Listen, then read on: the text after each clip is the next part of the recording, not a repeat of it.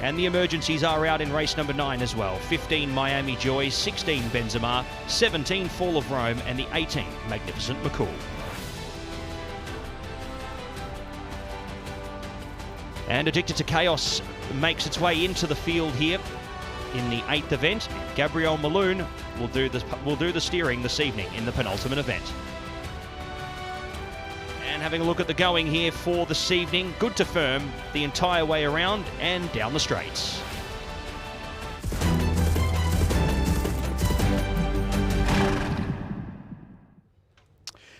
Well, about to have a look through the 9 races that we've got to enjoy at Meydan today, and alongside me is Pat Comerford. Pat, just looking at the way the card is set up tonight, we've got some real quality horses on show. We've got obviously some high-class races. It's just the perfect precursor before Emirates Super Saturday and then the World Cup, isn't it? Yeah, I agree with you, Rishi. Hello to you and hello to our viewers as well. It's great that it's not just a sort of run-of-the-mill meeting. It's as you said, it gives us a bit of a taster of what's to come with, with all the group races and the features that are to come on what's going to be a wonderful Super Saturday. But we've got some great racing tonight, and although there are a couple of feature races are smaller in fields, we know that the fillies fields here in Dubai haven't been as big in numbers in recent years, but it doesn't take away from the fact that there's quality from the top all the way to the bottom. There's only 6 runners, but I think there's quite a few nice horses, and that's right of the way through the card. Some good racing, and I think there's a couple of standouts along the board here, and the international market certainly agrees as well. I'm swinging from the hips tonight a little bit, though. I'm having a go at something. I don't blame you at all. I think there is. Yeah, I think it's one of those meetings where you probably can sort of pick out a few, and for those looking at the race, the form definitely picks to one, but there is good deep fields and plenty of hopefuls among them. I think that's a good summary. Deep fields, some quality horses as well in those races where the field sizes are a little bit on the low side. Let's get into our first race, which is the Longines Mini Dolce Vita. It's on the turf, it's a handicap, and it's over 5 furlongs, 1,000 metres. A host of horses here that perhaps need to improve a little bit. Vespasian for the Crisford team, that's the horse that most people will imagine is going to be the one to beat, but 1 or 2 others perhaps still improving. Al Arbed, for example, 1 or 2 horses that haven't shown their best, the likes of Zulu Chief, a horse that in the UK had some really good form, but unfortunately hasn't really shone so far in the UAE. We can have a look at Vespasian beating a couple of horses that he reopposes with tonight, Topper Bill and Arstan Taller, and this was back in January. He's a very short price favourite on the international market. A lot of people expect him to win, Pat. They do, and he's got the proven form. He's coming up against a similar field, and he has beaten them fair and square, as we see here on this occasion. It was a good win. Again, I look at the overseas books and how they've rated this horse coming into this off a rating of 90. There's obviously horses coming in with better ratings, but I just think that Buick factor comes into it massively here, as he's definitely, a person who's going to draw quite a bit of support there across the field. So I am looking forward to seeing how Vespasian goes. Is he a little bit too short? I probably think so, for a horse that, he's won, and the proven form is going to take him a long way. But, I do think that there are a few others that make an okay case. They just will need to improve a little bit on what they've delivered so far. And I think you hit the nail on the head there with one before. I know Nick Lightfoot was very strong in the corner of Zulu Chief a couple of starts ago, over a 5 furlong distance, and he gets that again here tonight, but he would need to improve quite a ways to be obviously matching it with a horse who's won already. Yeah, he'll need to improve on what he's done in Dubai, not need to improve on what he did in the UK. Correct. If you have a look at his form in the UK, he beat Starlust at York. Starlust has run in better races. And really, were he to reproduce that, he's got headgear on today, that might spark him into action. So he might be of interest. I mean, even Topper Bill, who is behind Vespasian, looking at strict running of that race, Topper Bill will have a chance today. Obviously, Topper Bill ran again. Didn't run too bad. It wasn't as bad as some people make it out to be behind Mischief Magic in a much better race. We're on the same wavelength here. You've named the 2 horses outside of Vespasian that I think are the 2 major threats. Topper Bill. No notes shared, is that right? No notes shared at all. But Topper Bill, I think, you're looking at with Buick coming on to the favourite, it's going to be a lot shorter. And if we're looking at this from a market perspective, Case Albus is a claiming rider. He's going to come into this on a horse like Topper Bill, who on form can win this and can come out and break through here.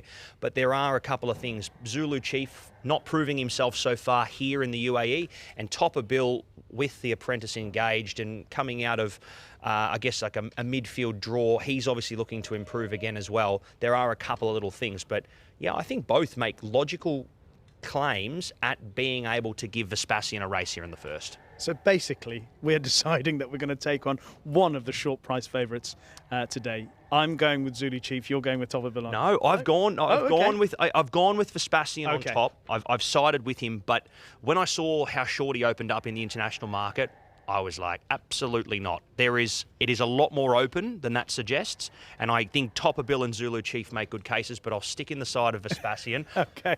Again, I'm not running the book. I didn't know how short they were going to open up. I'm not as confident as they are, put it that way. You're opening the batting, and you're just going to play out. Hopefully Buick just knocks a nice little single into the covers, and we're off with a nice start early. Okay, it's possible that another single will come in the next race, which is the UAE Oaks. This is a race that a lot of people will imagine is just another stepping stone for Manama Gold to show just how brilliant she is. A lot of horses in this race she's already got the better of. One or two you expect to improve. Maybe Meydan's going to get a little bit closer today, considering her outstanding pedigree and the little bit of promise that she showed on her first start. Miguel Barcelona had the choice of Kibo Masaki and Sensational, and he's gone with Sensational. Obviously, Manama Gold has, head and shoulders would be underestimating how much better she has been than her peers. 100%. She's a clear class horse amongst her own sex, and look, I'm very interested to see how she would compete up against a few of the boys who have also been going quite well, but they've just placed her perfectly here at the moment. As we know, the fillies, it's been a small and select group over recent seasons, and there's always usually one that does shine to the top. We saw that with Mimi Kikuchi, obviously, only a couple of seasons ago. So look, she's the clear-cut horse here, and I think the confidence not only comes from what she's done already here, but also what they have planned for her going forward. There's talks of the States, there's talks of potentially heading over and going to potentially Florida or somewhere like that, and competing against, I guess, the best over there in the US. And I think she'd be a worthy candidate in going to do so. So if that's what they've got on the plans for her, you'd say that an Oaks here is just another tick in the right direction. Yeah, and hopefully she gets through this and she goes on maybe World Cup night. Who knows? Who is likely to be her biggest danger?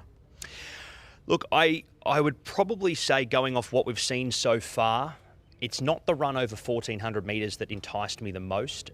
It was what we saw early doors from Fartanar that impressed me enough to say that coming into this, a filly that might appreciate having a little bit more ground here and getting that opportunity to settle. So I will go with Fartanar on top as my second selection. If you're looking for a market here without the favourite, I'd say Fartanar. What about yourself? I quite like Meydan. I love that pedigree by Justify out of Vale Dory, and the damn Vale Dory was actually second in the UAE Oaks back in the day and went on to be a Grade 1 winner stateside. She was a very good mare. She's got a lovely pedigree. She showed enough promise first time up. I think she'll come on significantly for that. There are very few question marks against the favourite. I think Trip, I don't think is an issue. No, Trip won't be an issue. The horse has shown to be so versatile in her racing so far, and she's continued to improve as she got out over more ground. That the mile was just a tick in the right direction. Yeah. So I think it'll be times and margins for her tonight. It's very much her race to lose, but you'd like to see her coming out and winning, because if she can continue on her winning ways, it's going to only increase the confidence for her to be, I guess, representing the Gulf region of racing overseas potentially later on in the year, which will be very exciting, and hopefully she'll do us all proud. Let's move on and talk about race 3, which is the Balanchine. Obviously Longines sponsored, 1,800 metres the distance, it's on the turf, and as you can imagine, Charlie Appleby, Godolphin have a very strong hand in the race, amongst them English Rose, Sapphire Seas, and also Shining Jewel.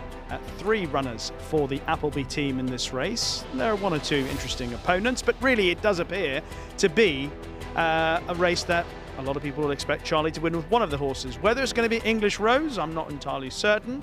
But this is English Rose running in the Cape Verde, which is normally a very good guide to this race, as we've known down the years, and a few others who are in the race again today behind. How do you see English Rose against the opposition in this race, and then obviously against Sapphire Seas? It's a hard one because she comes up against a horse that we haven't seen here in the UAE, has very much impressed overseas. You know, a listed winner at Yarmouth, and that was something that, you know, coming into this, amongst this calibre of field, she's not really facing too much more difficult than what she has beaten in the past. So that leads to question whether or not Sapphire Seas lines up here.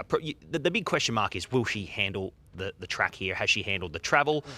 There's been no reports to suggest that she hasn't, you know, come up very well for this race. So hopefully Sapphire Seas is able to put her best foot forward here. The daughter of Frankel, William Buick, selecting to ride Sapphire Seas is enough in itself.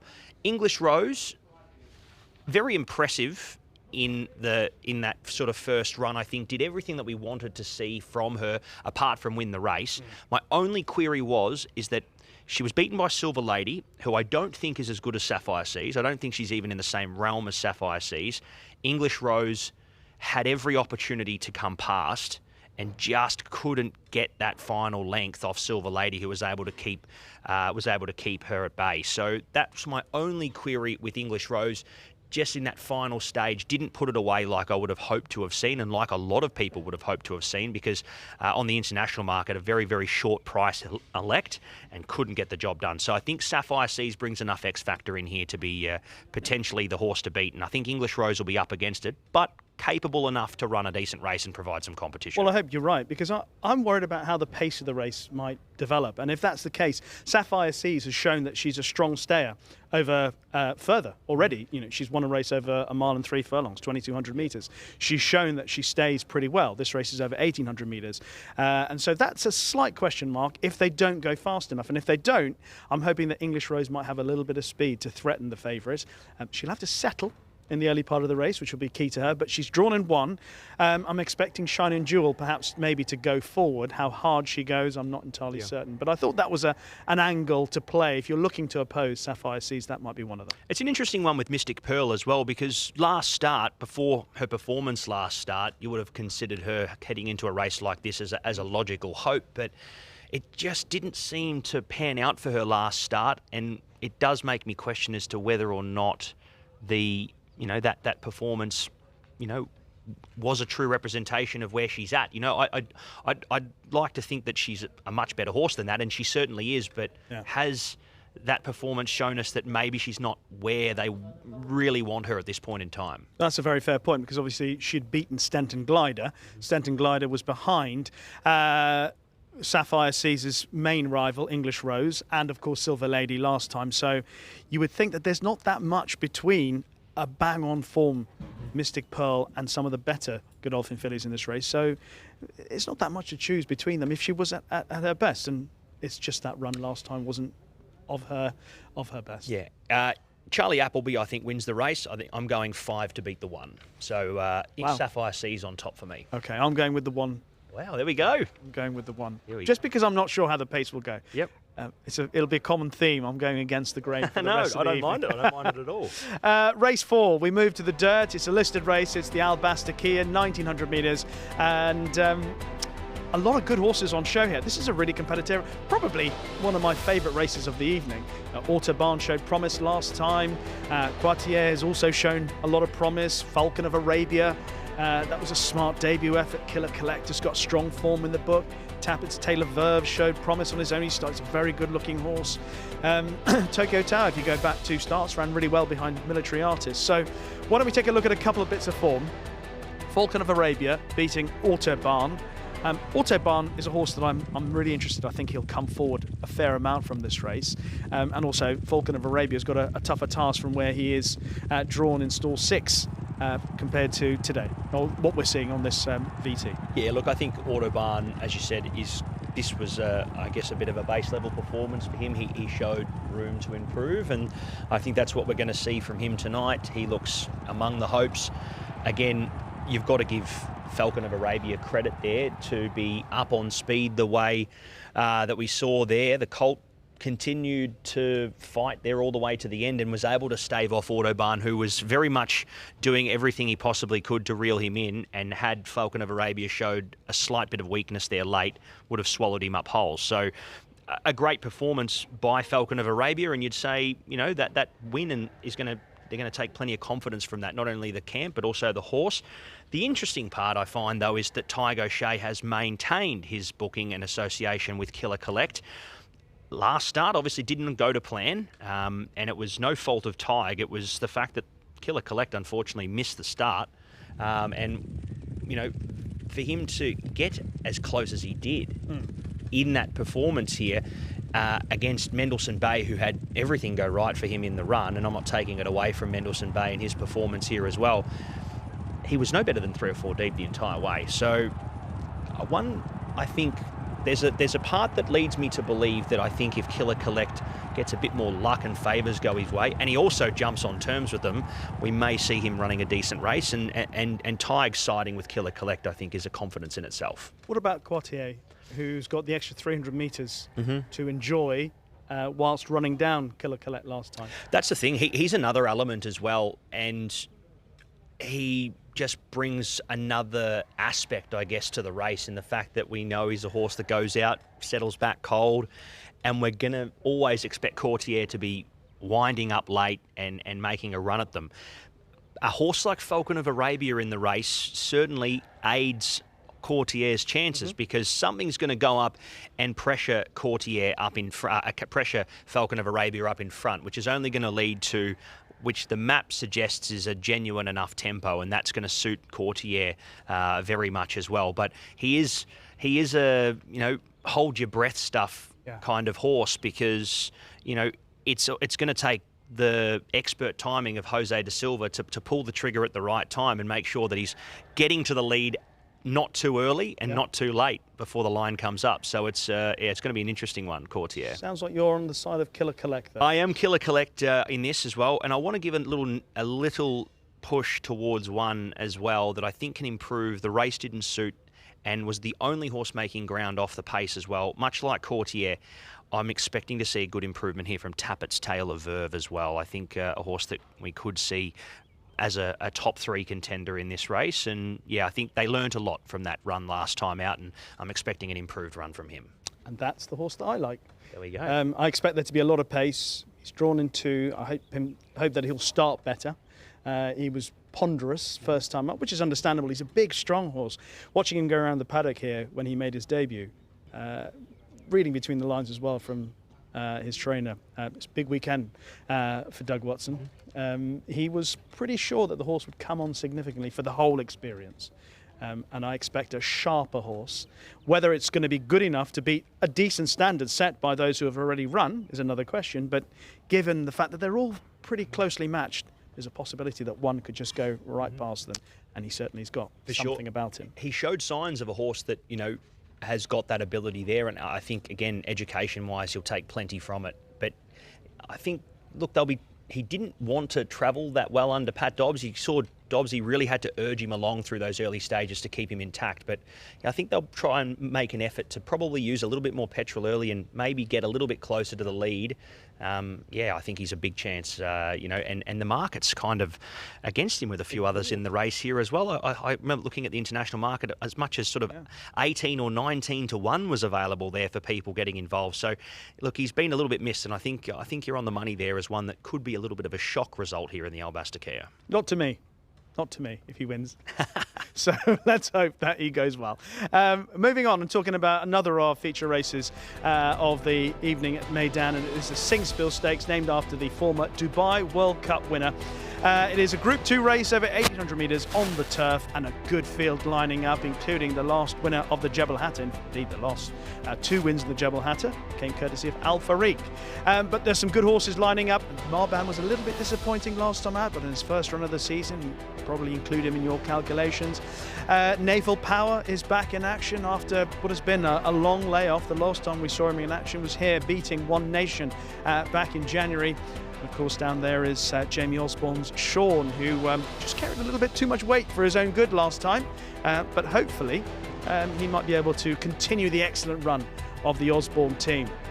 Let's have a look at the Jebel Hatter this year, as opposed to the last 2 years, because the last 2 years would have included Alfariq. But this is Ottoman Fleet, San Donato, Erzincan and Highland Avenue all involved again. Obviously, measured time is very exciting, but Ottoman Fleet got closest. Yeah, very close, and working towards a victory, you'd say, here, the geldings. So all signs point to him running another good race here. He's going to need, I guess, a little bit of luck from the gate, but the 1,800 metres here is quite forgiving, on the turf at least, of those wider draws, because you do get quite a ways of straight before you turn off and need to really find a position with cover. So I think William Buick on board here, Ottoman Fleet, he's going to be hopefully among the winning hopes here. I've got him as my on-top selection, but I thought it is a deeper race than that. We've seen a lot of horses obviously running there in the Jebel Hatter behind measured time.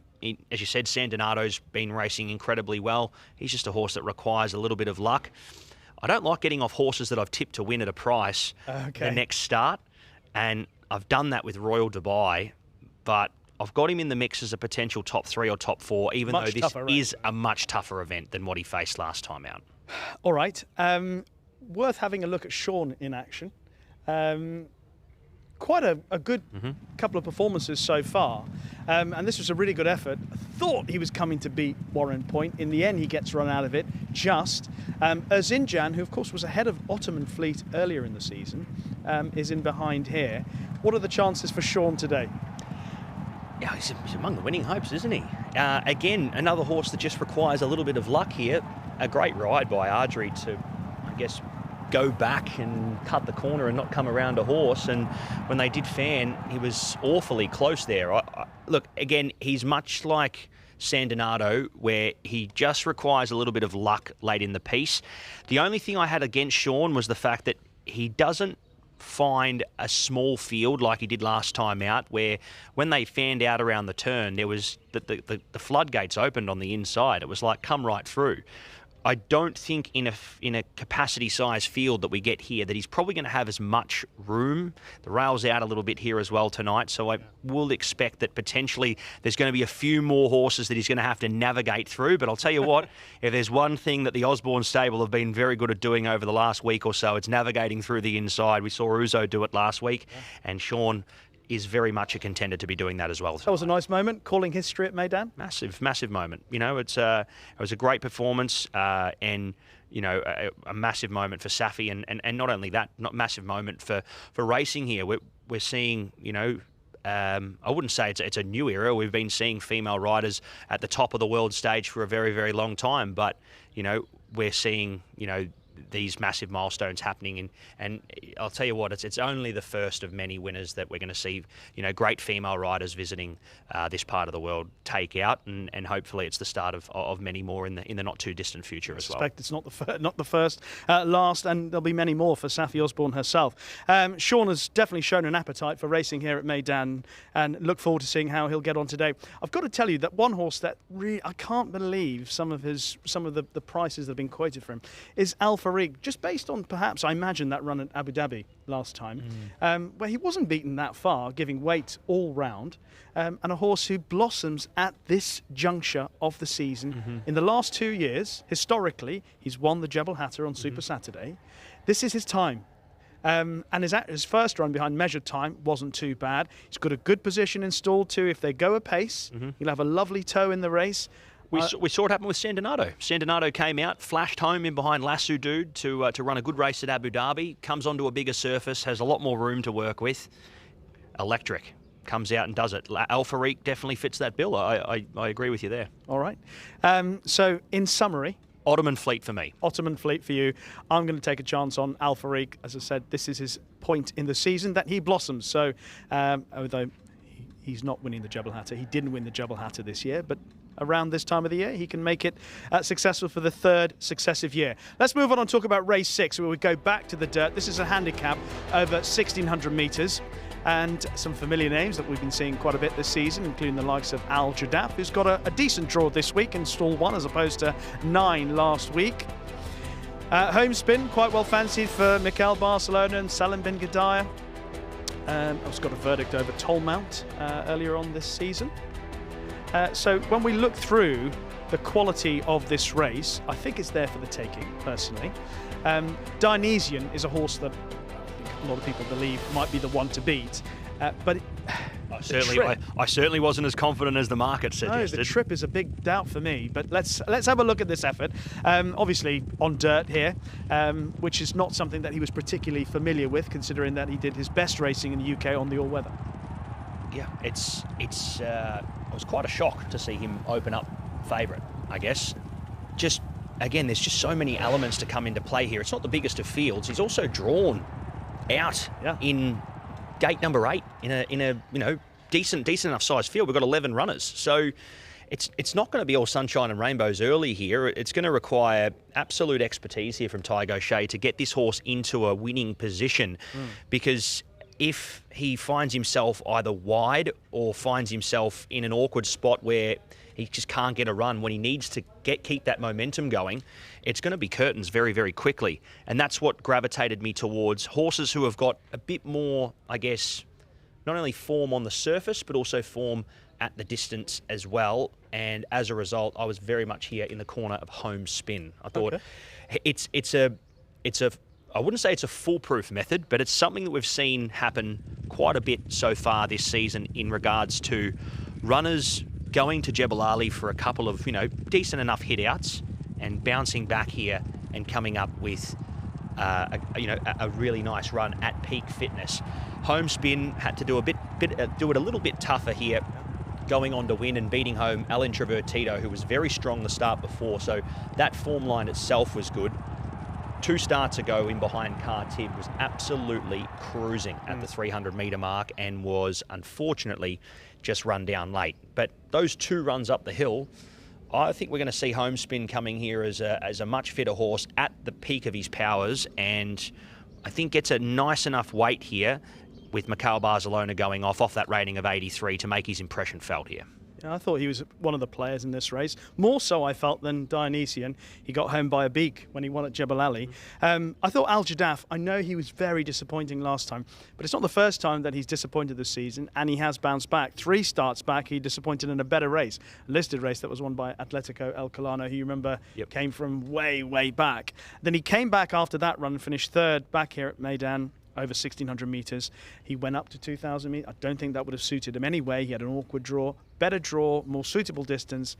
I think you've got to include him. I think he's on the short list. He's one of those horses, I think, that goes in the most improved pile for the season.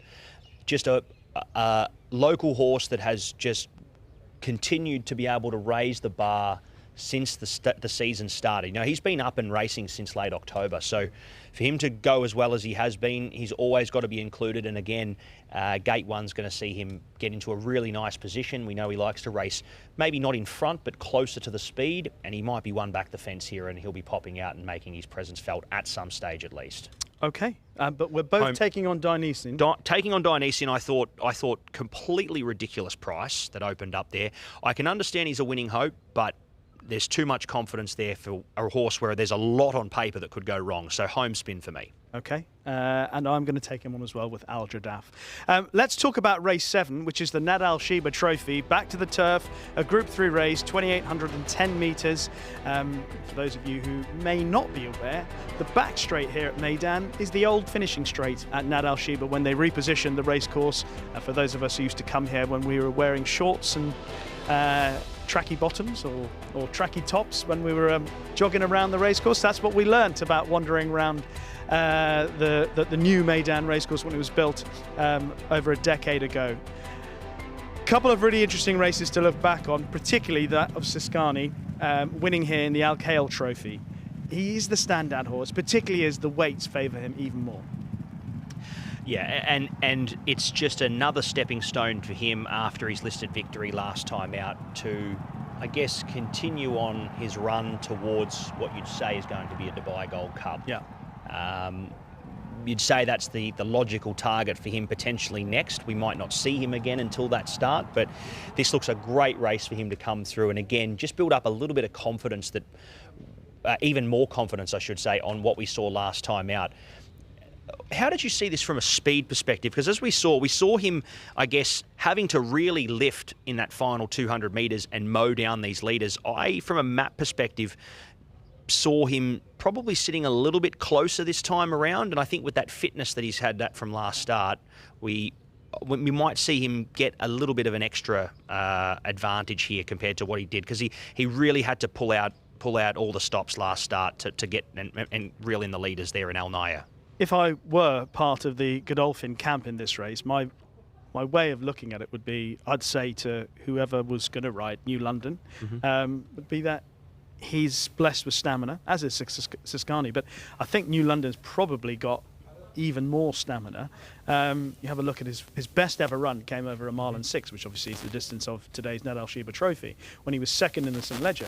So based on that, he did pretty well, even though he was beaten by Warren Point. But that was back at 10 furlongs. That I don't think suited him. He looked just short of pace there, and I think he's a strong stare. If he were my horse and there was no team tactics involved, I would be aggressive on him, and I'd say, go on, turn it into a test of stamina, obviously within reason. I know, and that's how I would ride New London. I agree.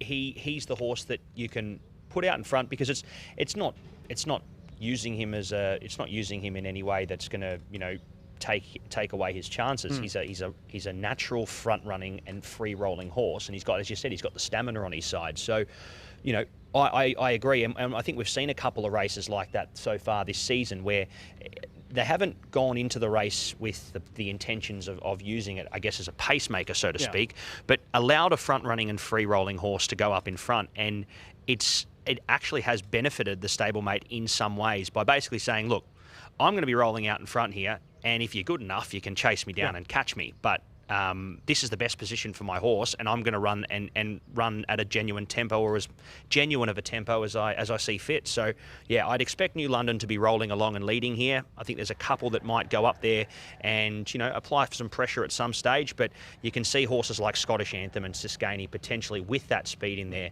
are going to be back and coming through and rolling through their gears late in the race and making up good ground. Do you think anything can beat Siscani? I think New London from the front, if he gets a couple of cheap sectionals, could be the one that maybe has the ability to hold him off. But yeah, look, I think Siscani's probably. I held him potentially in, I guess, higher regard as Sapphire Seas earlier on in the program. I thought Siscani was probably the one, if I was Godolphin, that I would be most confident with heading into tonight's races. And I can see that. But in my own little fantasy world that I sometimes live in, I was thinking that New London might get out in front and do exactly as you suggested he might, which would just be get into a nice rhythm, build it up, and might just catch Siscani out, and then that's a second win for Barcelona. You're really against it. You're really against the red figure faves tonight, I'm not done yet. I love it. I'm not done yet. Okay. It's fantastic. 2 more races to have a look at on this card, sponsored by Longines. And next is the Longines Conquest over 1,200 metres on the dirt. Handicap for horses rated up to 80. And having a look through some of the leading contenders here, Rashid Balsley, he's coming with a strong hand in this particular event. A lot of familiar names, the likes of Shanagai City, who didn't run too badly behind stable companion Ashka Asa. And that's a race where we'll particularly focus on for this penultimate race. It took place just a week ago. And of course, on this occasion, we're talking about turf. This is dirt this evening. But Ashka Asa holding off Shanagai City. Ironside, who obviously runs tonight, also in behind. Yeah, why change the plan? That's as simple as that. Now, look, you've got to take note, and if you are a statistics person, and this is nothing against the stable, Rashid Balsley's yard is not a stable where we see horses go back-to-back and win.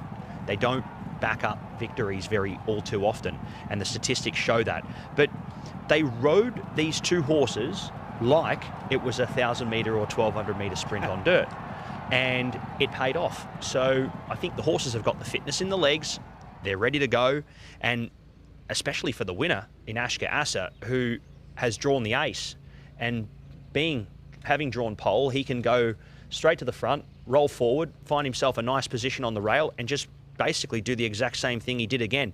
I love the fact Omar Salas is on board again, did nothing wrong on the horse. Horse obviously runs for him very well. He was nice and aggressive at the right times down the straight. And I think turning a corner, as I said, I'm not too... The statistics are probably against me in saying that Ashka Asa is going to be able to back up that victory. But all signs point to the fact that he's going to have every possible chance to do so. So I'm with him. Wow. Okay. It's a good case you make, and I like the fact, obviously, that he is drawn in stall 1. He's got plenty of pace. As you rightly say, don't change anything. Just do what comes naturally to the horse. So that's an obvious contender. Another obvious contender is Meydan, who is dropping back in distance, having won over 7 furlongs, 1,400 metres. But what I liked about his win, yes, it was in a weakened field and he beat Maplewood, but you could have, I know he won by a short head, but you could have called him, and I think you probably did call him the winner a long way out on that occasion. I don't think stepping back in distance is going to be a negative. I think it'll be a positive. I agree. I think dropping back in distance is going to see him running an okay race here, and he's definitely a horse that can back it up. Statistics in his form say that he has backed it up in the past as well, decent performances, so that does definitely sway you towards Meydan. The other one that I thought potentially, as I said, Shanghai City was okay in behind Ashka Asa last time out. I also thought potentially we might see a nice run as well. Also coming out of that Meydan race, No Luck was Nomacy. So I think a horse that we might see improve with a little bit more luck, but one of the more open races on the card. But if a few of these horses, I guess, get all favours up on speed and have a few of these off the bit chasing, we may see a horse in the market, I suggest, like Ashka Asa and Meydan as well. Yeah.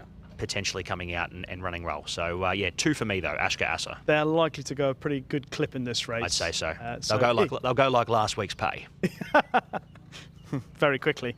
Okay, one more race to look at, and that is race 9. Back on the turf, the distance is 1,600 metres, is the Longines Spirit Zulu time. Mostawa's had a few goes this season, hasn't quite clicked. Similar sort of story to Zulu Chief, maybe. Tonight's the night for the team and for the stable. Interesting runners include Da Hess for Musaba Al-Mahiri and Oscar Chavez.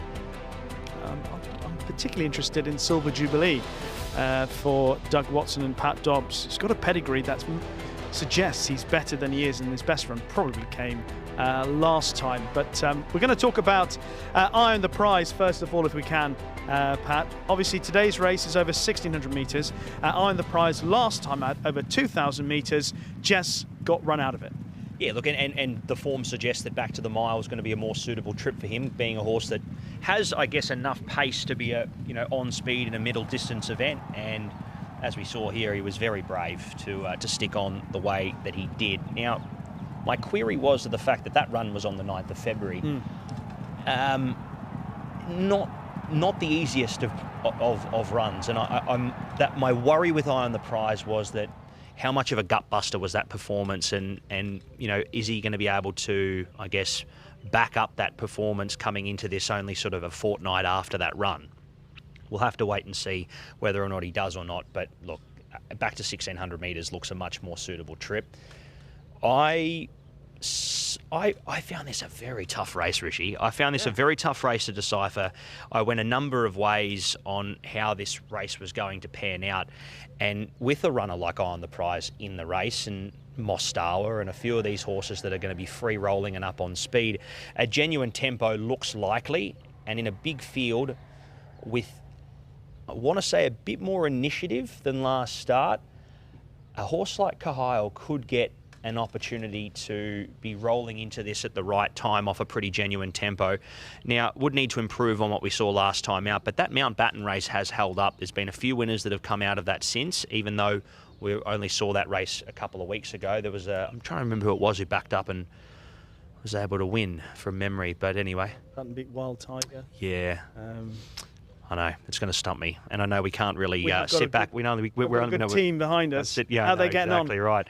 But look, Cahill, I think if he's within 6 to 8 lengths of the leaders turning for home and hasn't have to course too wide in order to do so. I'd say we'll be showing his face at some point in time. Okay. But again, it's just it was a very open race, and I've sort of thrown a dart here at Carnival, and hopefully the speed helps him. But it could be anyone's game. This. Well, we're singing off the same hymn sheet. We're not singing the same line, but it's the same hymn. And I'm going with Silver Jubilee, who was also in that Mountbatten race. I talked about his pedigree a few moments ago, suggested that actually he's related to some very good horses, much higher rated than where he is at the market at the moment at 75. On pedigree, he should be better than that. And the first real flicker for his trainer Doug Watson came last time in that race behind Mountbatten, where he gradually got into it late on, wasn't given that hard a time.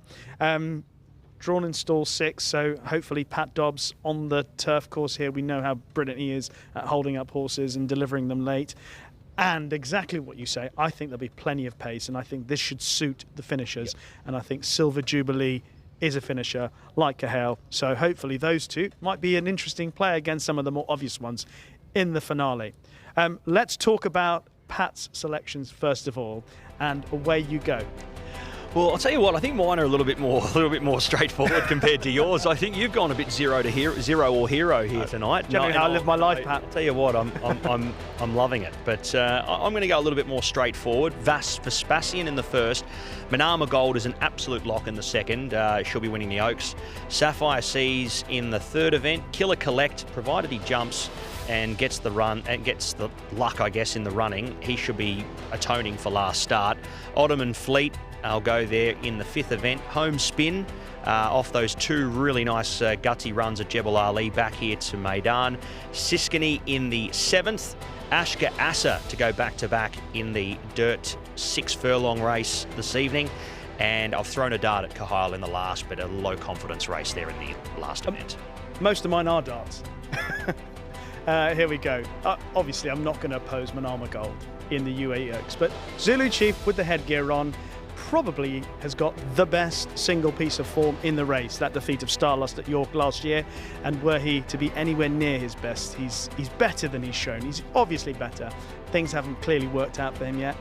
Last roll of the dice for Zulu Chief this evening. Manama Gold, obviously.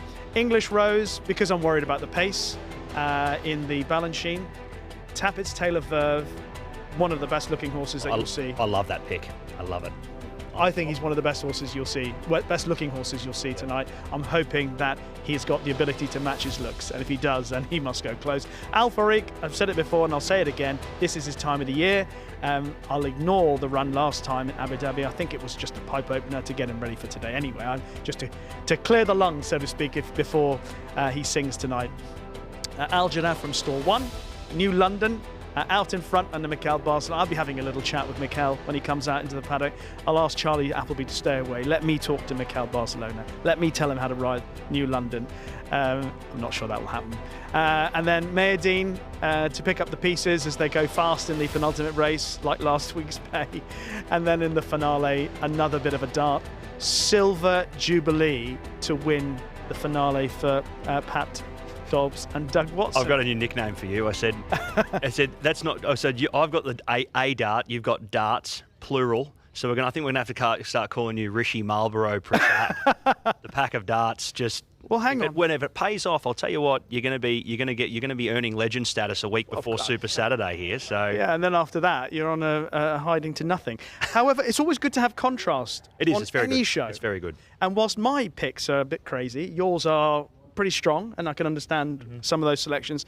There is somebody in the engine room of our production who has had a fabulous season tipping horses. He's our director. We've spooked him. We spooked him last week as well. He's going to hate this two weeks in a row. But you know what? Doesn't sound like he sounds like he loves it. He deserves every bit of respect that comes his way. Well, I find that surprising. An operator, if you will. He is. He's a shrewd operator, and he's put together a list of Please tell me he selections. selected Sean tonight. Well, because he didn't select Sean by name, last time, Sean by nature. And that's his, I believe he calls it his focal point of the evening. That's everything's building up to that. And it is our director, Sean. He's going with Vespasian in the first, like you are, Manama Gold in the second, Sapphire Seas in the third, Killer Collect. His namesake. His namesake. I love it. Yeah, I mean, he's pretty confident. Yep. He's pretty calm. He's very similar to Sean, the horse, in his ability, in his appearance. Presence. Dashing. Presence. Yeah, dashing. Just got done last time as well. Dionysian, he's going with that, despite our doubts.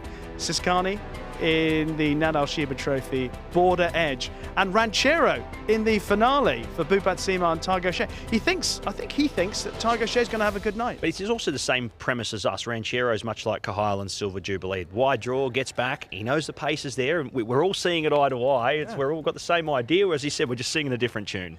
I'm just wondering what happens if he selects 9 winners and then we have to interview him at the end of the evening, and who's going to be directing. Either Pat or I might have to go in and push some buttons in there and make a complete mess of things. Unbelievable. It would be it would be absolute scenes. It'd be almost like a jockey riding the card if you were able to tip the card this evening. So hopefully that happens at one stage, and may it be Sean. Who's the one horse you're looking forward to most of all tonight? And don't say Sean. No, look, I'd say.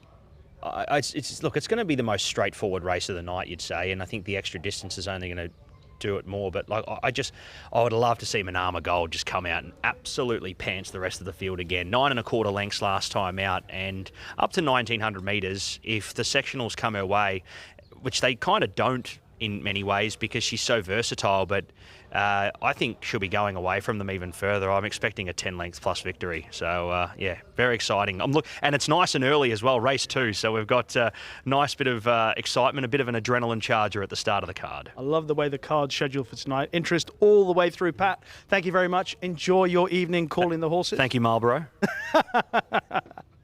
Yes, indeed. A few darts thrown tonight. I'm looking forward to what we're going to see tonight as well. I think it's possible we'll see some horses that could run at the World Cup, Dubai World Cup meeting come the end of March. Hopefully we've selected a few winners along the way, however unlikely that might be in my corner. Whilst Pat and I get ourselves ready for the 9 races, why don't you enjoy what we saw a week ago? Then came ABS Batash, followed by Malik Al-Iz, who cuts the corner, passing Jap Ghazala. Asad Al-Wathbar not going well. Either is AF Sahaba as they come into the straight. It's Arkan Al-Wathbar. Easy lap with the weight advantage here, coming up to the outside of Arkan Al-Wathbar, who has to fight. Arkan Al-Wathbar at the 200 metres, puts another length here on easy lap. And Arkan Al-Wathbar is going to draw away here in the late stages. Arkan Al-Wathbar is going to win here by about 3 or 4 lengths on the line. Easy Lap was second. Krista Foster's run into third. ABS Batash fourth, just over Malik Al-Iz. A gap back to Asad Al-Wathbar, followed by AF Sahaba. Then came JR Layla from HA Nashmi. Second to last, Jap Ghazala, and An Mothal was the last one home. So 14.09, 25.37. Andrew Slattery did try and slacken it there a little bit, but the outside horses weren't having it, and they've clicked it right back up as they make it way down the side, leading 3 parts of a length here. What happens in Vegas second? Tahoku 3 wide and third, followed by Yamama, who is still keen but getting a very nice run in behind the leader. Fast Violence was next. Beautiful Love only spots the lead 5. 3.5 lengths back sees into about 7th position. There was Athan from Point Given, Prima Summer, Acclaim to Royalty, and Ramses dropped out to the end as they come past the 400 metres, and Cabret is asked for here by Slattery up in front. Leads 2.5 lengths. Tahoku. Beautiful Love is doing it very easy on the outside here and starts to pick up the leader with ease. Beautiful Love puts 2, 3, 4 lengths on them very, very quickly, and this was track work here. This is Beautiful Love's great performance here. The 3-year-old filly by Siuni. She has really shown her stuff here tonight. It is Beautiful Love by 5. 8th and 2nd, Tahoku 3rd, and 4th to Cabret, who stuck on to find itself in the final spot of the quartet. Then came Yamama from Acclaim to Royalty, Point Given. Ramza was the next one across there with What Happens in Vegas, Fast Violence, and Prima Summer, the last one home. Those 6 break away from Kai Fan, who spots the lead 7 in about 7th position from Mount Marcy. Nature Watch getting further and further back here as Express Route, Chief Scribe, Frosty Wind all come in front of him, and Yas is second to last. Nature Watch out of the contest as they come into the straight here, and it is Nayar and Mezzatinto. I here at this point in time. Izaj out to the centre part of the course to try and track them down. Shinyar in behind them. Nayar gives a kick break up on the fence, hasn't gone around a horse. Izage battles on the outside. Nayar a little wayward here in the straight here, but Izage is into second, and Nayar is holding him at bay. Nayar drawing away here for Dobbs and Watson, and Nayar will take the third by a length and a half. Izage second, Mezzatinto third, Shinyar fourth. Then a gap back to Oasis Moon, Special Cigar, Kai Fan, Express Route, Mount Marcy, Chief Scribe and Frosty Wind. They came across the line together. Second to last was Yas, and Nature Watch maybe back to the turf here for him. A little bit tardy out at the start, but nevertheless, maybe the grass. At the 1400, we are away. Cloudbridge stood there. Missed it 3 lengths, going back with Andreas Vesalius, Open Mind. Working through now, Olympic Candle on the inside, was about 5th last away. Changing colours from 6 is going to go up and find his usual forward position. Tan Maui shows speed the outside, heading around the corner for the first time this season. A little keen on the outside in second. From Mutamasik in third, McManaman fourth, and Open Mind is out deeper. Charlie Bennett pushing the button to keep the pace very, very honest here along with these 2 leaders. Then came Tiger Crusade from Worko. In between runners, Bay of Honour. Then Mollicab along with Jumeirah Bay. They work in similar colours next to each other along with Silent Defence out deeper. Then Mutiny, back was Olympic Candle already dropping the steel here with Andreas Vesalius. Then came Marinda followed by Cloudbridge. That's your order. And they come past the 500 metres, and the speed has been good. Changing colours. Tan Maui second. McManaman comes off their backs in third, looking very ominous. Olympic Candle well back, very, very much out of the picture here. Open Mind starting to paddle. Tiger Crusade down the outside. Silent Defence starts to work into it. McManaman had the drop on them there at the turn, though. McManaman going up to the outside of Changing Colours, who's not over and done with, continuing to fight here. McManaman from Changing Colours. McManaman down to the line, though. Dobbs and Watson pick up a double. McManaman does it well, beats Changing Colours. Photo third, Andreas Vesalius just over Jumeirah Bay. Then came Dubai Vision, Daniyan, followed by Rama, Maputo. Alwarith was third to last, followed there next in turn by Aldasia. Golden Arch dropping out of it, Solar Science and Mortini. Into the straight they come, and Military Option comes up to the outside of Lion's Mane. Hestabero there as well. Those 3 are fighting it out with Untold Secret. Down the outside, Bosphorus along with Miller's House. Up in front, it's a good go here. Lion's Mane starting to challenge on the outside here of Military Option. A Hestabero sticking on. Military Option, Lion's Mane. A Hestabero still fighting on the running rail. It's Lion's Mane, Military Option, Lion's Mane with a long neck in front. Now a half, now 3/4, now a length. Lion's Mane gets the win. Lion's Mane for Beasley beats home Military Option. Third across a Hestabero. Fourth was Daniyan. Then came Untold Secret, Bosphorus. Dubai Vision was next from Alwarith. Then came Aldasia, followed by Rama. Crossing over next was Miller's House, followed by Golden Arch, Mortini, Solar Science, Flame Talon, and Maputo, the last one to cross over. Was set to go. Blindfold snapped, and he jumped. Laser Guided has jumped with them here in race number 6. The Lord Glitters handicap, and they are away to a nice start. King of Time was the worst, if anyone. He's about 5 or 6 lengths detached as Naxos takes up the lead in the early stages. Leading the way here from Laser Show in second.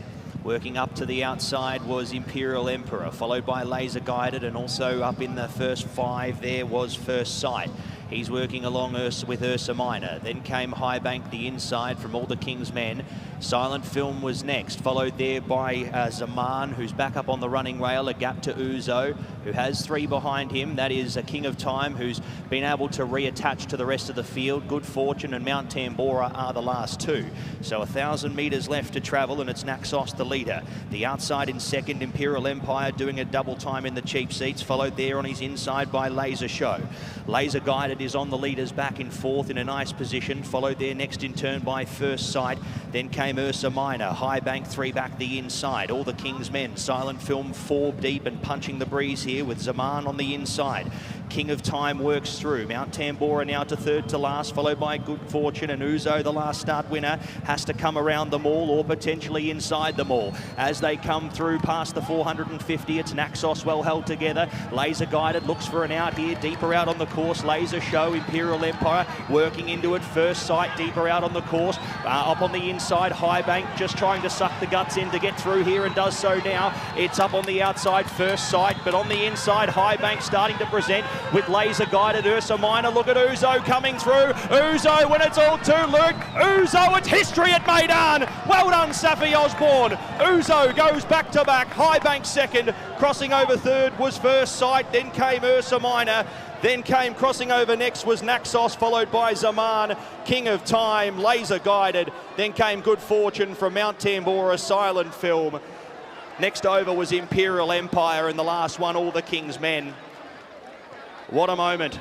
So down past the 700 they go. Kiarad takes over, and Kiarad leads the way here under Marcelino Rodriguez with the claim over Hubel Watton. Asher Asker over on the near side is also promising here, along with Shanagai City. Plenty of Borsley runners in contention here. Onagiri next from Ironside.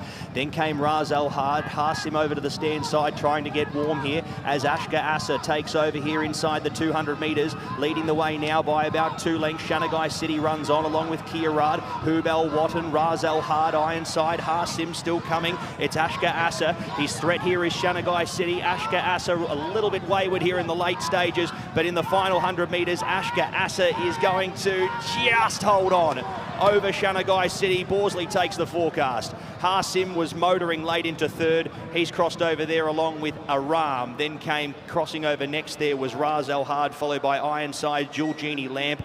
Onagiri was next over, along with Musa. Then came Onda Regente from, next came there was a Theban, along with Kiarad. And one of the last ones over was Almodea.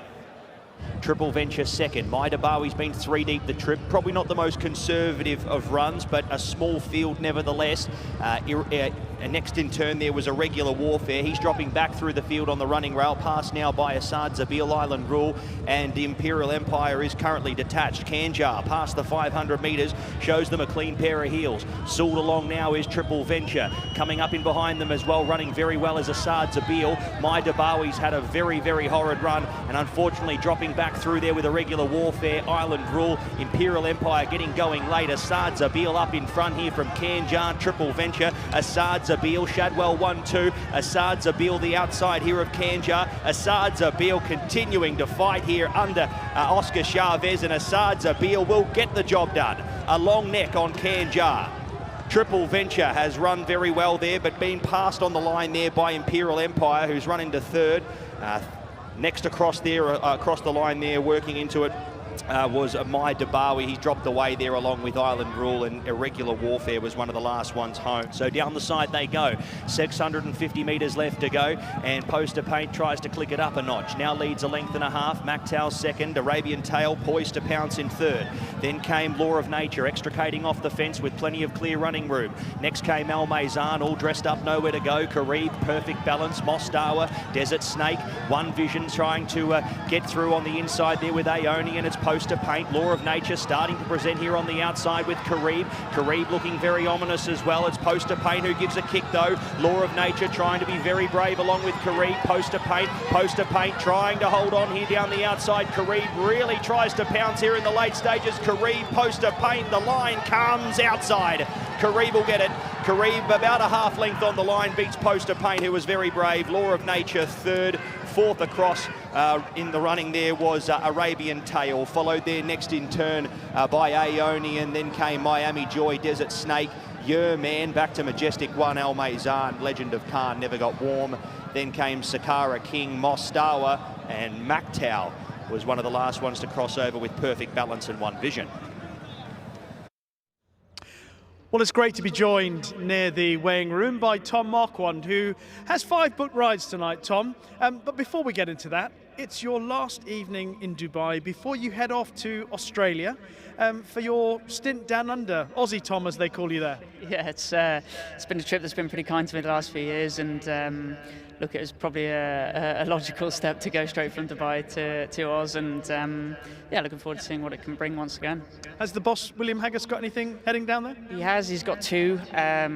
One Dubai-owned horse owned by Shadwell, Mujtaba, who should appreciate the soft ground down there, and look, he's going to be stepping into Group 1 company, but he's got that right profile to try it. And Post Impressionist, who was last seen winning well at Haydock last year, he'll aim for a Sydney Cup, which is pretty valuable 2 mile Group 1. And again, he's a horse that has to step into Group 1 level, but has that right profile to do so.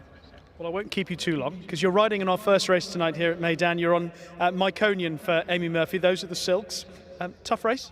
Yeah, obviously competitive, but he's a tough little horse, to be fair. Bit of an awkward draw, I think, being in 14. We're sort of right over on this side, which has been a bit off.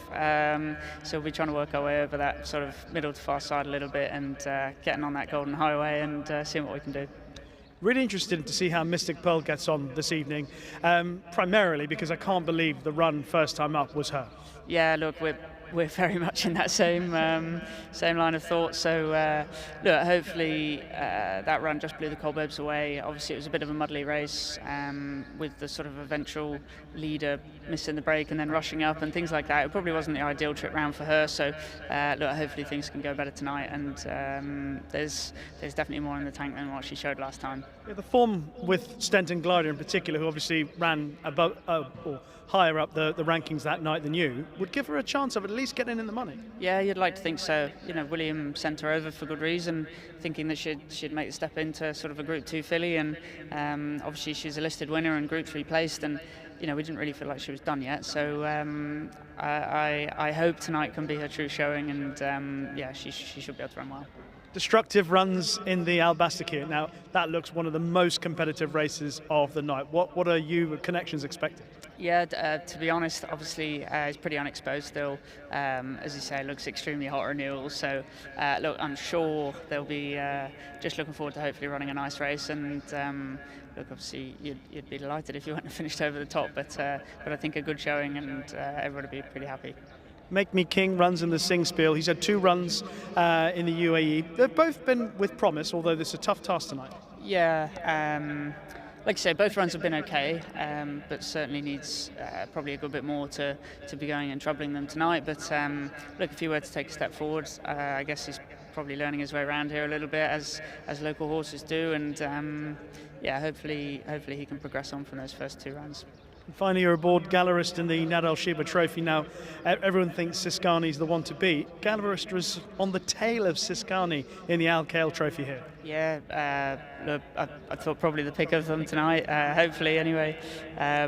Look, obviously, like you say, it has to turn the tables with Siskani, and realistically, he is the one to beat. So look, we'll have a job on, but it looks like we've got a live chance in doing so. Well, good luck on all 5 rides. I hope to talk to you again later, but just in case I don't, enjoy tonight and also your time down under. Very kind. Cheers. Cheers, mate.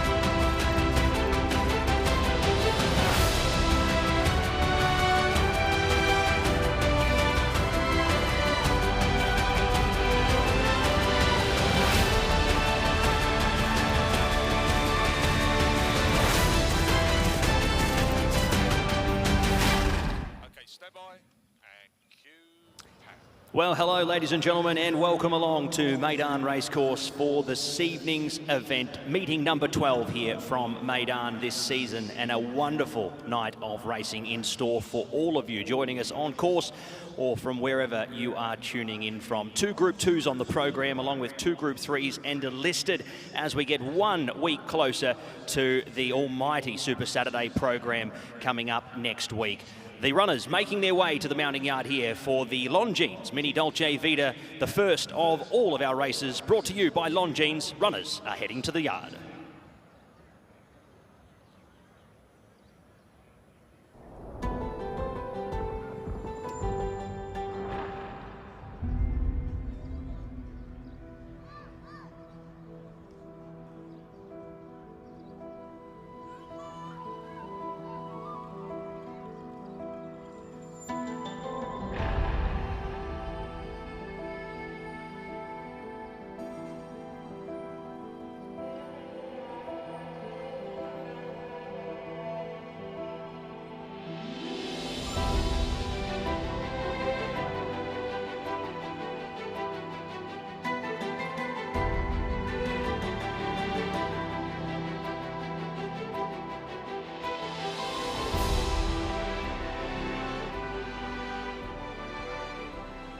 Well, ladies and gentlemen, welcome to the parade for race number 1. We do have a runner heading out a little bit earlier than the rest. And I speak of Zulu Chief, Andrew Slattery here for Heather Main. Coming into this over a preferred trip, which is the 5 furlong distance, dropping back in distance from the 6 last start, and looks to be a horse who looks one of the likely leaders in the event, provided that he is able to kick up from gate number 8. That is our first look at Zulu Chief, who makes his way out early to the gates. The rest of the field making their way into the parade ring here for race number 1. As we mentioned, we race for 190,000 dirham. The Longines Mini Dolce Vita over the 1,000 metres here, handicap at 70 to 95 class. And as they start to make their way in, let's head to our first horse. He was our Sprint Series winner of last season. Roadblock hasn't really hit his straps this season, much like he was last year. Oscar Chavez will maintain the association here with a horse he's had much success on, the 6-year-old gelding by Street Sense. Drawn a little sticky over on the stand side, but nevertheless has the ability here and is our highest rated runner off an official rating of 95. The first of 2 runners here for Shadwell across 2 separate stables. The first is Jadwal for Jim Crowley and Doug Watson. The 6-year-old gelding by Mustajib, who was down the track behind Warbank there over 1,200 last start. That was back on the 5th of January. So he's had some time off the scene and a brief freshen up. He draws over to the far side in gate number 1. Magic Petition was in behind Colour Up over on the dirt at Jebel Ali, racing there in the Jebel Ali Sprint. He was 10th there, beaten 6 1/4 lengths, and he makes a return to the grass surface here after that run there. He's been racing predominantly on dirt, especially here at Meydan as well, so we'll see how he takes to the grass here for the first time this season. Topper Bill will get to the claim of Case Albus, carrying 58 kilograms for Masaba Al Mahiri, the 6-year-old gelding by Intrinsic. Gets Case on board here for the first time since 2 starts ago, where down the straight they were 1.5 lengths in behind the runner who he faces once again tonight in Vespasian. He gets back to a suitable trip and draws a middle alley. 5 is arguably on paper the horse to beat. The last start winner in Vespasian for Simon and Ed Crisford for Raba Racing, and William Buick does the riding here once again this evening. He stopped the clock at 57.49 there last time out over the 1,000 metres here, and he finds a very similar race here and draws a very good gate in 4. Number 6 is Zawaya. He'll spot the black cap here off a rating of 90. Tygo Shea rides for Bat Seemar. a two-time winner from 13 starts. He was down the track at Jebel Ali in the sprint. He also returns back to a handicap company and to the grass as well.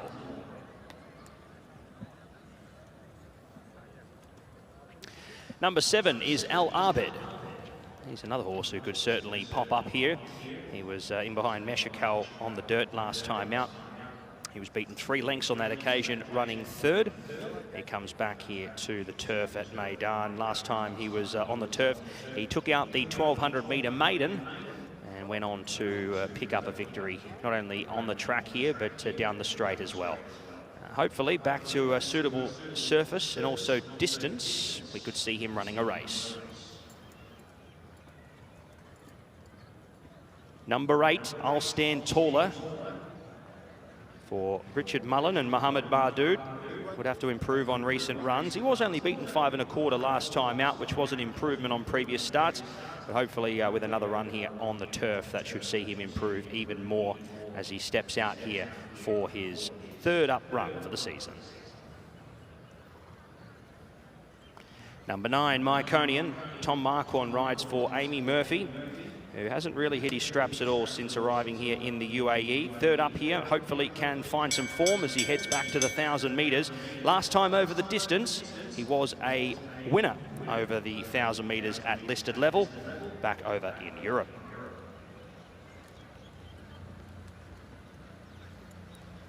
Number 11 is Ajwad. Omar Salas will ride. He picked up a straight win last meeting. He rides the 11-year-old Entire by Rock of Gibraltar.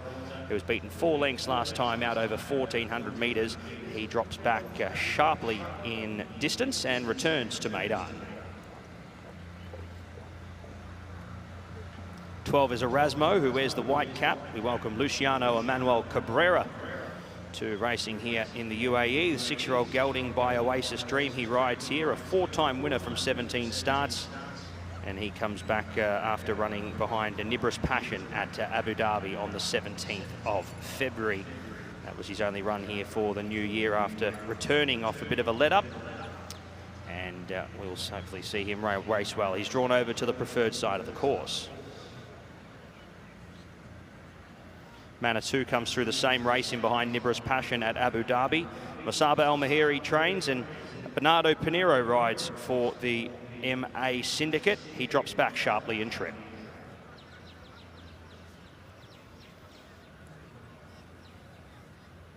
And last but not least, 14, Persian Empire. Royston French will ride for Hamad Al Marah. He's had the 1 win from 8 starts, last seen over 1,700 metres at Sharjah. He drops back to a sprint distance, and we'll see how he fares here in this event. This looks a little bit out of his realm of comfort, and he's over on the near side, but we'll see how he fares here for Hamad Al Marah and the A&A Empire Syndicate, our final horse to have a look at for race number 1. The Longines Mini Dolce Vita for 190,000 dirham, race number 1 of 9 here from Meydan.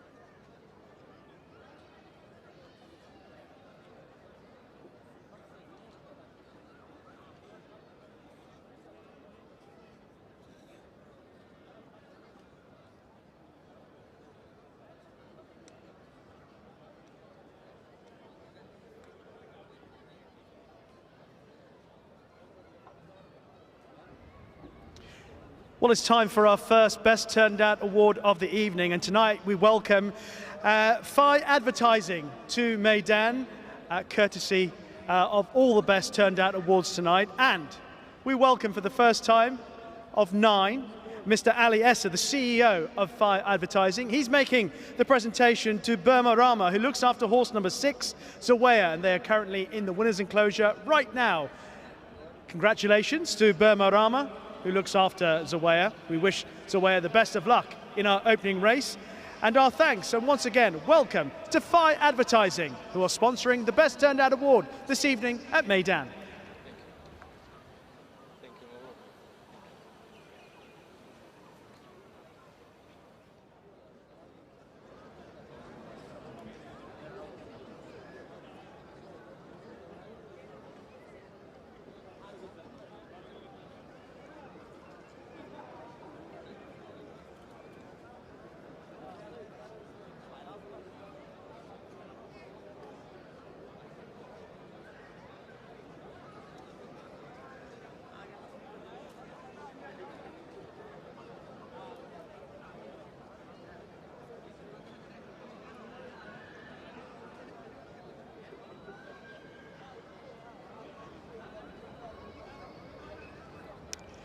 This is the horse that most people believe is the one to beat in our opening race here at Meydan. This is Vespasian for Simon and Ed Crisford. William Buick doing the steering. He's drawn in stall 4. He's put together a few good runs now and defeated Al Shibli last time out. Of course, in that race behind Vespasian and Al Shibli was Topper Bill, who reopposes today. But he is the solid horse. You believe that you can count on Vespasian to run his race. Looking at the way races have developed on the straight course here at Meydan over this season, being drawn far side, or the low numbers on the straight course have been seemingly an advantage.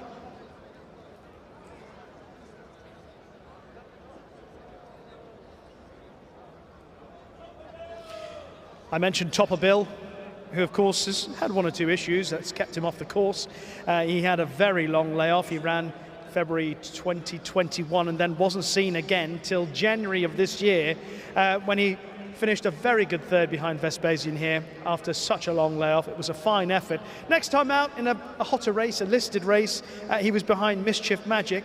He wasn't beaten that far by some good horses, so the likelihood is that were he to repeat his form of the 12th of January, even that race last time out, he will definitely be in the mix. Topper Bill had some good form prior to that, so he is definitely on the short list for our opening race.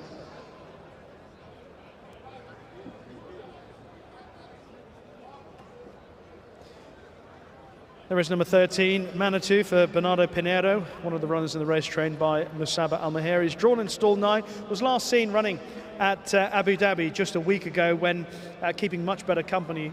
One of the horses that runs later on in the Singspiel Stakes, Al Farik, was in that contest. Manitou found that a little bit too hot to handle, but back in more suitable company here, you can expect a better effort from Manitou, who's drawn in stall number 9.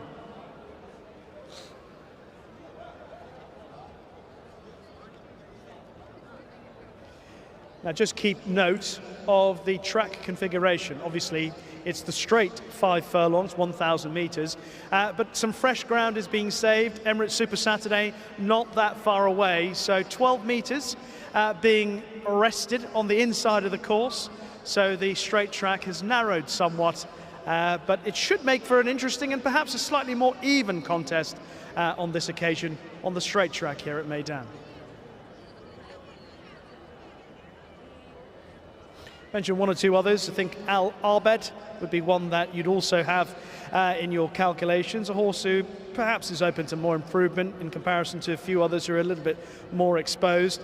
Has run a fair few good races over the last few months or so. Has been kept pretty busy, and perhaps you looking for horses that might find a bit more. He is definitely one of those. I quite like the look of Zulu Chief. He's got the headgear on, primarily because some of his form in the UK is just about the best on offer. His run where he beat Starlust at York last season is as good as there is in this race, but he hasn't quite clicked yet. This might be the last opportunity for him. Let's head up to Pat, who is standing by to call the first of 9 at Meydan. Thank you very much, Rishi. Looking forward to the first of 9. And we are filling the stalls nice and quickly as Ajwad will be one of the next ones to come up. Roadblock, Topper Bill. Zulu Chief will be one of the last to load away. So a nice race to start. Vespasian looks to go back-to-back here after a good victory under William Buick last time to the races. And he is the one coming into this with the winning form and facing many of his foes that he was able to put away last time out. But he heads to the races here once again, and there are a few that make a decent enough case here as Topper Bill loads away for Case Albus, and Zulu Chief will be the last one to lock away. The runners are locked and loaded, 1,000 metres ahead of them. The straight 5 here at Meydan. Set to go, racing in the Longines Mini Dolce Vita. Getting away fast over on the far side, Erasmo. Vespasian broke well, anticipating the start along with Magic Petition. Zulu Chief heads to his forward roll. Followed there by Topper Bill down the centre of the line with Al Arbed, I'll Stand Taller and Persian Empire. Over to the near side was Roadblock along with Myconian. Then came Ajwad. The furthest closest to us here over on the stand side was Manitou, and Zawire is on his lonesome at the back of the field as they make their way onto the course proper here. Coming past the 450, Zulu Chief hits a narrow lead. Over on the near side, Myconian running into it with Manitou. Roadblock, Vespasian starting to get warm with Topper Bill. It's Zulu Chief the leader here. Myconian still improving. Al Arbed comes off the leaders back here. Vespasian and also Topper Bill working through on the far side. Vespasian has a race on his hands here. Topper Bill over on the far side, really starting to lengthen under Case Albus, and Topper Bill's going to draw away. It's going to be a boil over in the first. Topper Bill beats home Vespasian. Favourite gets rolled, beats home Al Arbed, who ran into a nice third position there and was making good ground late with Manitou, Myconian.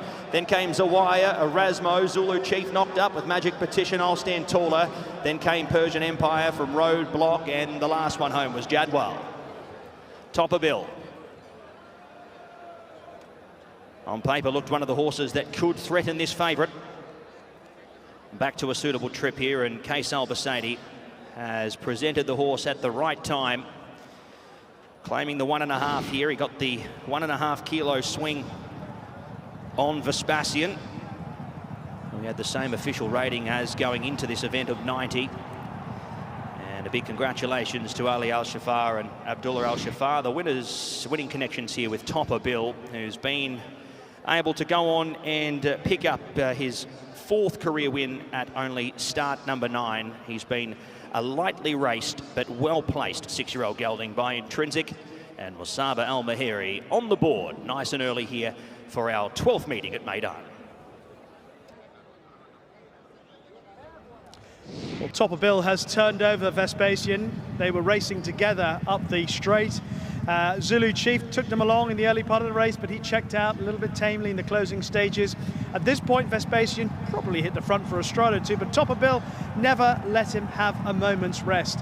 And Topper Bill, under an excellent ride from Case Albus, has stretched away in the end. Vespasian's run very well in second.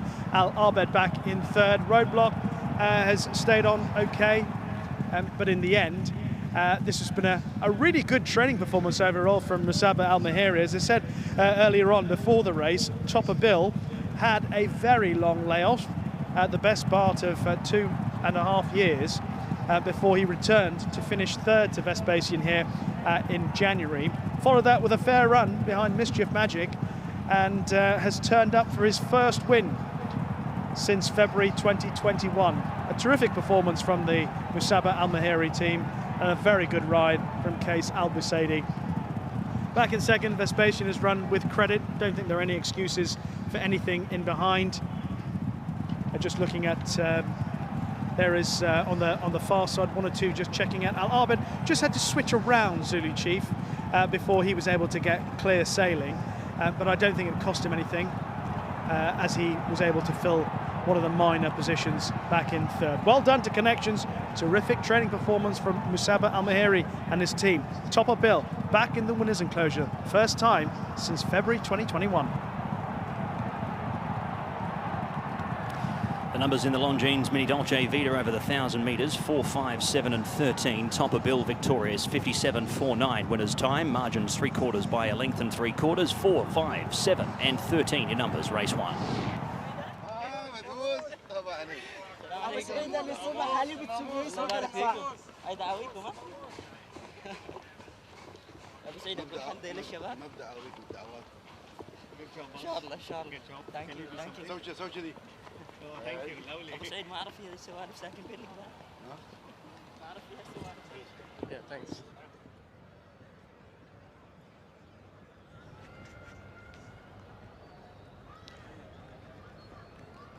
Ladies and gentlemen, it is time to welcome back our first winner of the evening tonight at Meydan after the running of the Longines Mini Dolce Vita. It has gone the way of the 6-year-old bay gelding by Intrinsic out of Alia, ridden by Case Albus and trained by Musaba Al-Mahiri, owned by Ali Al-Shafa and Abdullah Al-Shafa. He is top of the bill. It is Topper Bill!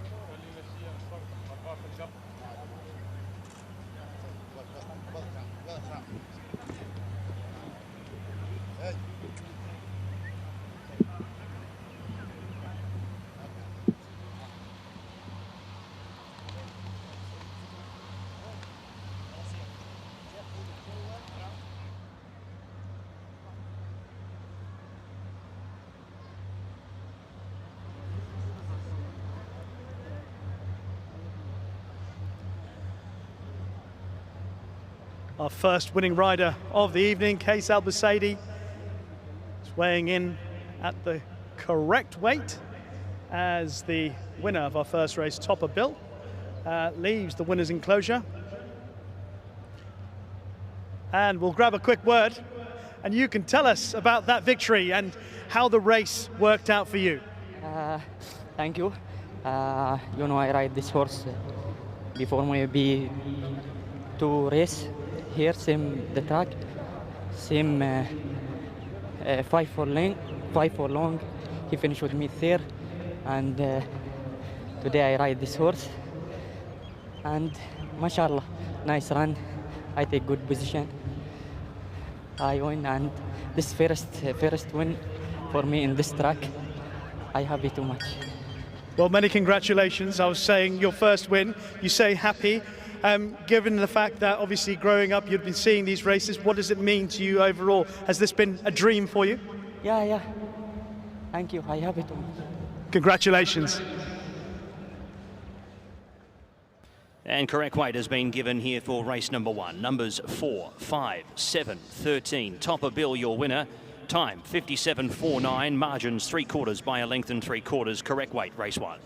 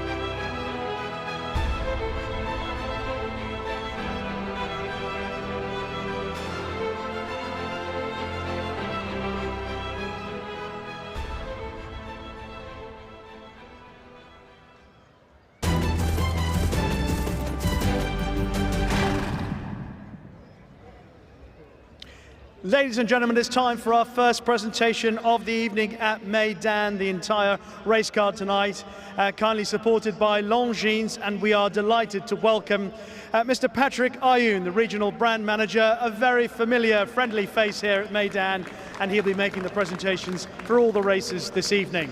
The first race, of course, was the Longines Mini Dolce Vita, and won in fine style by Topper Bill. A terrific training performance by Musaba Al-Mahiri. And we welcome up onto the stage now, in order, Ali Al-Shafa, Abdullah Al-Shafa, Hamad Al-Shafa, Mohammed Al-Shafa, Ali Al-Shafa, and the winning trainer, Musaba Al-Mahiri. Many congratulations.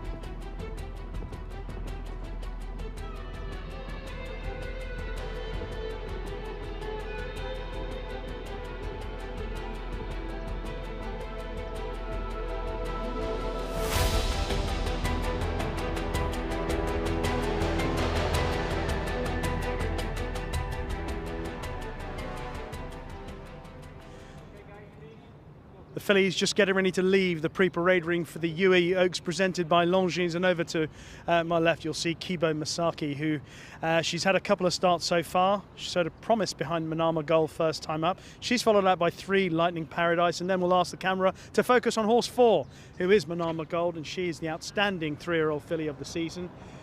She looks in great shape, actually. I'd say that she's strengthened up since I last saw her. The last filly to leave this particular part of the pre-parade ring is Meydan. Now, she's an interesting runner. She's only had the one run. She was well behind Manama Gold here last month, but her pedigree is outstanding. She's by Justify, who's probably the most exciting young stallion in the world, and her dam, Vale Dory, was actually placed second in the UAE Oaks a few years ago and went on to be quite a smart performer in time. And just over to the left, the last horse joining in with the rest of the gang is Fatinar. Pat gave her a positive mention earlier in the chat.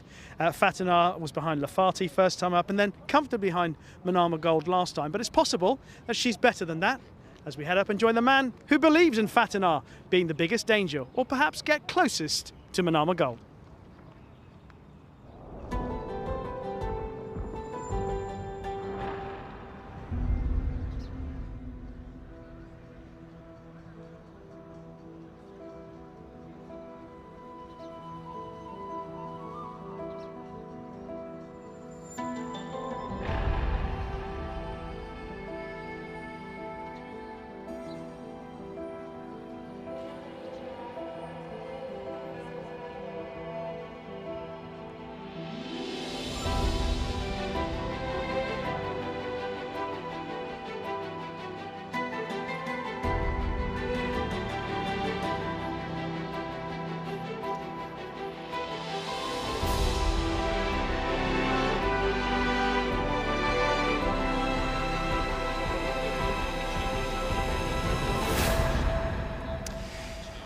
Well, the sun starts to set here at Meydan as we get underway with race number 2, and the runners come into the parade ring here. Only a small field of fillies, but a quality field nevertheless for this year's UAE Oaks over the 1900 metres.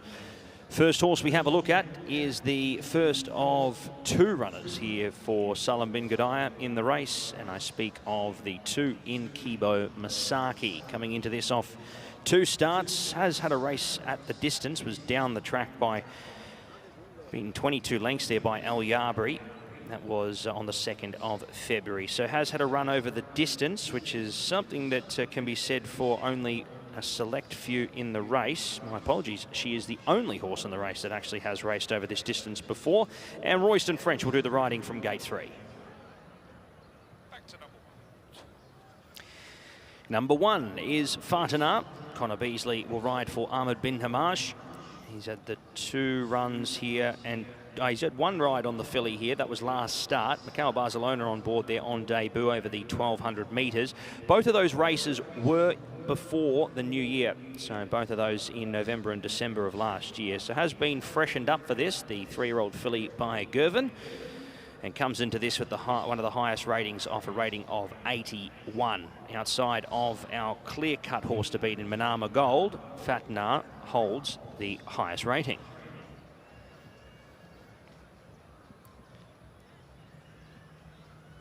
Number 3 is Lightning Paradise, the stablemate of Manama Gold. Patrick Cosgrave will ride for Fauzi Nas, who trains and owns the filly by Congrats. Has had the 2 runs, been beaten by the stablemate on both occasions, has been down the track on both occasions. Pat Cosgrave riding last start and retains the ride here for the UAE Oaks. Well, she looks a very classy horse, and going off form on paper, a class above the rest potentially. Manama Gold, the 3-year-old filly by Star Guitar. Fauzi Nas trains for the Victorious stable. Audrey de Vries will ride, and off a rating of 101, she comes in 20 rating points higher than anything else in the race. She's 2 from 2 after a classy 9.25 length victory last start, and looks a horse that will only improve as she gets out over more ground, which she gets this evening.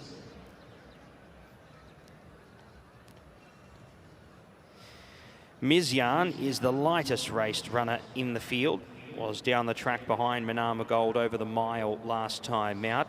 You'd say will take a little bit of improvement from that first out performance at the races. Doug Watson does the training here of the 3-year-old filly by Justify. She's a bit of an unknown quantity in the race here, still with no official rating.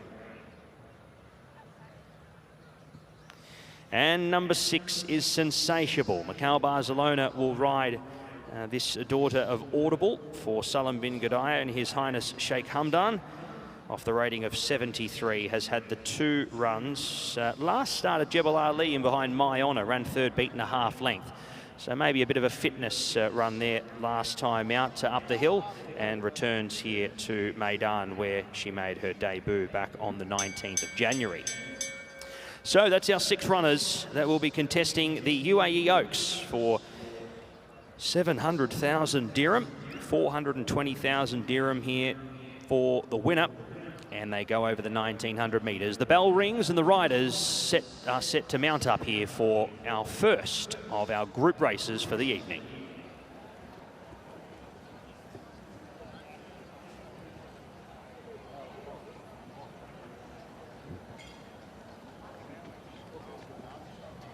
Why is there 2 people with this one and only 1 with this one?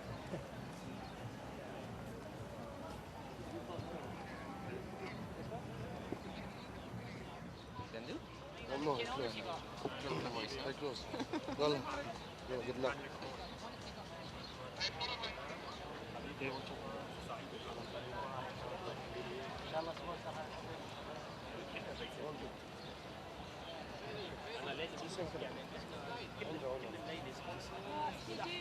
She do that every day.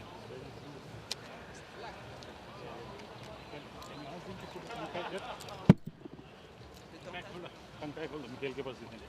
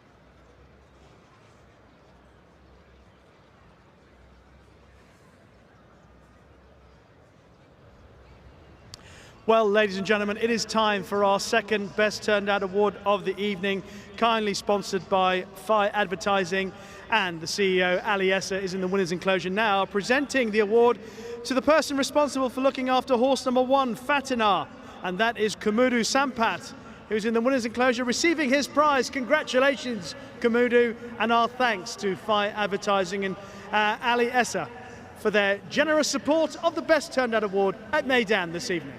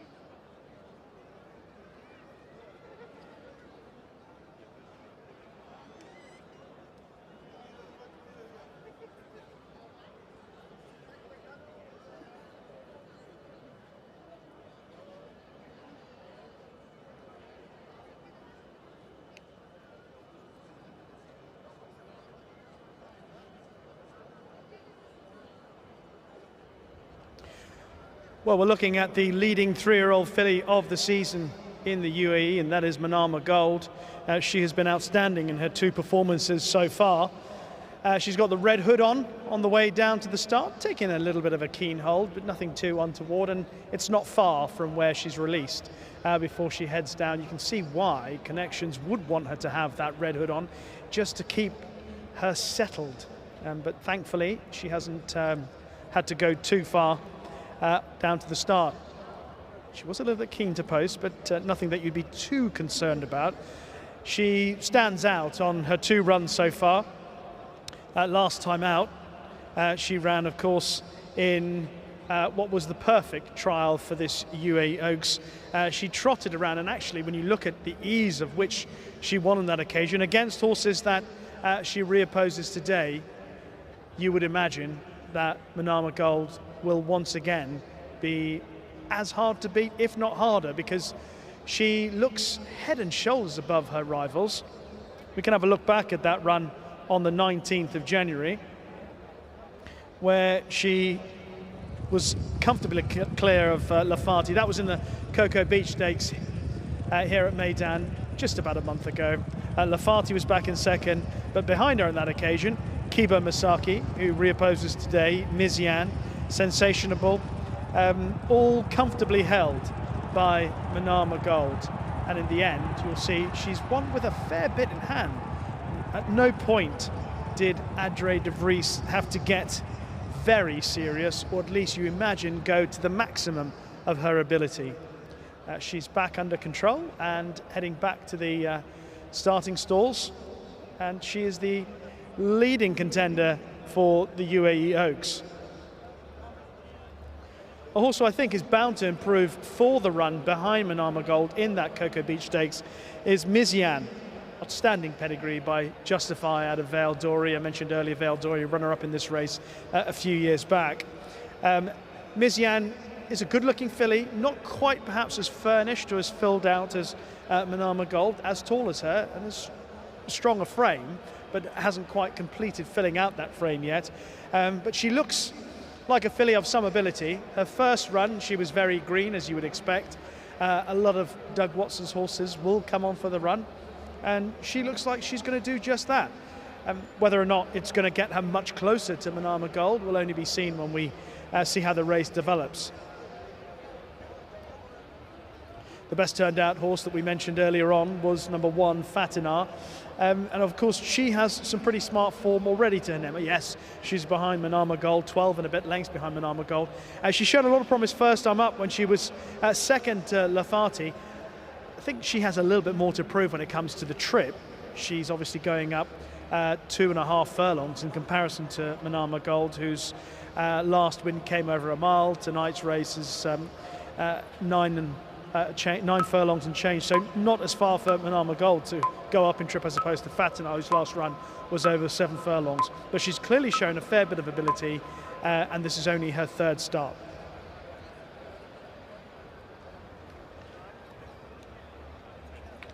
Sensationable is the leading contender, judged, by the way, she's carrying the first colours of His Highness Sheikh Hamdan bin Mohammed Al Maktoum. Kiba Misaki, her stable companion, will be wearing the black cap.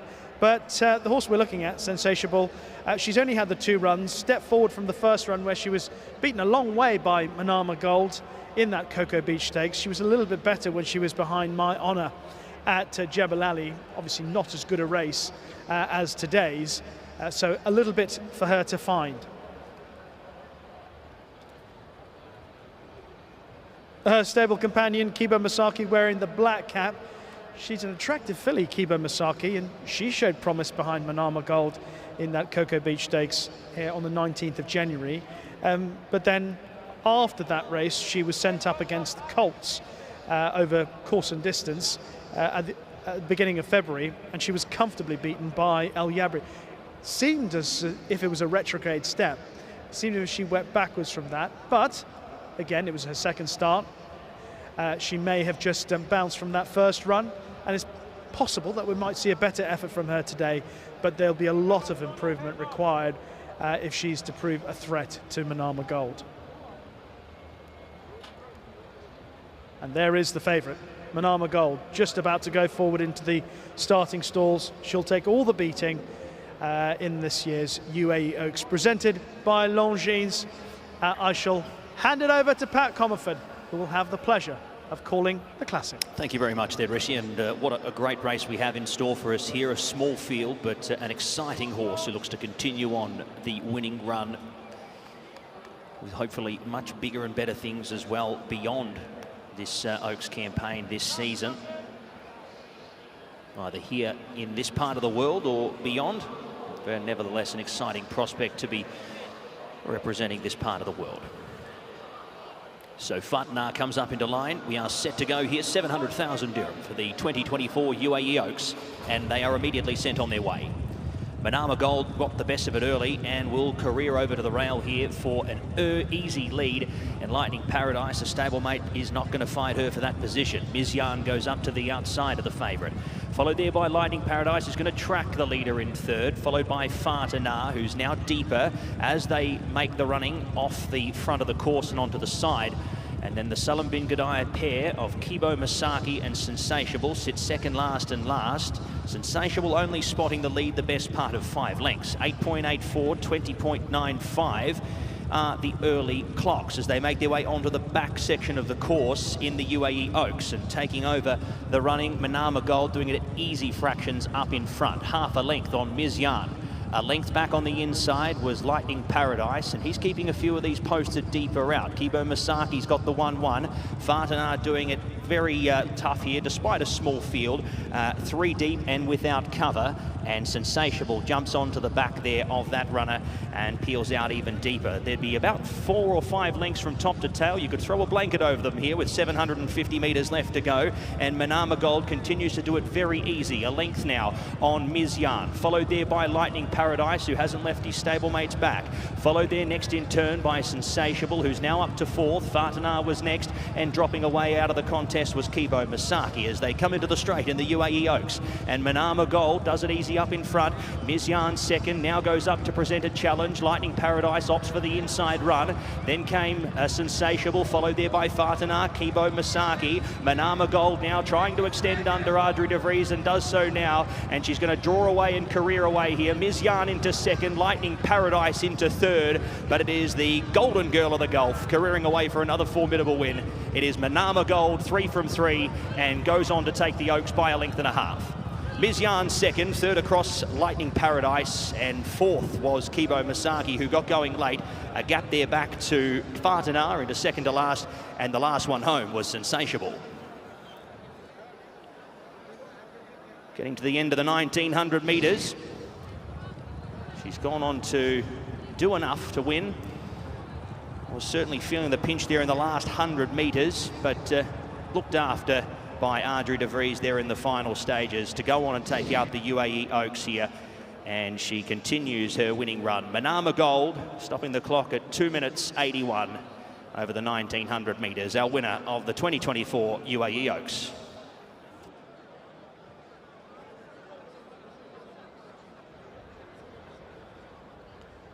Manama Gold remains unbeaten, and she is the winner of the UAE Oaks presented by Longines. She had things her own way, really. She settled quite nicely in front for Audrey De Vries, seemingly.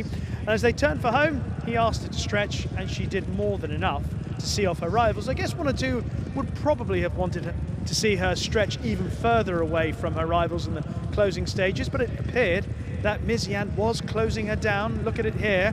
As they run to the line, she's getting closer with every stride. Good effort, you'd have to say, from Meydan, but then you might counter that and say, well, what about the third horse, Lightning Paradise? Well, she was beaten 16 lengths and 10 lengths in the 2 runs behind Manama Gold so far, but she's got a fair bit closer today. However, it's possible that Lightning Paradise is also improving, so I guess the picture of merit amongst the 3-year-old fillies continues to change ever so slightly. What's not in doubt is that Manama Gold is still at the top. She was just leaning to her right a little bit in the closing stages, but she retains her superiority over her peers. Good effort from Meydan, and I think a fair effort as well from Lightning Paradise, who's put up a career best. Kibo Masaki finished back in 4th. She's run okay, just probably on the wrong lead as she turned for home. And then Fatna and Sensational out the back at the end, comfortably held by Manama Gold. But Manama Gold, she remains unbeaten. She remains a filly of some potential. Probably has a little bit more to learn about the racing game when you consider this was just her third start. She remains exciting, as does perhaps one or two others who have shown a bit more of their hand, particularly the runner-up.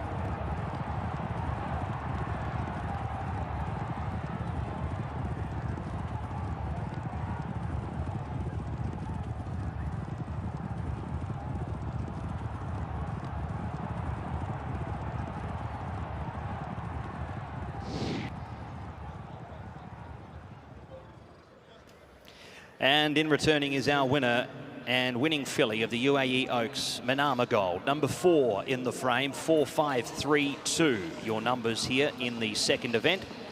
2 minutes 81 the time. Margins a length and a quarter by a length and 3/4. 4, 5, 3 and 2. Race 2.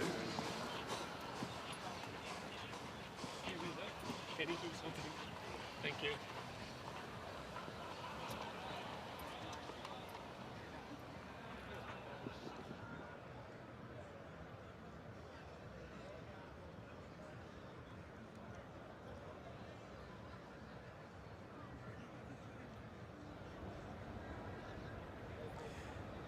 Ladies and gentlemen, time to welcome back our second winner of the evening at Meydan, following the running of the UAE Oaks presented by Longines, won by the daughter of Star Guitar and Charge Cotton, ridden by Adre de Vries, trained by Fawzi Nas and owned by Victorious.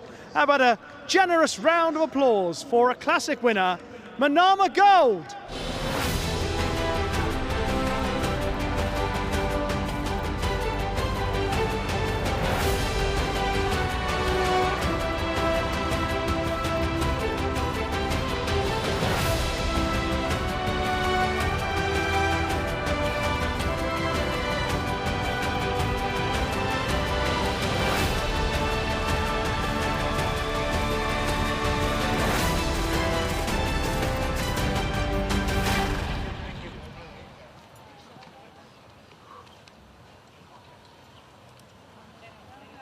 Thank you.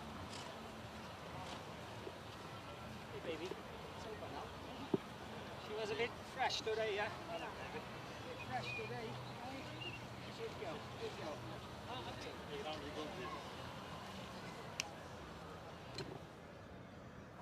want to play fair, you know what I mean?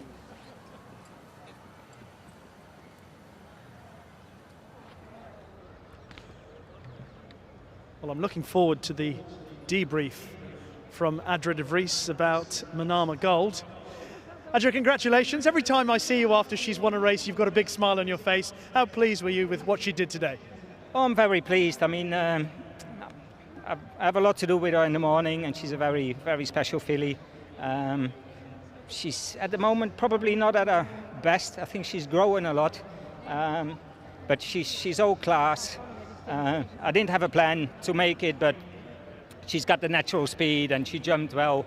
Nobody was really interested to make it, so I did it myself. She settled in front and she answers all the questions. You can see she's pricking her ears when she's in front. So I think when something comes to her, she will have a little bit up her sleeve. That's exactly the thing I wanted to ask about, because obviously she's now 3 from 3 and we're trying to work out how much has she got in the tank? How much better than tonight's performance is she really? I think there's plenty in the tank, but I also think she's a better filly next year. So, of course, I leave it up to Fawzi and Sheikh Nasser what the next step is. But I keep in mind that she can be a lot better next year because she's growing a lot. Well done. Thank you.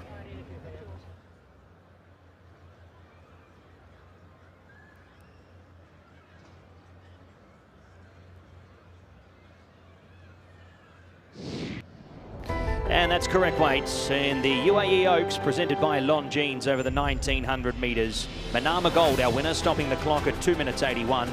A length and a quarter by a length and 3/4, the official margins. 4-5-3-2, correct weight in the UAE Oaks.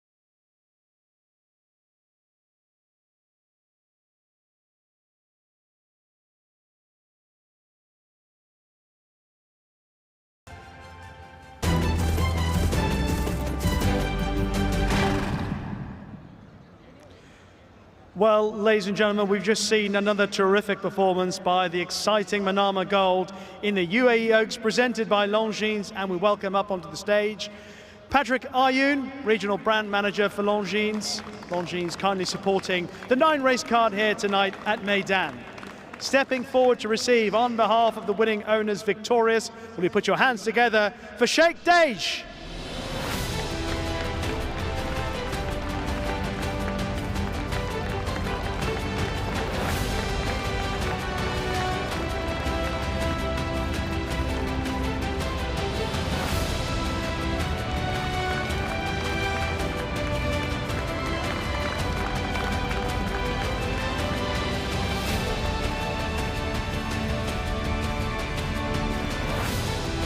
And receiving on behalf of the winning trainer, Fawzi Nas, will you put your hands together for Oliver St. Lawrence?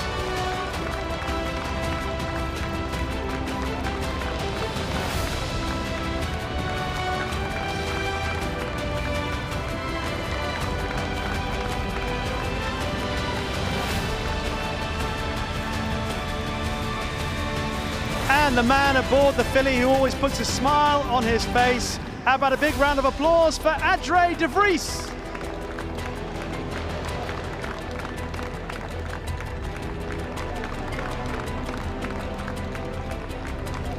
And we'll ask everyone to come forward one more time for one big group photo and congratulate everyone involved with Manama Gold, winner of the UAE Oaks, presented by Longines.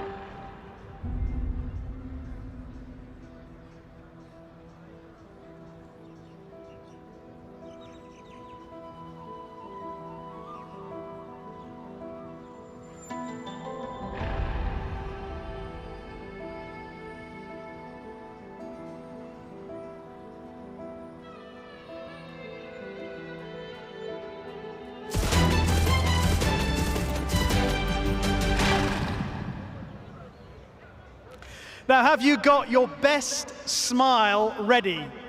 I hope you have. I hope you're warming up for the first of 4 editions of Faces at the Races.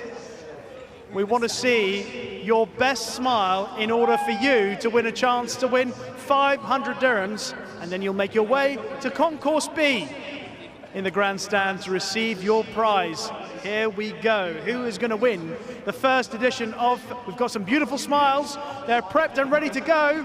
I think our camera has found our first winner of tonight's Faces at the Races. 500 dirhams to that gentleman there. Congratulations, sir. If you make your way to Concourse B at the grandstand here at Meydan, you'll pick up your prize for that beautiful smile in tonight's first edition of Faces at the Races.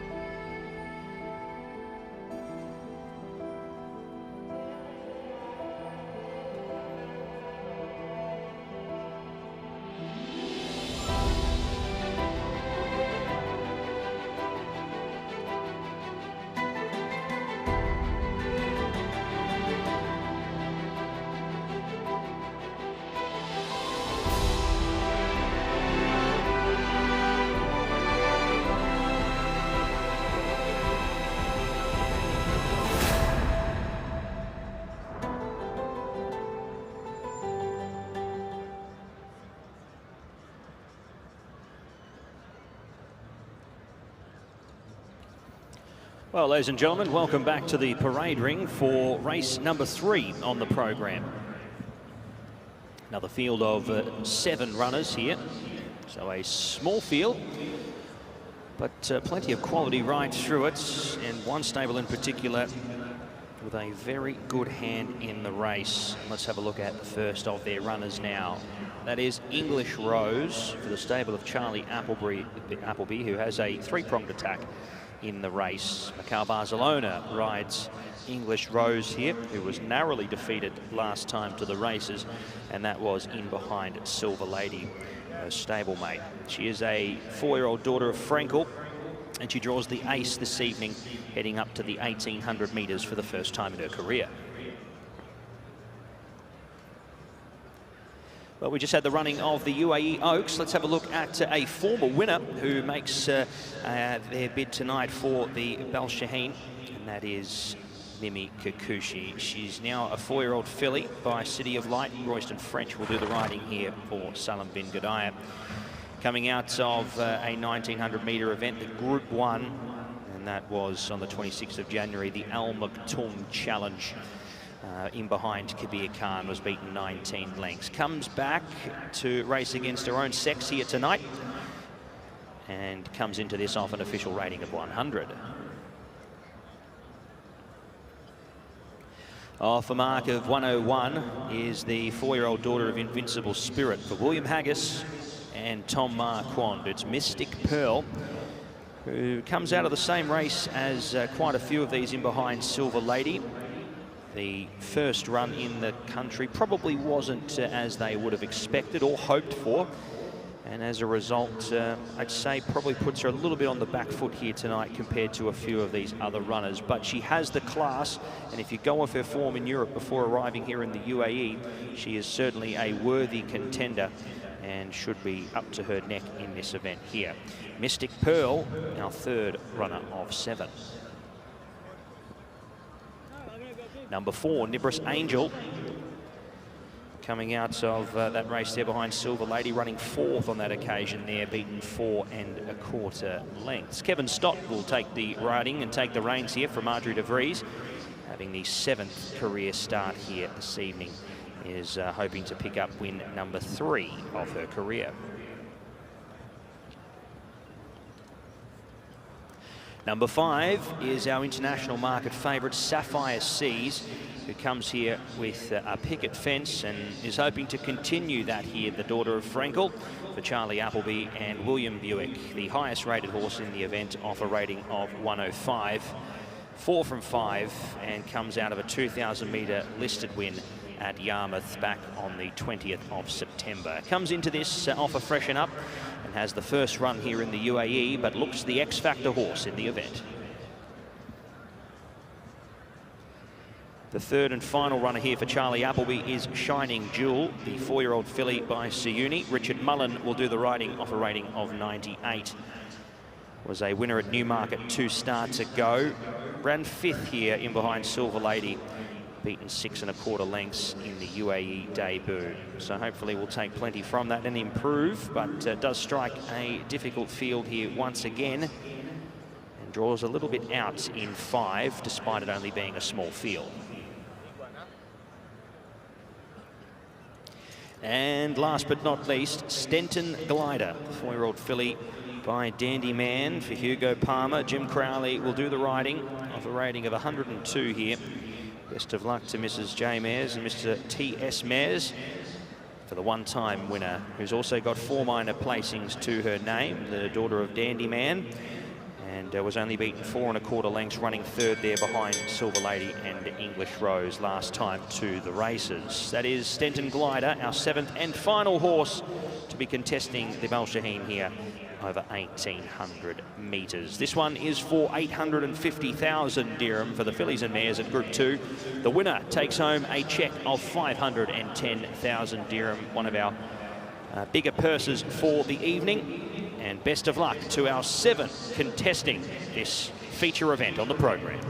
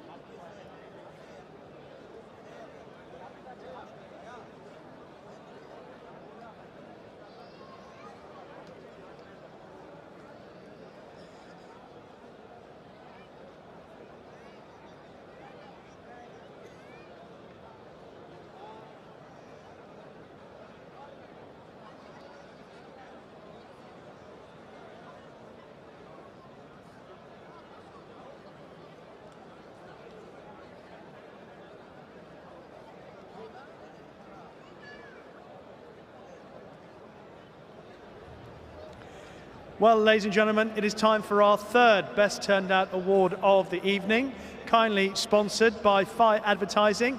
We're delighted to welcome Ali Esser to the winner's enclosure once again, and he's making the presentation to Howard Cheng, who looks after horse number 3, Mystic Pearl, adjudged the best turned out in race number 3. Our thanks to Phi Advertising, Ali Esser, and best of luck to Howard Cheng and Mystic Pearl in our third race at Meydan.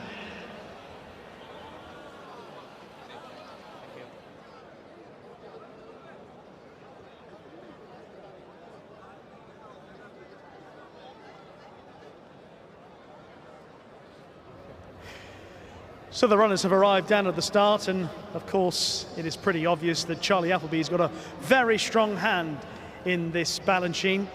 The pick seemingly is Sapphire Seas, the choice of William Buick. She's only met with defeat once in her 5 starts, and that was on her first ever run. Since then, she's arguably got better with every start. Last time out, she beat Mukadama from the Roger Varian stable in the listed race at Yarmouth, and that was a pretty strong performance. She stayed on strongly as well when she won a couple of races before that, including the performance when she beat Crack of Light on the all-weather at Kempton just about a year ago. So perhaps the question would be against her would be if there's a strong enough pace, or if there isn't a strong enough pace, whether one or two horses might have a little bit of speed for her, but she's certainly got plenty of class. She might have the speed as well, but she's an exciting filly for the year ahead. The hood coming off, Sapphire Seas, William Buick taking the ride. William Buick was on board her stable companion English Rose when she made her return to action, her first run at Meydan last month, and she was second in the Cape Verde behind Silver Lady. On that occasion, Miguel Barcelona was aboard Silver Lady. He's on board English Rose tonight. She's got a draw in stall 1, might take a little tow through the race from maybe Shining Jewel might go on. She's clearly a filly of talent, English Rose. She's had 3 starts so far. She won at Newmarket back in the spring of last year. She followed that up after a bit of a layoff when she won at Kempton on the all-weather, and then returned with that fine effort. It looked as if she was coming to win her race, but just got worried out of it late on by Silver Lady. Likelihood is you expect her to come on physically and mentally for that run, and she could be a big danger to stable companion Sapphire Seas.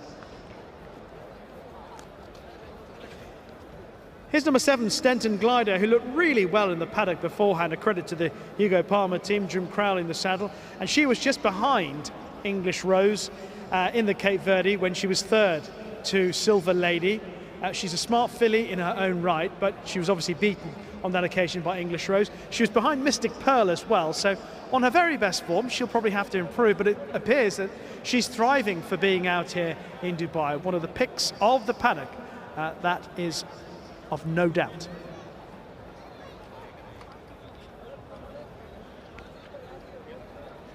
She's got the hood on to help her go forward into the starting stalls for this Balanchine, presented by Longines, and of course this race remembers that fantastic filly, the first classic winner in the UK for the Godolphin team. Balanchine, she won the Oaks, and then she went on to beat the boys in the Irish Derby, a top-class performer back in the day. This race remembers that mighty filly, Balanchine. Let's see what the 2024 renewal throws up. Here's Pat Commerford. And they'll be hoping to pick up a race in her honour, Will Godolphin, with a very good hand in the race, including this runner coming forward now with the barrier blanket in Sapphire Seas. The unknown quantity being the fact that she hasn't raced on this surface yet, but at the same time, 4 from 5 wins, including a listed win there at Yarmouth, would see her up to her neck in this, and we are very excited to see how she'll go in the Balanchine. A 7-horse field, and we are set to go at the 1800 metres. Rail out 12, racing.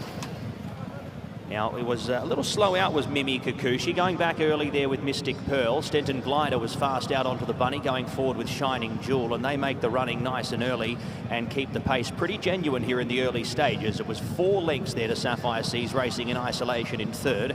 3 lengths back there sees English Rose, 2.5 lengths to Nibris Angel from Mimi Kikuchi and Mystic Pearl. So they almost race in Indian file here past the 1350, 14:02, 25:03, as Jim Crowley rolls Stenton Glider along in front by 3 parts. Shining Jewel is into second position, followed by Sapphire Seas, who tracks the leader in third. Then came into 4th position was English Rose, about 4 off the speed. Nibris Angel getting a little bit closer in ranks, followed there by Mystic Pearl, and the last one was Mimi Kikuchi, the inside. So 900 metres left to go here in the Balanchine for 2024. Stenton Glider continues to roll on here, and sections have remained good. Shining Jewel up on the outside, eyeballing her and keeping her very honest. Sapphire Seas third, spotting the leaders 2.5 lengths. English Rose in pursuit of those leading 3, sitting in 4th position, and 5th was Nibris Angel from Mystic Pearl, and last of all was Mimi Kikuchi as they straighten up for home with 500 metres left to go. And Crowley goes for Stenton Glider, just being pushed along here. Shining Jewel the outside. Sapphire Seas now ambles off their backs and begins to make a run. English Rose cruising up on the outside as well. Nibris Angel was next for Mystic Pearl. It's English Rose, a narrow leader here on Stenton's Sapphire Seas, who has to continue fighting here. English Rose, Sapphire Seas on the inside. Can't go with English Rose late in the piece, and English Rose is going to draw away here and take the Balanchine for 2024. Godolphin go 1-2. Sapphire Seas second. Third was Nibris Angel, followed there by Mystic Pearl. Then came Shining Jewel. Stenton Glider was second to last, and Mimi Kikuchi a long last in the Balanchine. Well, the track form proved to be a winning element here for English Rose, who was narrowly defeated by Silver Lady last time out to the races. But she looked a lot more comfortable in the running, especially at the 300 and 400 metre mark of the race. And she has proven to be too good for Sapphire Seas here, who couldn't go with English Rose in the late stages. And the one English Rose victorious here in the Balanchine in 1:47.64, and the margins there 2.5 lengths. English Rose too good in race 3.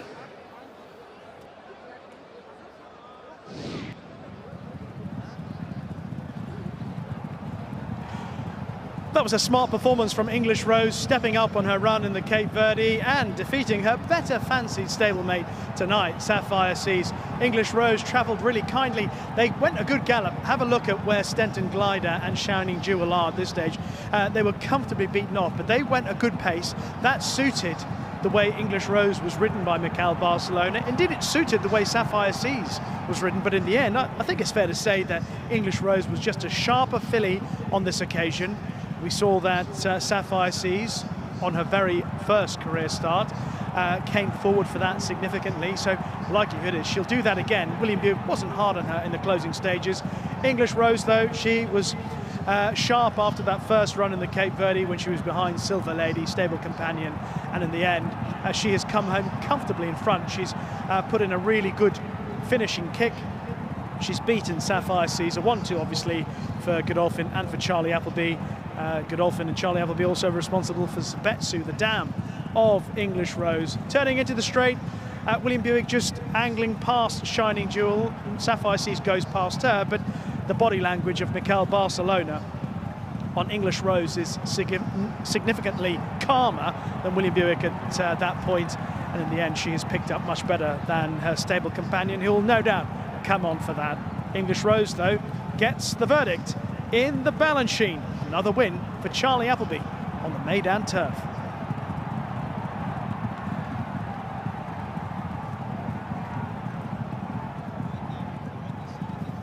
And the numbers there in the Balanchine, 1, 5, 4 and 3. English Rose gets the win, 1:47.64, margin 2.5 by 3 lengths, 1, 5, 4 and 3 in the Balanchine. Our numbers there for one of our Group 2 features on the card.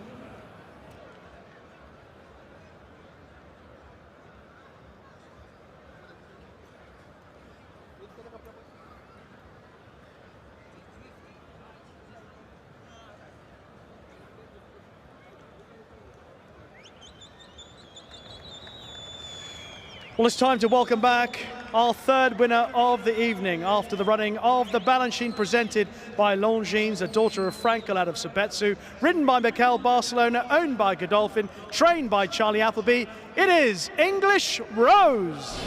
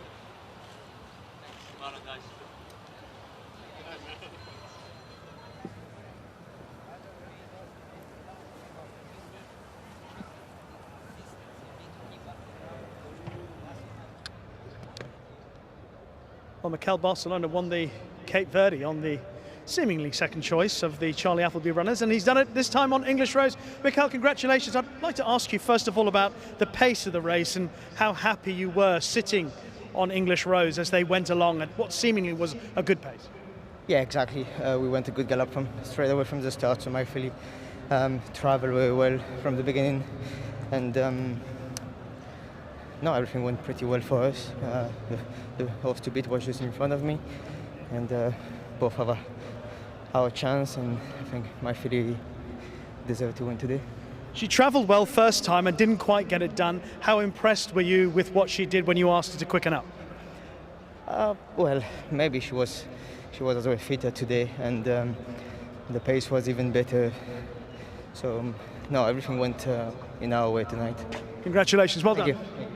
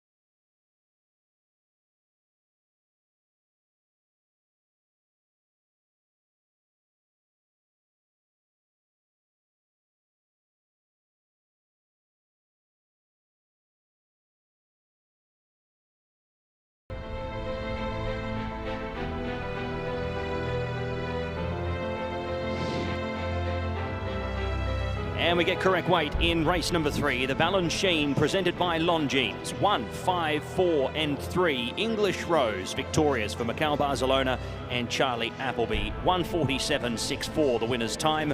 Margins 2.5 lengths by 3 lengths. 1:5.43 correct weight in the Balanchine.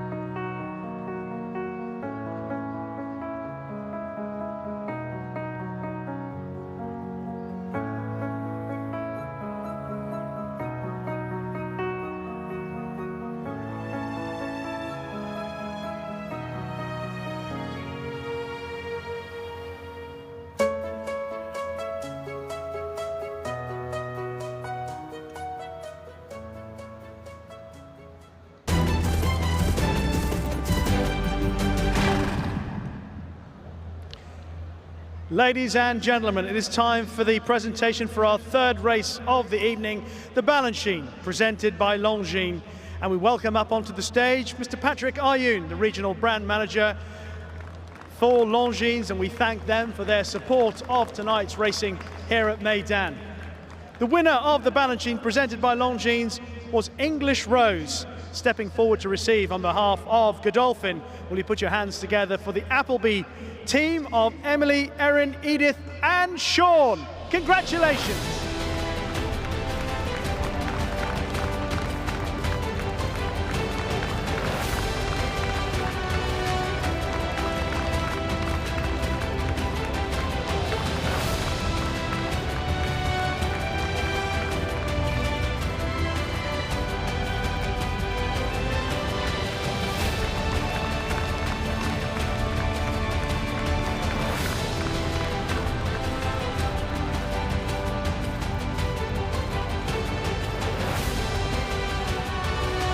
And joining them on the stage, how about a big round of applause for the winning trainer, Charlie Appleby.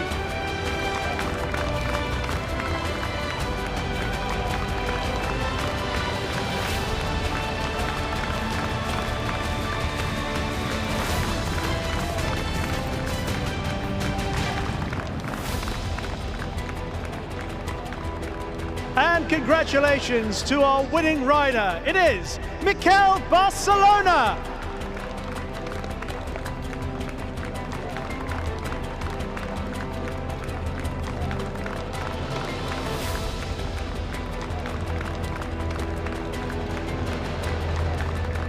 And we ask everyone to come together once again to celebrate the success of English Rose in the Balanchine, presented by Longines.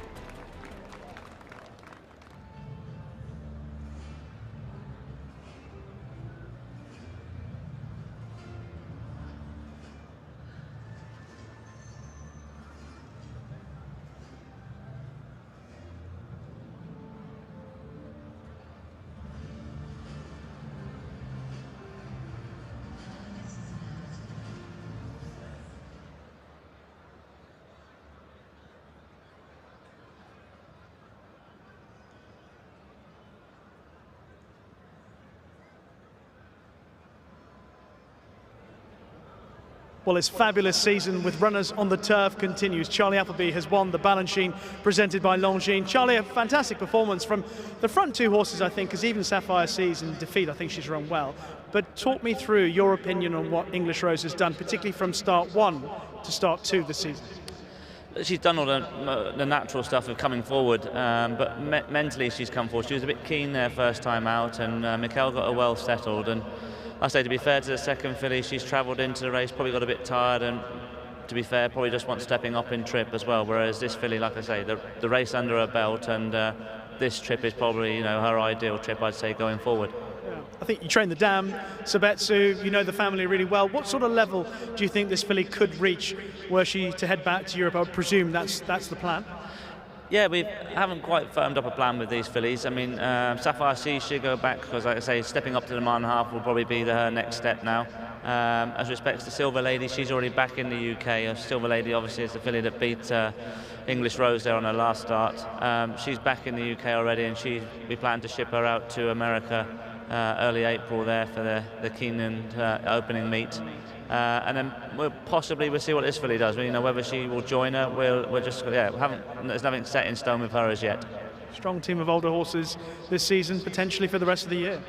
Yeah, I mean, we had that quiet season last year without our older horses, and so we're still in a bit of a rebuilding process. But yeah, there's horses that are certainly progressing from 2 to 3, and these 3-year-olds into 4-year-olds, we've given them that time, and hopefully, yeah, they'll find their footings, and we can try and pick up a few nice prizes along the way. Glad you mentioned the quiet season, because everybody else in the media did it for a whole 12 months. So let's forget about that. Move on with 2024. It's going well so far. Best of luck for the remainder of the evening. Brilliant. Thanks, Richie.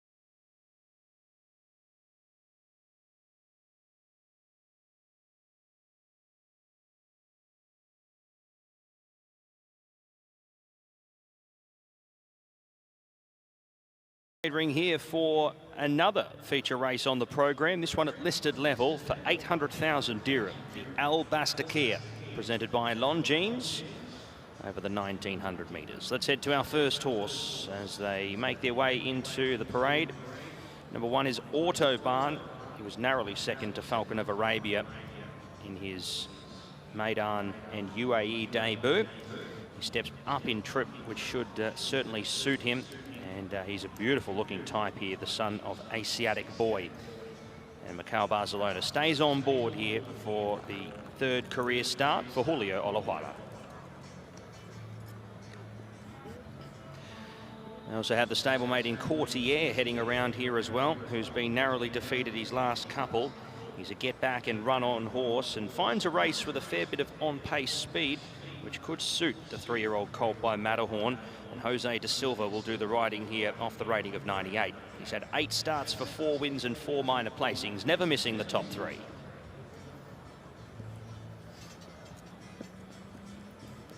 Number 3 is Bismillah Ali. He was nosed out by My Honour at Jebel Ali last time out to the races. He's back to Meydan. His form has been better of recent times at Jebel Ali, but we'll see how the 3-year-old colt fares in his 6th career start, looking for that 2nd win.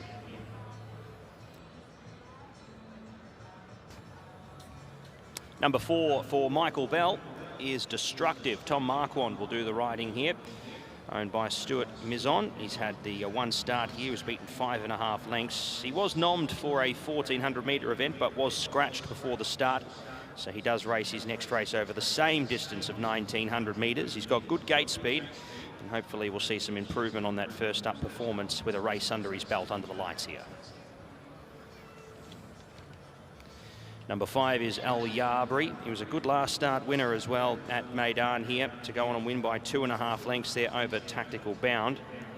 And that was over the same track and trip. This looks a tougher race though, and he does draw a little sticky in barrier 12 of 12.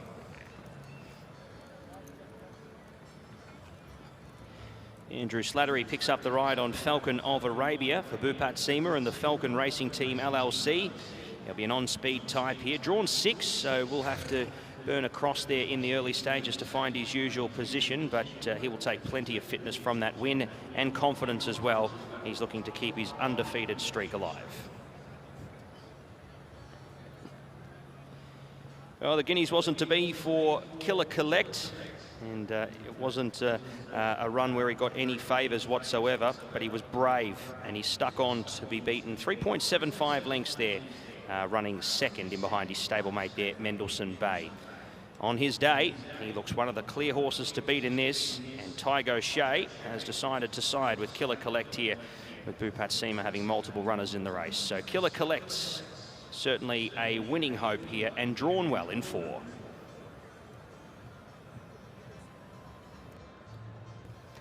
Number 8 is Shah Baby. Marcelino Rodriguez will ride. He won't be able to claim, but gets the opportunity here for Ahmed Al-Shamali, formerly with the Julio Olajuela stable. He's drawn the ace here, but was beaten at distance last time out to similar company. He would need to improve. Tactical Bound was a lot closer to the winner, running 2nd on that occasion, beaten 2.5 lengths. He does face a tougher team, tougher race, and he does have a wide draw to contest with. But if he takes some natural improvement from last start, we should see an improved performance here as well. Tappett's Taylor Verve was doing his best work late through the line. The 3-year-old son of Tappett, who had his debut run over 1900 last start. He'll trim fitter for this, draws well, and Patrick Dobbs stays on board for Doug Watson. Richard Mullen will partner the Caribbean for Heather Main. Drawn wide here and stepping up in distance after contesting over a mile last time out down the track on that occasion. This looks tougher.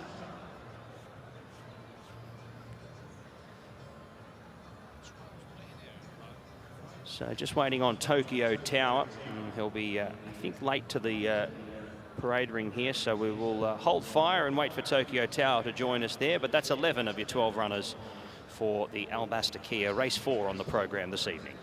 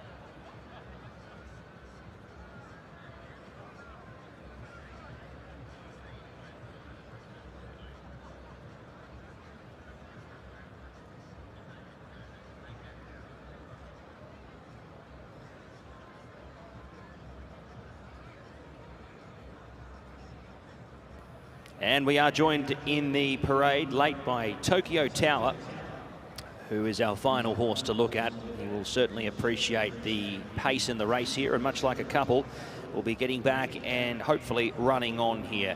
He's drawn a little wide, but will be going back anyway, so that should not be too much of a concern. And Oscar Chavez will do the riding here for Saba Al-Mahiri.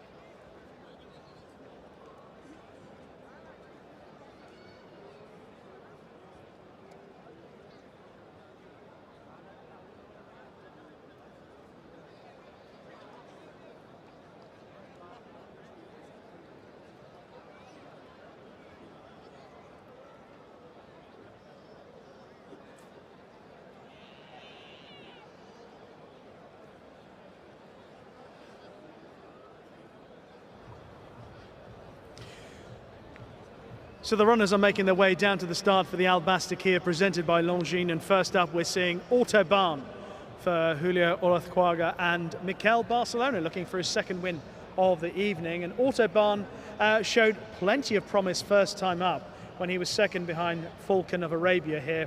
That was over 1,400 meters. He stayed on quite nicely. Interestingly enough, watching back at that video a couple of times, didn't really change his leads into the home straight. It's quite possible that he needed that run, a little bit more education, still very lightly raced. Autobahn, he's by Asiatic Boy. What a fantastic runner he was here at Meydan back in the day in these colours. And I think Autobahn's going to improve significantly. I would prefer, of the two horses, he and Falcon of Arabia, I'd probably take the chance that Autobahn would beat him on this occasion. It looked to me like he'll stay. His pedigree suggests that he will stay.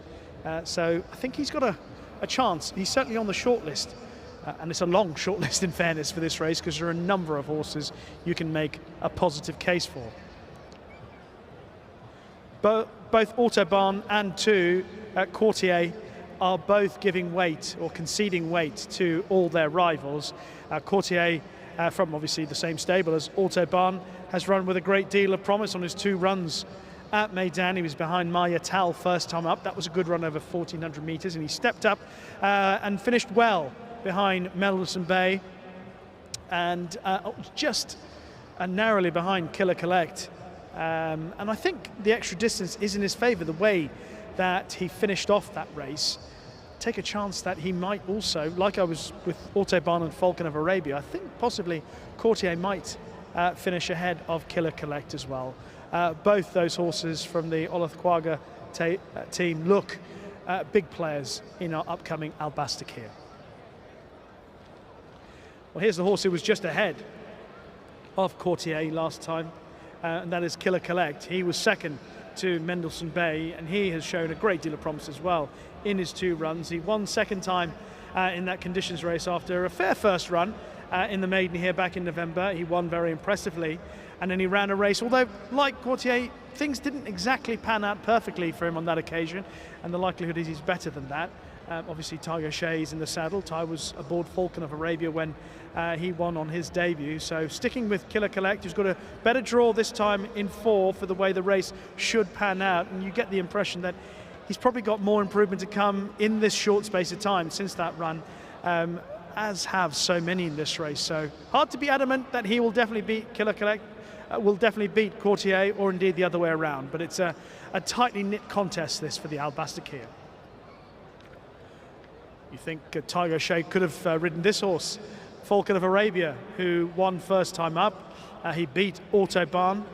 That was over 1,400 meters. I think the extra distance is perhaps going to be in Autobahn's favor, but what can you say about Falcon of Arabia? Did nothing wrong on that one start, did everything right. In fairness, he was to the fore and quickened up nicely and was holding Autobahn all the way to the line, and he is also a player in this upcoming Albastakir.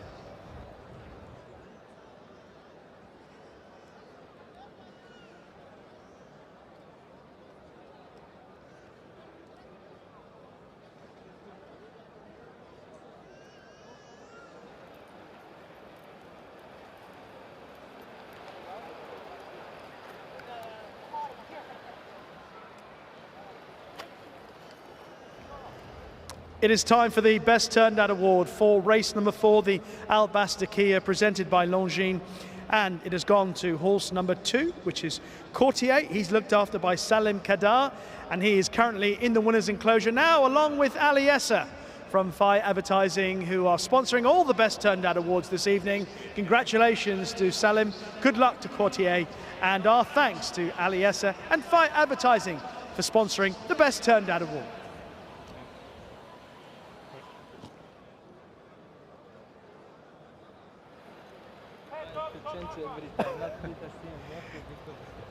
Well, the runners are loading up for this race. It is one of the most exciting contests of the evening because there are so many horses you think have the ability to improve on what they've already shown, and what some have already shown is a very good level of ability. Just going forward in the yellow and white is Tapit's Taylor Verve, who showed a bit of promise behind El Yabri. El Yabri's also in this race. El Yabri's drawn in stall 12. That might be slightly awkward. Tapit's Taylor Verve was green, slowly away first time. Expect better from this son of Tapit for Doug Watson and Pat Dobbs in the colours of Charles Fipke. Just going forward is Tokyo Tower, who's got a bit warm beforehand at the majority of the field in, or at least halfway there. Very good renewal of the Albastakir presented by Longines. Look forward to hearing what Pat Comerford has to say through the call.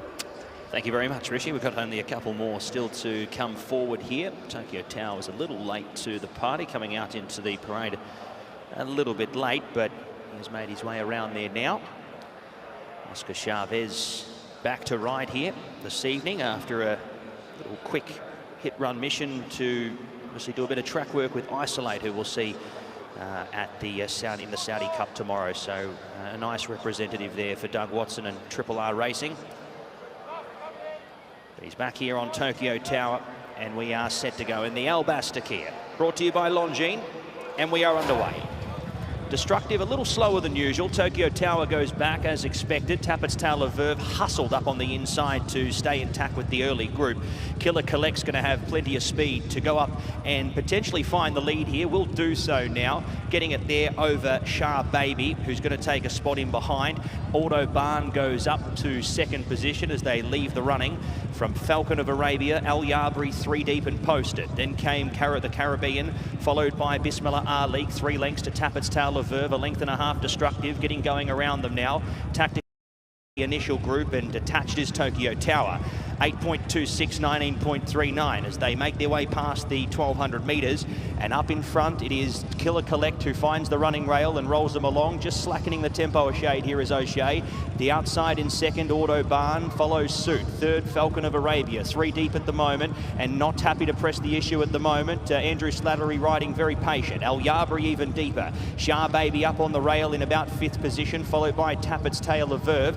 Then came the Caribbean, working around them now, Destructive. He's had to do some mid-race work, to use fair bit of energy here with the mid-race move. Courtiers working through them. Tactical Bound was next, followed by Bismillah Ali. The Caribbean drops away, passed by Tokyo Tower. 550 metres left to go in the Albasta Kia. Killer Collect leading along neck. Autobahn there for company. Destructive leading up the 2nd division from Falcon of Arabia, who's conceding ground now. Shah Baby the inside, treading water. Tactical Bound, followed by Courtier. Tappett's Tail of Verve. It's Killer Collect. Autobahn the outside, though, really putting it to Killer Collect. Killer Collect still in with the fight here on the inside. Killer Collect now regaining the lead here off the Autobahn, who's trying to fight. Killer Collect the rail. Autobahn the outside. A real good head-to-head tussle here in the Albasta Kia. Killer Collect trying ever so hard and nabs him.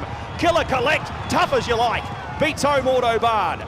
Third across the line was Tactical Bound. Next over was Destructive, who's run a big race. Next came Tappett's Tail of Verve, Courtier, Tokyo Tower, Bismillah Ali. Then came Shah Baby, who dropped away with Falcon of Arabia. Next came Al Yabri, he was second to last, and the Caribbean threw up the white flag at the 600. Tough as you like. Had every possible scenario there to throw up the white flag, did Killer Collect, but he has stuck on big time. Found the running rail where we saw him so dominant 2 starts ago. Autobahn presented, much like he did last time out, to Killer Collect stablemate Falcon of Arabia, and was not able to get past, but wins by a neck, and a tough win. That'll be a tough one to top for the most courageous win of the night, still with plenty of racing to go, but a cracking Albasta Kia here at Meydan this evening.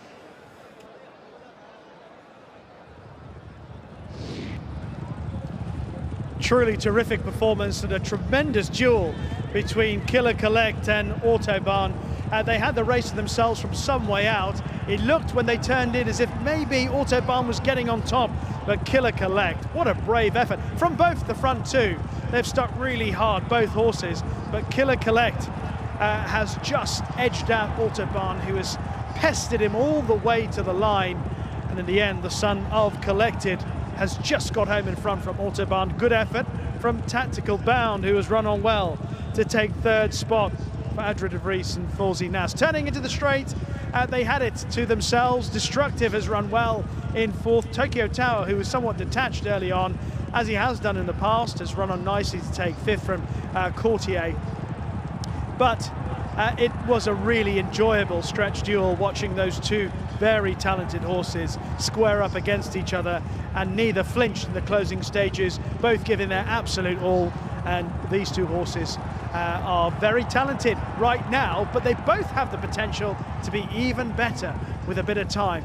Just at this juncture, you thought maybe Autobahn was going to put his head in front, and perhaps he did for a stride or two, but Killer Collect responded to all the urgings of his rider, Tygo Shea, and just pulled out that little bit more to see off Autobahn. Bear in mind that Autobahn did concede 4 kilos to the eventual winner. That was a fine effort from Autobahn, but Killer Collect is the horse who gets the prize. And that prize, of course, is the Albasta Kia presented by Longines, with Tactical Bound back in 3rd, Destructive, a fine effort, in 4th.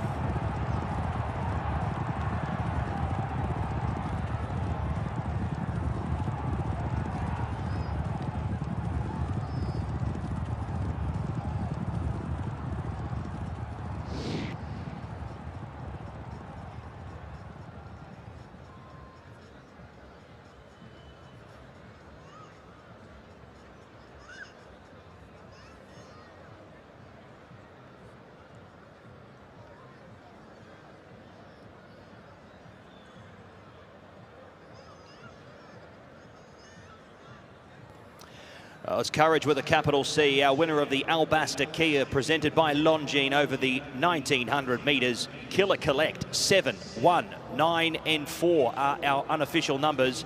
7, 1, 9 and 4 Winner's time, 1:59.01. Margins a neck by 5.5. 7:1.94 in the Albaster Kia. Half, tag. No tag, 50. Thank you.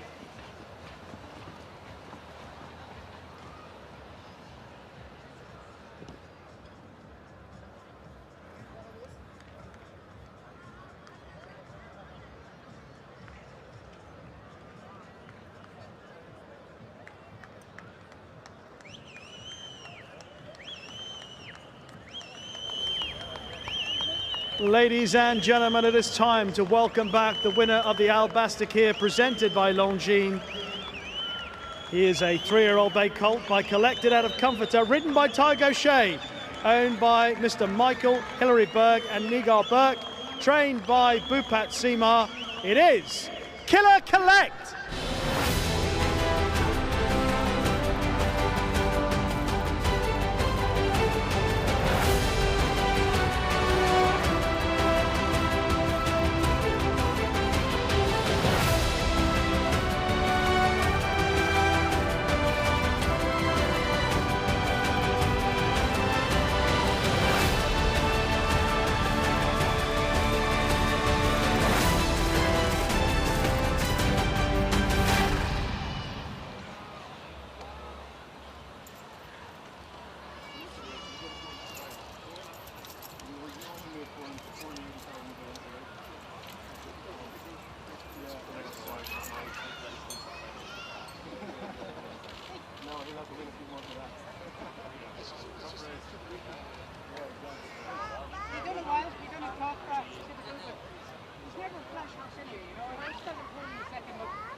Proper horse race not last for long half, you know, but he's dug in his ace card as he wants, you know, you give him a dig, he responds, and really engaged. No, he dug in and fought back. As Buick said, he got the perfect gap now to the Derby, you know. Yeah, I mean, let's go.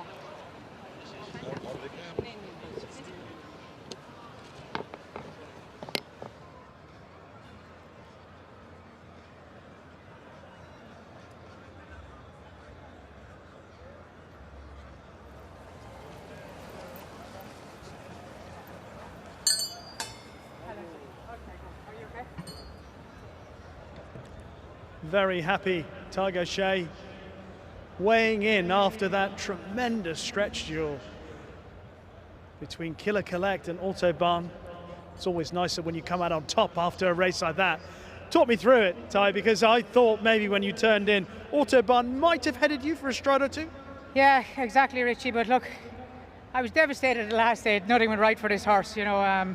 In the Guineas, he fluffed his lines at the gates, which is uncharacteristic of him, and you know, he missed it and made up ground, and you know, they're still inexperienced animals, and the winner got first run on him that night. You know, he was in front, whereas I was having to work, and when I got to go and win my race, I'd used all the gas to do that, you know. So you know, he's a lovely horse. I've loved him from day one, and you know, he was a breeze up purchase here from Lynn Lodge, and Eddie O'Leary had said to me ever before the sale, you need to have this horse. And look, he actually went unsold in the ring, and you know, I rang Michael Burke and said, look, this horse is coming very highly recommended, and Eddie and his team at Lynn Lodge don't put up one lightly. You know, they sell horses and good horses all over the world. So thankfully Michael Burke Jr. and Senior and Boopit had a cup of tea with Eddie, and yeah, the rest is history. He's a gorgeous individual as well. I can see why you fell in love with him. I mean, are we only seeing a glimpse of what he might be capable of in the future once he's filled out and become the real deal? Yeah, look, he'd take your eye out there walking around there. He's a gorgeous horse, and look, that was only his fourth ever run of his life. You know, he ran third first time and then won well, and then what could go wrong did go wrong in the Guineas, but he's back on top tonight, and said the connection's there now. He's got the perfect gap. He's 5 weeks. He had a tough race tonight. He would have known he had a race, but it's a perfect gap, so he can go home and have a freshen up, and all roads to the Derby now, World Cup night. See you with him on World Cup night. Well done. Please God, Richie. Thank you. And correct weight is given in the Albaster Kia presented by Longines. 7, 1, 9 and 4 the numbers. Killer Collect the winner. 1:59.01 the winner's time. Margins are neck by 5.5. Correct weight in the Albasta Kia.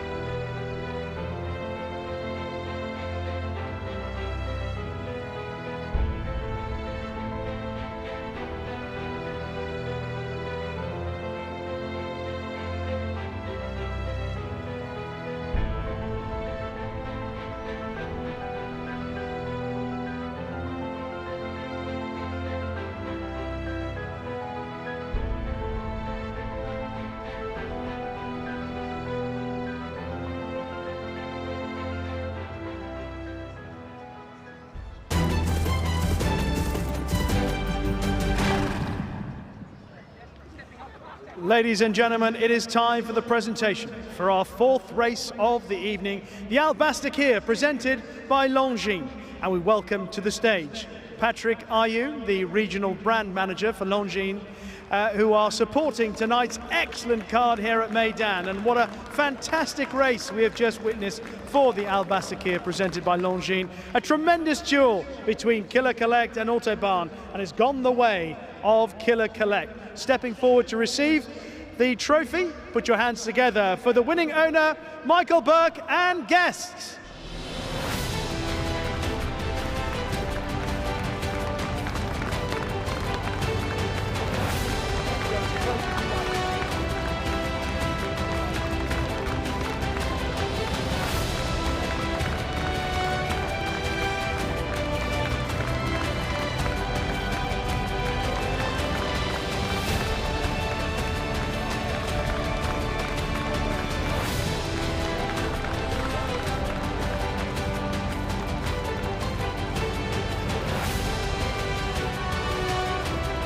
Congratulations as well to the winning trainer. It is Bat Seemar.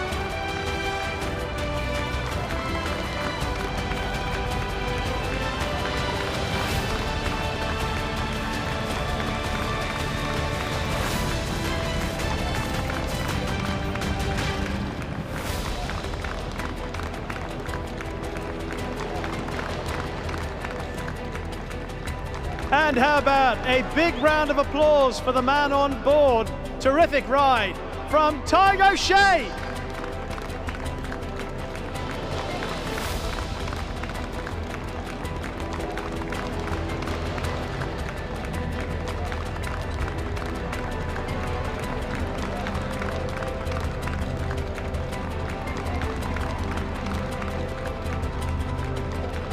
And we'll get everyone together one last time to salute the winner of the Albasta Kia, presented by Longines, Killer Collect.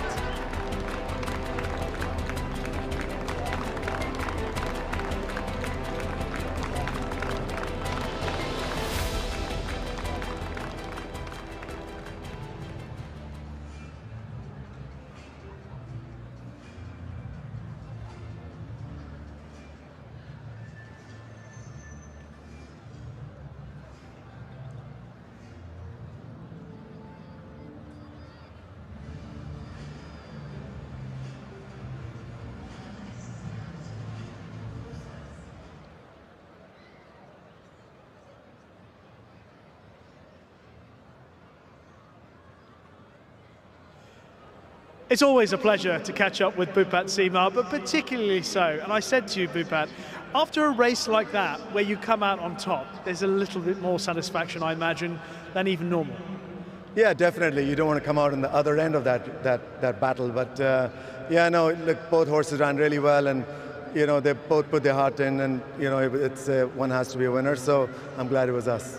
Ty was pointing out after the race, like a lot of us, that a lot went wrong last time, yet he ran a great race in defeat. But what's really enjoyable to watch is the progression with each start in a short space of time, relatively.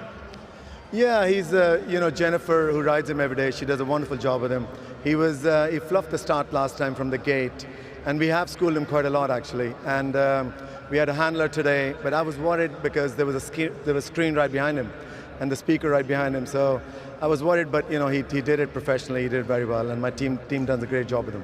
Physically, he's a gorgeous looking individual. Clearly there's a lot to come.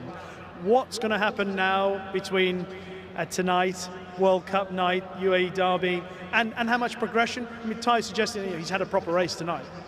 Yeah, it was a hard race, and you know, this is actually going to work out really well for us because, and I think for everybody who's going to be running in UAE Derby from this race, it's 5 weeks from now. It used to be on Super Saturday, this race, and it was 3 weeks, and that could come a little bit too quick. But I think I like this new program. You know, it gives every horse who recover, get a chance, and then come back and run well in UAE Derby. A pat on the back for all the officials in charge of the program. Bupak, congratulations. We cannot wait to see him on World Cup night. Thank you very much. Appreciate it. Thank you.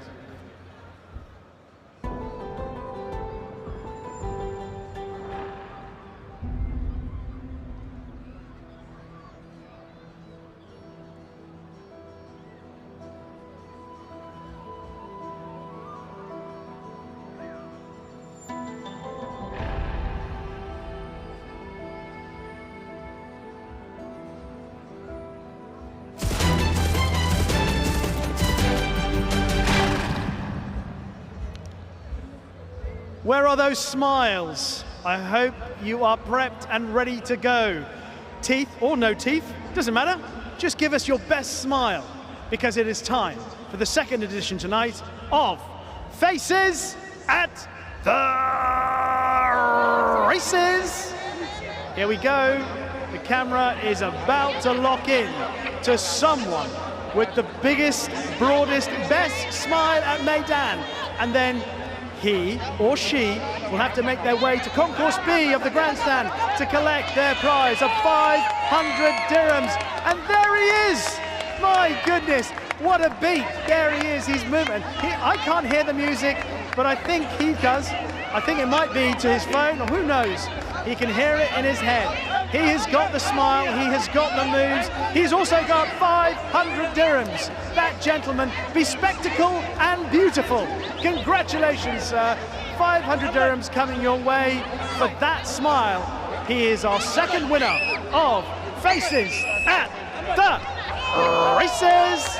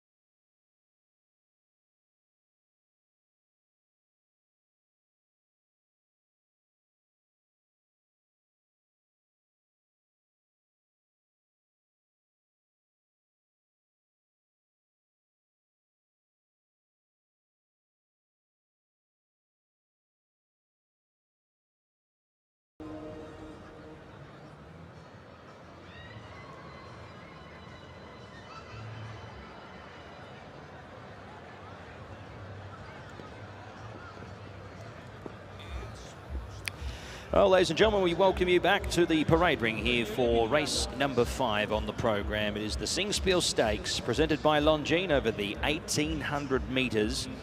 One of our equal features when it comes to purse, equal highest with prize money this evening. One of the 2 races here for 850,000 dirham.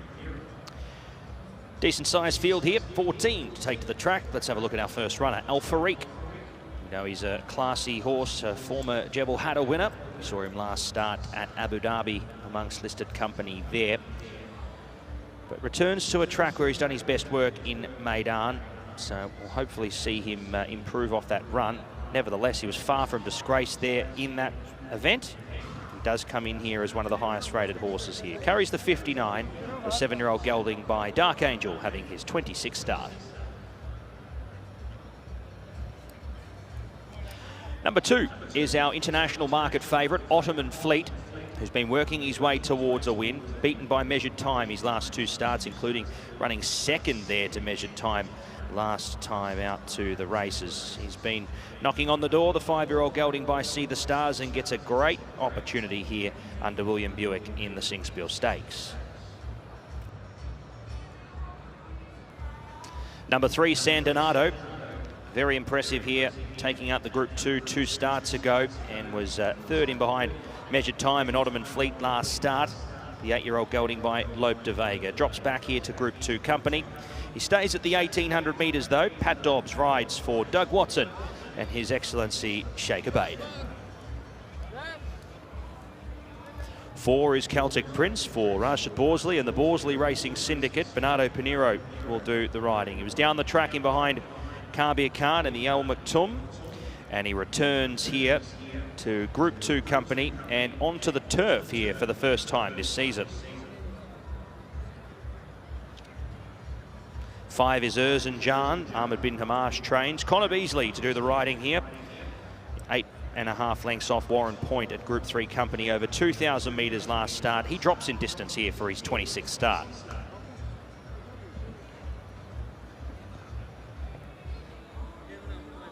Highland Avenue comes out of the same form line in behind Measured Time his last 2 runs. He drops back to Group 2 company here and stays at the 1,800 metres. He's having his 21st start here, the 4-time winner. Ahmad Al-Jahani has a Make Me King running around here. We saw at Group 3 level at the end of January under Christophe Soumillon. Tom Marquand will do the riding here on the grey by Dark Angel. He's had the 10 starts for 2 wins and 4 minor placings, but he does step up into tougher company here at Group 2 and up in distance to the 1,800. The only runner of the evening here for Michael Costa, 4-year-old colt by Oasis Dream Marban. Ben Cohen will do the riding here for His Highness Sheikh Ahmed. 13 starts for the 3 wins, and he was narrowly second to San Donato at Group 2 company 2 starts ago. This is, though, the longest distance he has contested over so far this preparation. 9 is Meydani, wearing the red cap here for Shadwell. Oscar Chavez rides for Ali Al Badwawi. 21 starts for 4 wins and 5 minor placings. He draws very sticky in 13. Ali Al Badwawi has 2 runners in the event. Tygo Shea will ride Mokhtarab in the black distinguishing cap, the 8-year-old gelding by Kingman. He also draws a little wide here. He was last seen in February of last season, running 4th, beaten a length and a 3/4 by New Kingdom. He's fresh up here for the new season. 12 is Quip. Sam Hitchcock will ride for Akbar Ashur and Adel Resort. Last start winner at Jebel Ali. That was in March of 2022. Coming back off a long break, the 9-year-old gelding.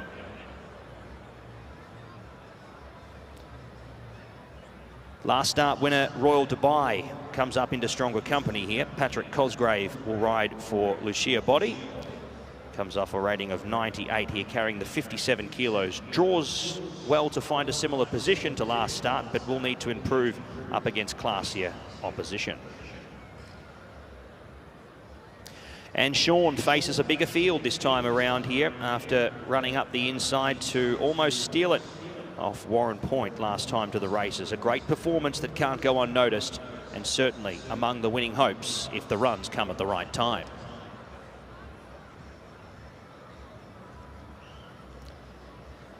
So the only horse we are yet to have a look at will be number 11, Naval Power. And he might be a little bit late to the party at this point in time, so we'll come back as we get eyes on Naval Power.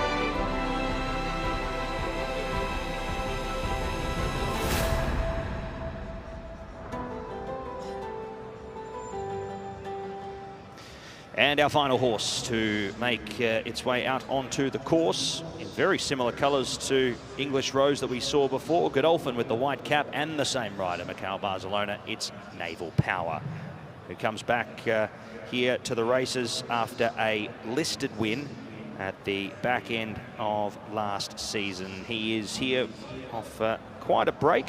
He's 5 from 6 heading into this, and returns here hoping to keep his stellar resume going.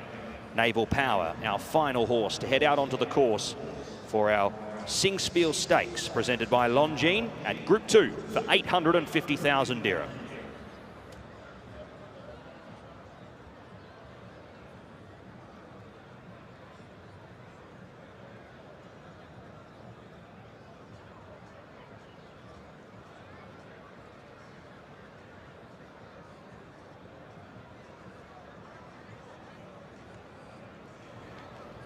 Ladies and gentlemen, it is time for our 5th Best Turned Out Award for the Singspiel Stakes, presented by Longines and courtesy of Phi Advertising. We are delighted to welcome Ali Essa into the winner's enclosure. He's making the presentation to Iqbal Khan, who looks after horse number 14, Sean.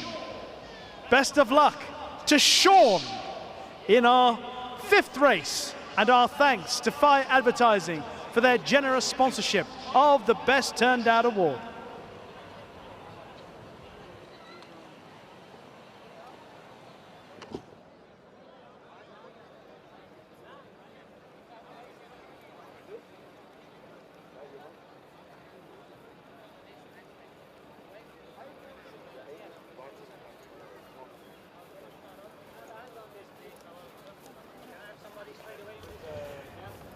Terrific race for the Singspiel Stakes, presented by Longines, and here is the horse that is dominating the market, and that is Ottoman Fleet for Charlie Appleby, William Buick and Godolphin.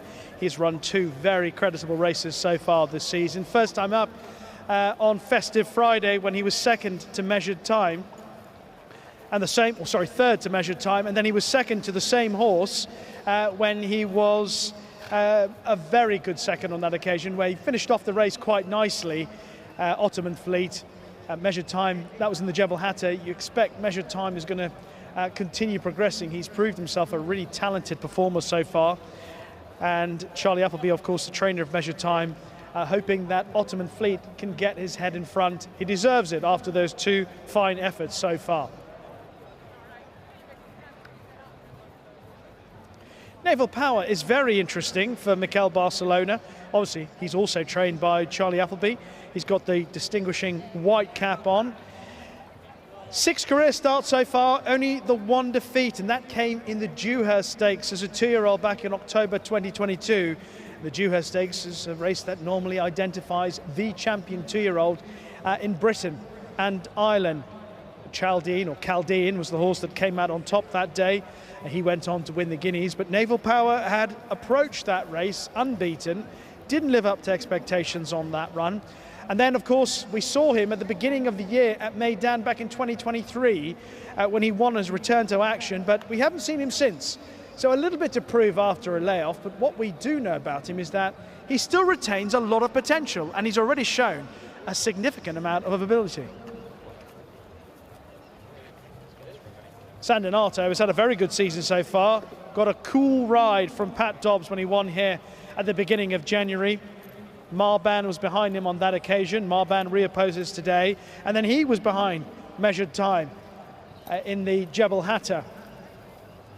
San Donato is likely to be held up again. He's drawn in stall 7, so expect Pat Dobbs to be patient. And if there is a good pace in the race, expect San Donato to finish off quite strongly. Well, I mentioned that Measured Time won the Jebel Hatta this year. The horse who'd won the previous 2 runnings was Al Farik, and he was behind Measured Time on Festive Friday here in December, where it was his first run since running in the Dubai turf on World Cup night. Al Farik is a very good performer, good at this level, and this is his time of the season. Now, he had a run in Abu Dhabi just a week or so ago, and it wasn't at his best, but it was his first run since Festive Friday. The likelihood is that conditions are in his favour tonight. This track, this trip, drawn in stall 2, he'll have a hopefully ground-saving run down on the inside, and given that in the past couple of years he has blossomed around this time of the year, I think expect a better run than we saw from the Al Farik that ran at Abu Dhabi a week or so ago. And here's a horse that a fair few people are talking about. Sean, who's put up 2 excellent efforts at the Dubai Racing Carnival so far. He was behind San Donato in that race that we spoke about earlier. That's at the beginning of January. And then it looked as if he was about to get his head in front last time out at the beginning of February, but Warren Point claimed him close home. Of course, on that occasion, he had to concede a bit of weight all round. But you can't rule out these Jamie Osborne horses. They've had an excellent time of things. Of course, Uzo won under Safi Osborne a week ago, and Sean is likely to put up another good account. So a fair few of the runners loaded up for another of our feature races of the night. The Singspiel Stakes presented by Longines. Let's head up to Pat for the call. This is a good one coming up, Pat. Certainly is, Richie, thank you. Group 2, Singspiel Stakes, and the equal highest purse of the evening here, 850,000 dirham. 510 to the winner as Meydan comes up. One of the only runners tonight here for Michael Costa. His Highness Sheikh Ahmed with 2 runners. We will see one head around in the last event here as well, a little bit later on in Kahil for Salam bin Gudaya. But it's a sea of blue here in the Singspiel Stakes as Highland Avenue comes forward, the grey. 3 runners here for Godolphin, 3 for Shadwell. Wathnan Racing also in, having one get involved here for the Al Jahani stable. Tom Marquand on board as Royal Dubai comes up into line. And that'll just about complete them. The Singspiel Stakes presented by Longines set to run. And the gates are open. Quip was a little slow, but everything else seemed to get a fair start. Highland Avenue out deeper was fast away with Make Me King. Royal Dubai working through to the inside, going up there with Al Farik and also Erzincan. So as they settle down here as well, speed is at moderate fractions. Next came about 6th or 7th in running on the outside, Mock Tareb from Sean, who's a little closer today. Speed is very slow, and understandably is as close as he is at this point in time. Then came deeper out, Celtic Prince, followed there by Naval Power, working alongside San Donato, Meydan, then Meydan, Ottoman Fleet second to last, Quip the last one. 13, 99, 25, 42. as they run along the back section and past the 1100 metre peg, and pressing the button here. Richard Mullen on Highland Avenue goes clear by 3.5 lengths and extending even further. Make Me King brings up the rest of the runners. Then came Erzincan from Al-Fariq. Celtic Prince was next. Then came Royal Dubai working alongside Sean on the inside, followed there next by Mokhtareb. Meydani back in that field there as well was Naval Power from San Donato. Ottoman Fleet with only 2 behind him at this point in time. That's Marban and Quip, as Highland Avenue wants to get this over and done with. 4-length leader heading in past the 500 metres and into the running. Leading the way from Make Me King. Erzincan trying to run on. Sean close enough to pounce if he's good enough. Then came Al-Fariq, Royal Dubai, San Donato opting for an inside passage under Patrick Dobbs, and deeper out Naval Power starts to chime in, and chime in big time. Make Me King, look at Naval Power. Make Me King a little wayward late. Naval Power uncontested and unheated though, and Miguel Barcelona will make Naval Power to a win in the Singspiel Stakes. Beats home San Donato, who was brave. Sean's run a good race, and Make Me King, a little wayward there, has finished 4th, followed there by Royal Dubai. Then came Highland Avenue, who got a little tired there late. Erzincan, Ottoman Fleet was running on, but finished midfield with Quip, Marban, Al-Fariq, Celtic Prince. Then came Meydani and Mokhtareb. They were the 2 last runners home.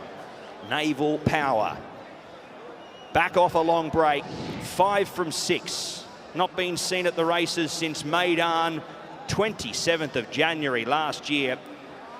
Winning a listed race there, beating home One Nation. He's been off the scene. He's now 6 from 7. The 4-year-old gelding by Teofilo. Off the rating of 110, he cruised into the race and he was the winner a long way from home. Great run by San Donato as well. Had to weave a passage as he usually does up the inside. Sean has run on gamely into 3rd, and Make Me King was a little wayward there in the final stages, but holds on for 4th. 11, 3, 14 and 7. Naval Power, a good winner.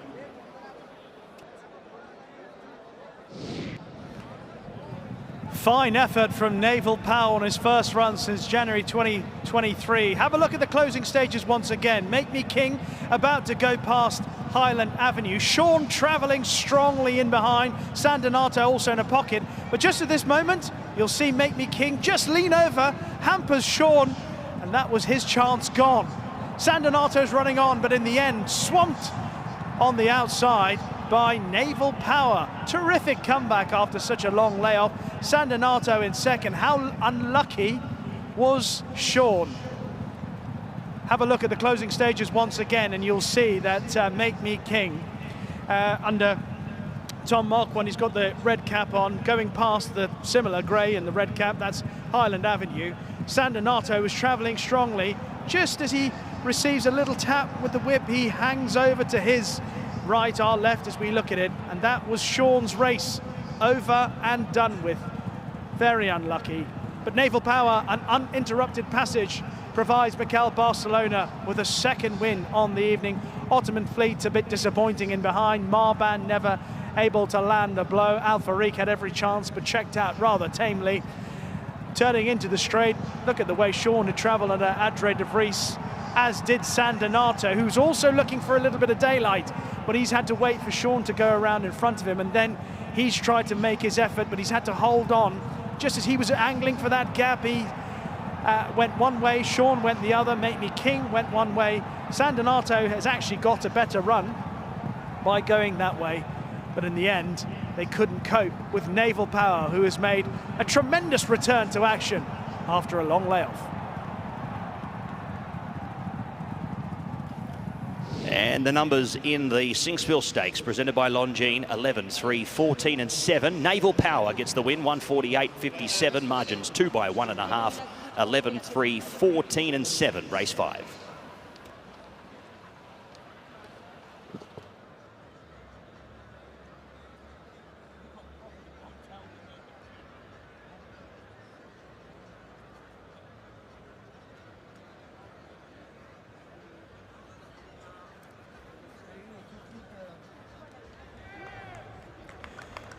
Let's welcome back the winner of the Singspiel Stakes presented by Longines. a son of Teofilo out of Emirates Rewards, ridden by Miguel Barcelona, trained by Charlie Appleby, owned by Godolphin. It is Naval Power!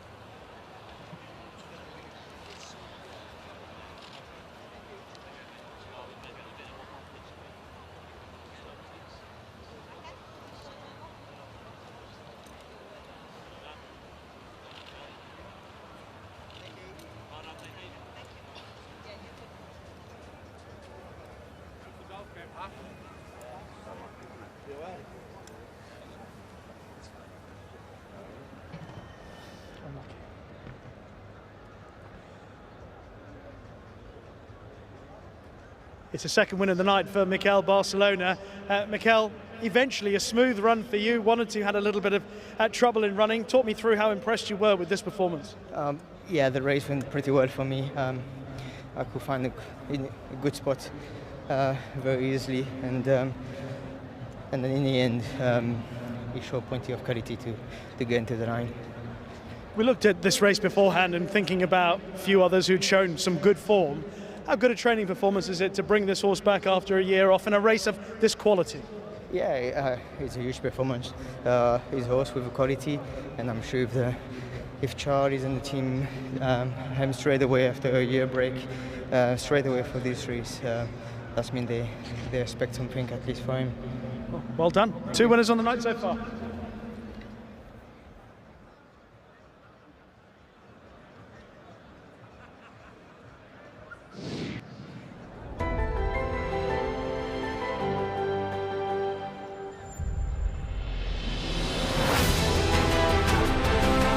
And correct weight is given in the Singspiel Stakes presented by Longines. 11, 3, 14 and 7. Naval Power, the winner of the Singspiel Stakes. 11, 3, 14 and 7. Correct weight, race 5.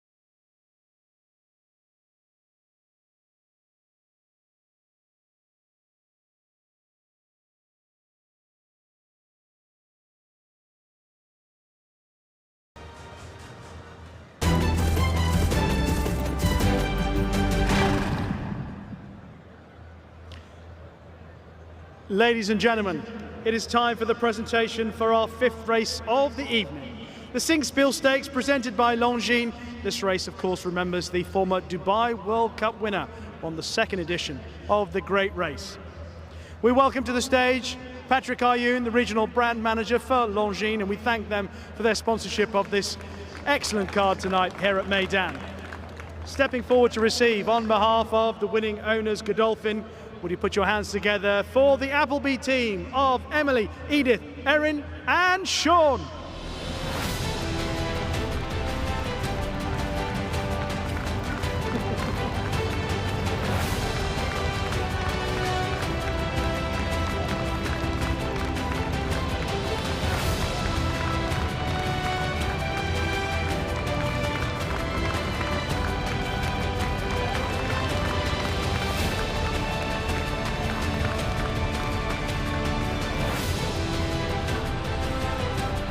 And Naval Power also provided the trainer Charlie Appleby with his 2nd winner of the evening. Congratulations!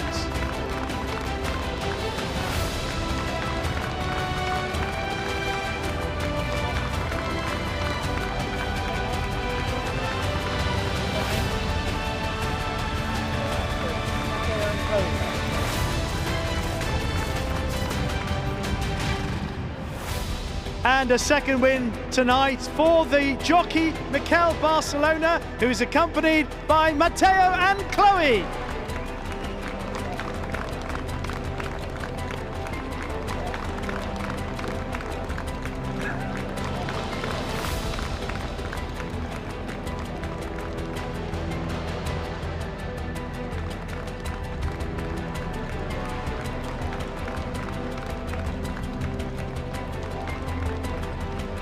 And we'll ask the entire team to come together once again to celebrate the performance of Naval Power, the winner of the Singspiel Stakes, presented by Longines.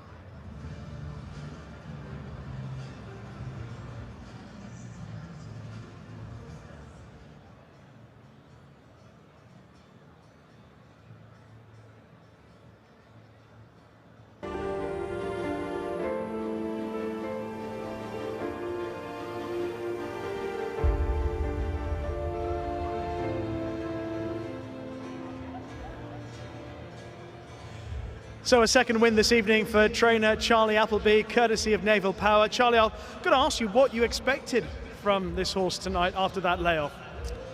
Look, his preparation's gone well, but you're always slightly concerned when he's been off the track for so long as he has. So obviously we haven't seen him since he last won out here. Just kept meeting with minor setbacks during his UK season, and we sort of made the decision sort of midsummer that pointless keep trying. We're just giving the rest he wants, and we're head back out here. He seems to thrive out here, and you know, he's a good horse. I mean, he's only been beaten once in his life, and that was in the Dewhurst, and you know, he had his excuse that day. But to say that we expected that, we thought he'd run well, but I did think that he'd likely need it a little bit. So there's hopefully a bit more improvement to come out of him. Traditionally, as you say, you run horses that you clearly think very highly of in the Dewhurst. Does this horse still have all that excitement about him after that length of time since the Dewhurst, after that layoff? Might he have even more? Well, he's certainly an exciting horse still, because, like I say, his record stands as it is.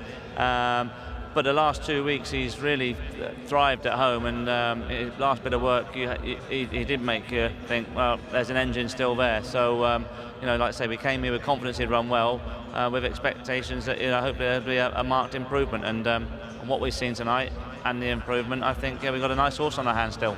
Duty free? Sorry, the Dubai Turf?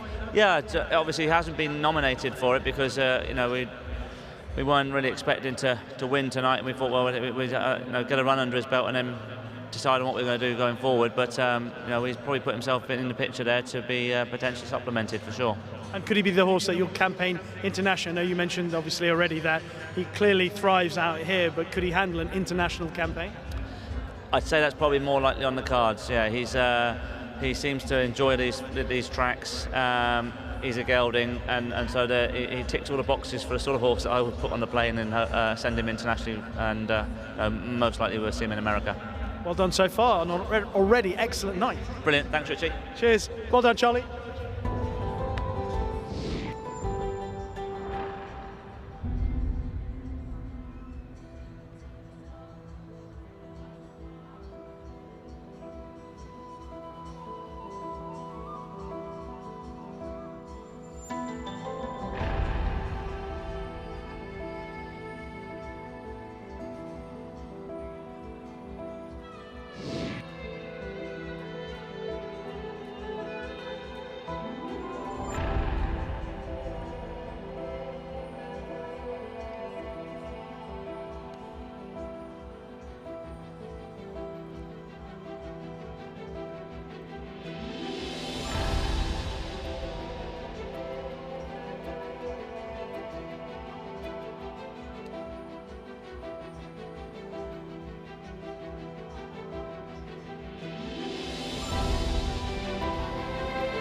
Well, welcome back here. We head to the Longines Spirit Flyback over the 1,600 metres, a handicap 70 to 90.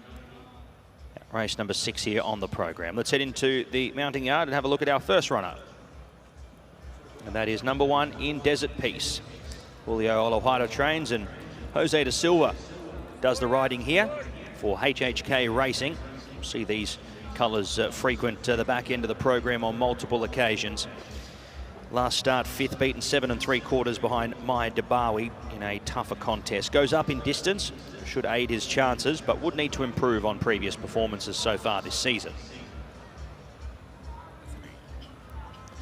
Number 3 is Al Jadaf. He would have to go down as one of the most improved runners so far this season. Has really come into his own at the ripe old age of 5. I'd say ripe old age. He's not really that old, to be perfectly honest, but it's probably the best season he's had so far.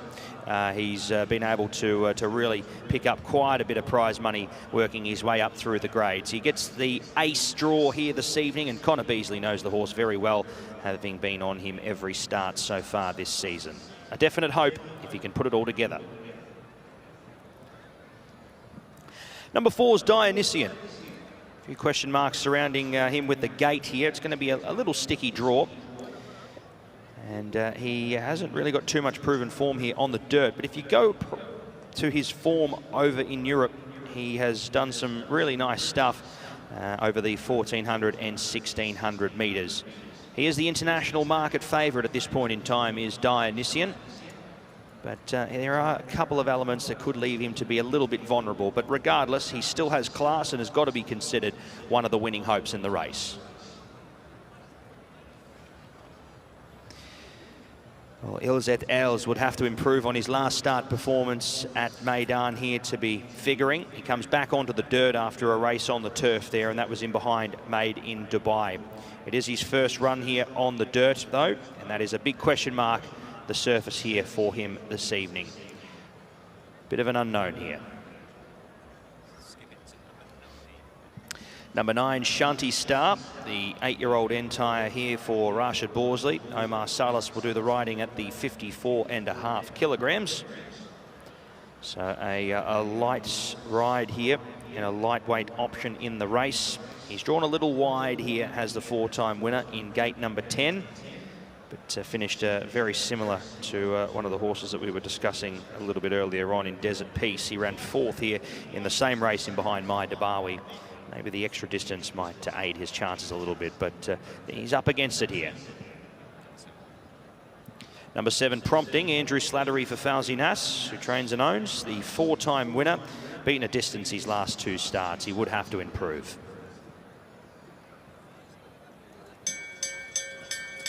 There's the bell for riders to climb aboard. Number 8 is Waquette, the 6-year-old gelding by Street Sense.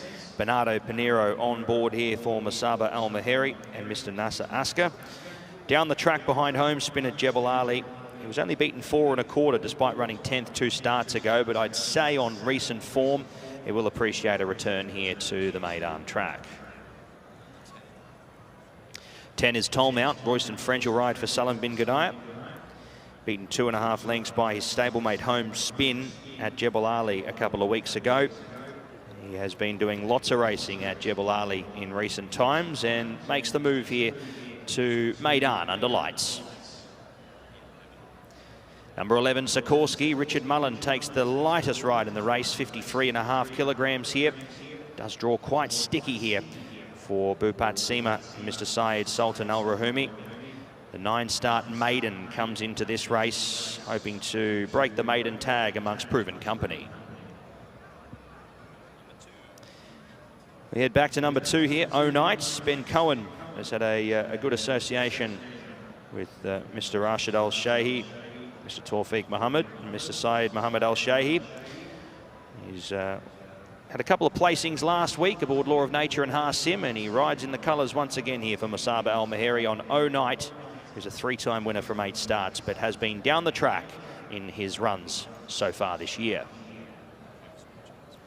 And last but not least, Home Spin comes off a nose victory, a tough nose victory at Jebel Ali last time out. Returns to Meydan, has got some proven form here at Meydan, and will be at the peak of his powers on a fitness perspective after those 2 runs there at Jebel. One of the main hopes, 7-year-old gelding by Speightstown, has his 20th start this evening.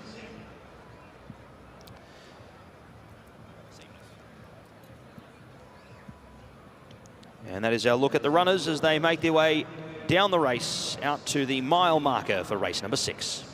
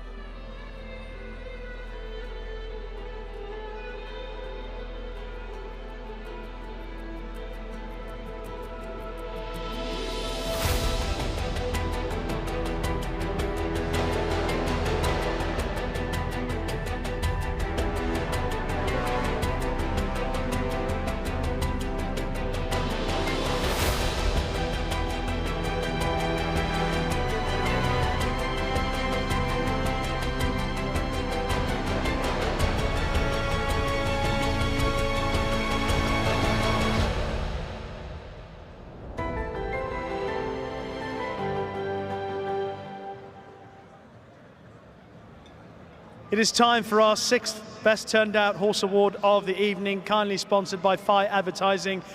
We welcome Ali Essa into the winner's enclosure once again, and he's making the presentation to Ubaid Ullah, who looks after horse number 11, Sikorsky. Congratulations to Ubaid Ullah. Good luck to Sikorsky in our upcoming 6th race, and our thanks to Phi Advertising.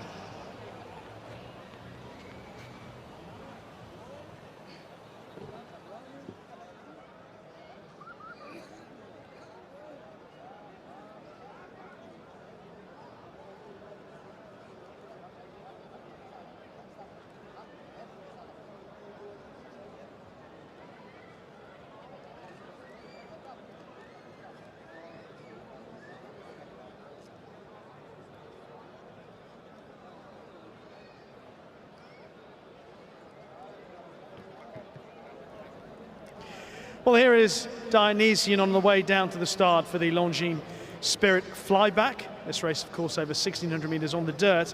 And the reason why I mentioned the dirt is because Dionysian was better known in the UK as a horse who seemed to go pretty well on the all-weather. However, he was able to transfer a fair amount of that ability to the dirt surface here at Meydan. When he was 3rd behind Mr. Cafu last month, that was over 1,200 metres, 6 furlongs. He's stepping up to 1,600 metres today, and what we know of him on his form in the UK wasn't entirely certain that this would be his trip. Perhaps shorter, probably 6 furlongs would be his ideal. 7 furlongs might just stretch him out a little bit, but a lot of people like his chances this evening. He's also got an awkward draw in stall 4. What he has got is a bit of class in this race, and that makes him a player. But a couple of things might be against him, the trip and the draw being 2. Horse number 6 is Homespun for Salim bin Gadaya. It's been a good night for Miguel Barcelona so far. Homespin just held on to win by a nostril at Jebel Ali last time out. I think he's going to be involved again. He's gradually picked up his form after his long layoff, and having run behind Franz Kafka on the turf earlier this year, it's been a bit of progression after that with those 2 runs at Jebel Ali. It's got a bit warm beforehand, but certainly judged by his last couple of runs, he is in good nick.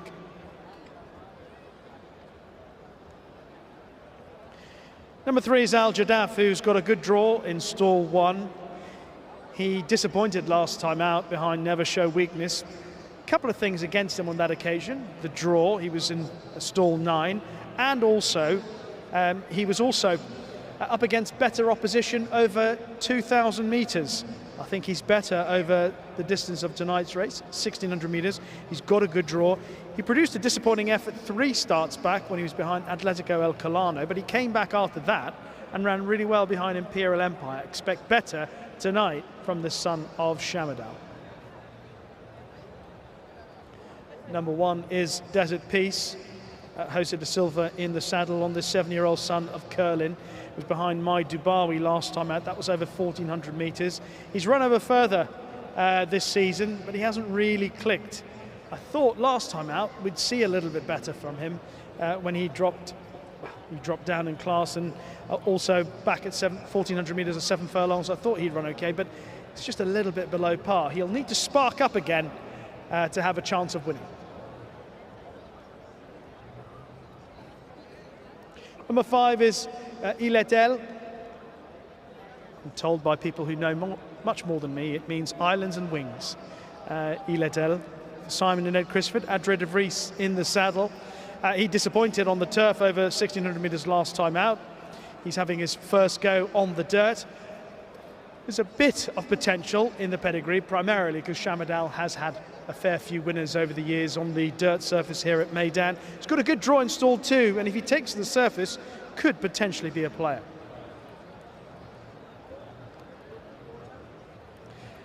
Here is horse number 2, that is Onite for Musaba Al-Mahiri and Ben Cohen. Got a good draw in stall 3. Has to put a disappointing run, albeit in better company, on the turf last time out when he was down the field behind Mysterious Night.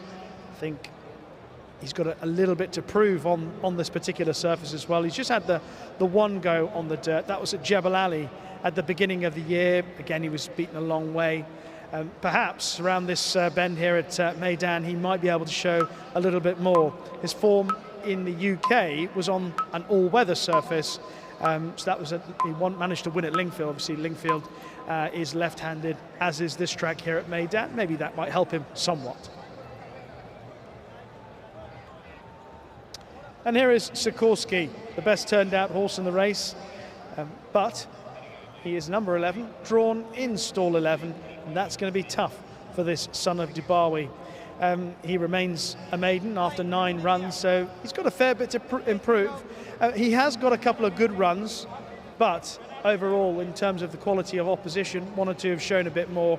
Sikorsky, although still relatively lightly raced, he'll have to produce it on the track before you can be convinced that he's ready to deliver.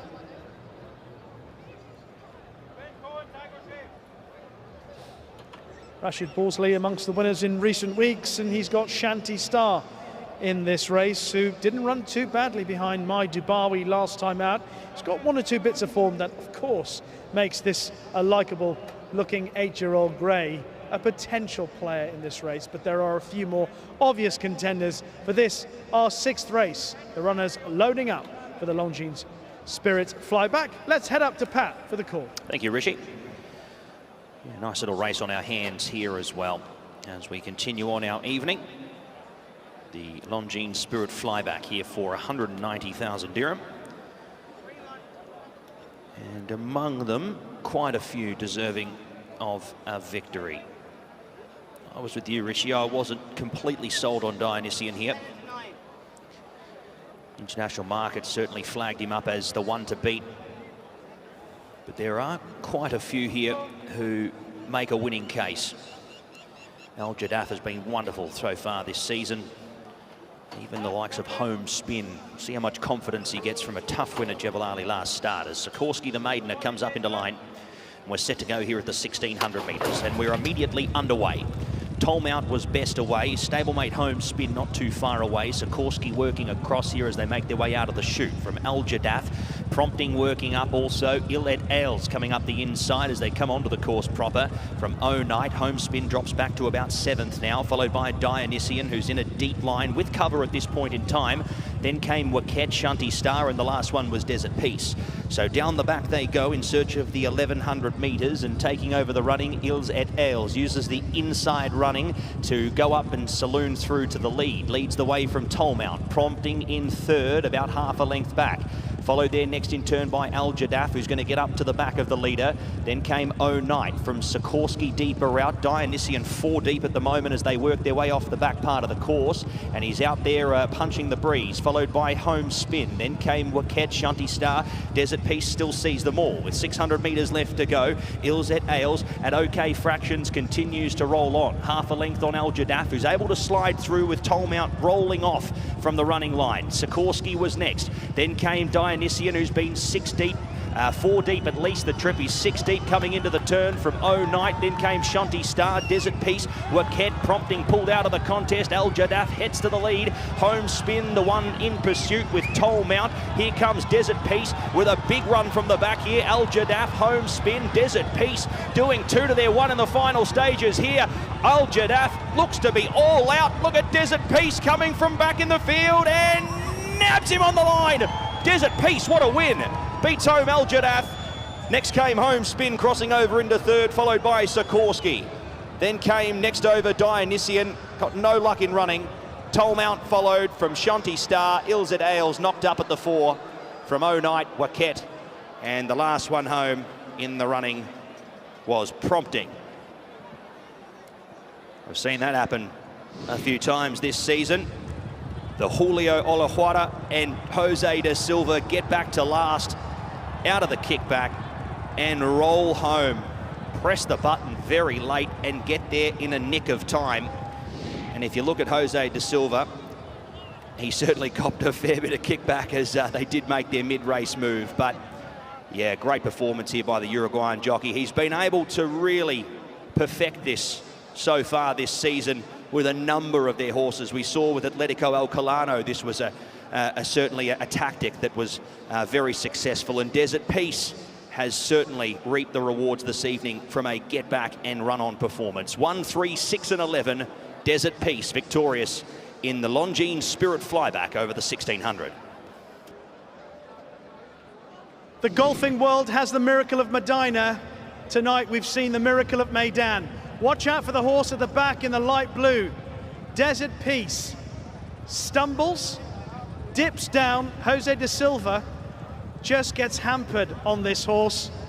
Just here. Does well to stay on his feet.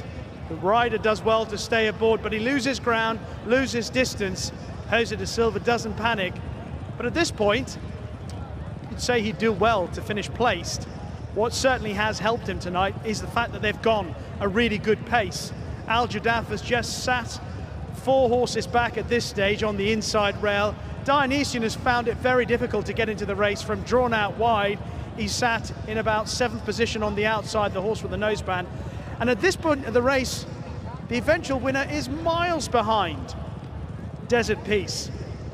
But what has happened is, as the race has worn on, those up front have been left vulnerable in the closing stages, and Jose Da Silva's patience and ability to sit in the saddle at that scary juncture has meant that this horse has finished off best of all relative to his rivals. Turning into the straight, Iledel is now in a vulnerable position and is about to be overtaken by the eventual runner-up Al Jadaf.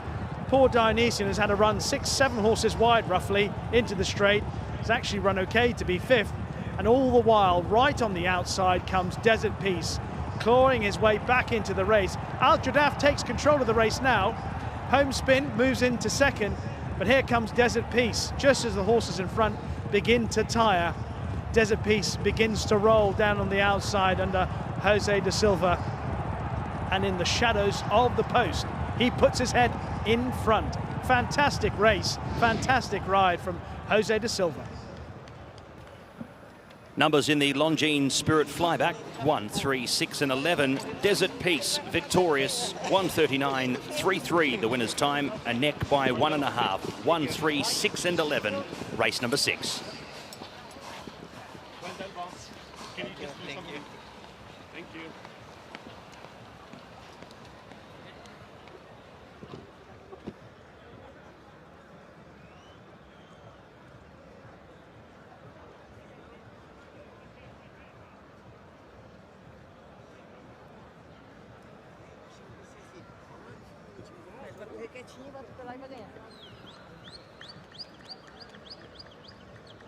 Time to welcome back the winner of race 6, the Longines Spirit Flyback. It's won by the horse by Curlin out of Stowe Show, trained by Julio Orozquaga, ridden by Jose Da Silva, owned by HHK Racing. It is Desert Peace.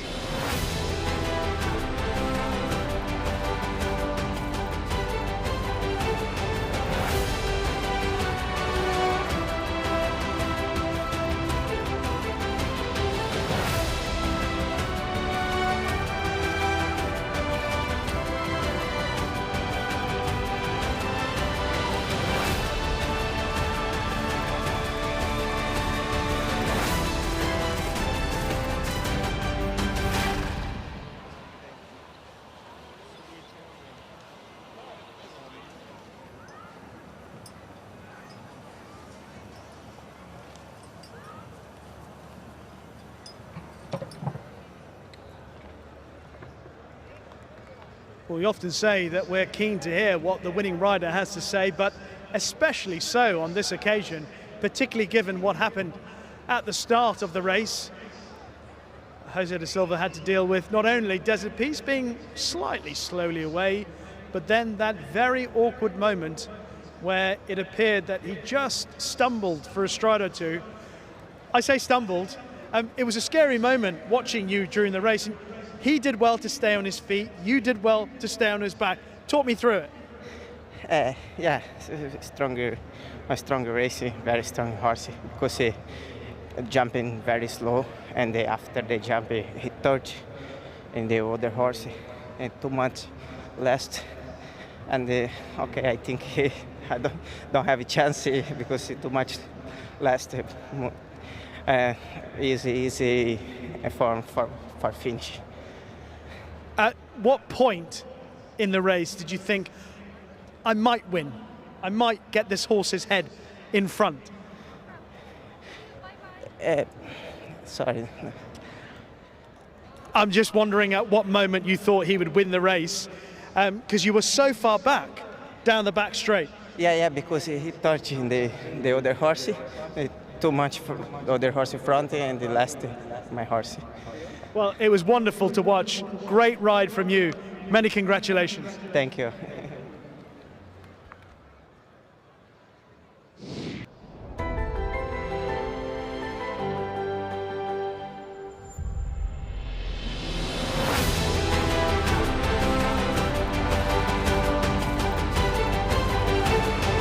Correct weight is given in the Longines Spirit Flyback, 1, 3, 6 and 11. Desert Peace victorious for Julio Olajuara and Jose Da Silva. Winner's time 1:39.33.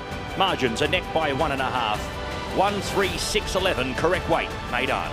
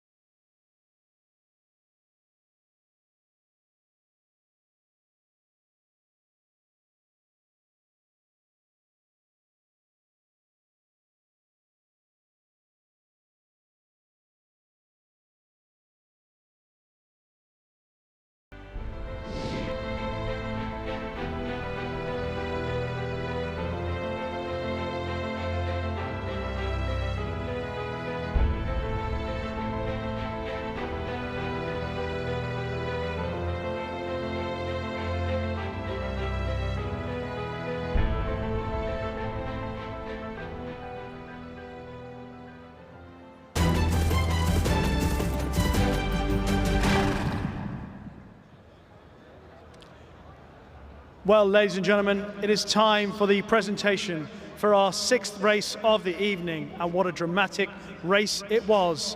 The Longines Spirit Flyback, and it produced an extraordinary performance, described it as the miracle of Meydan tonight.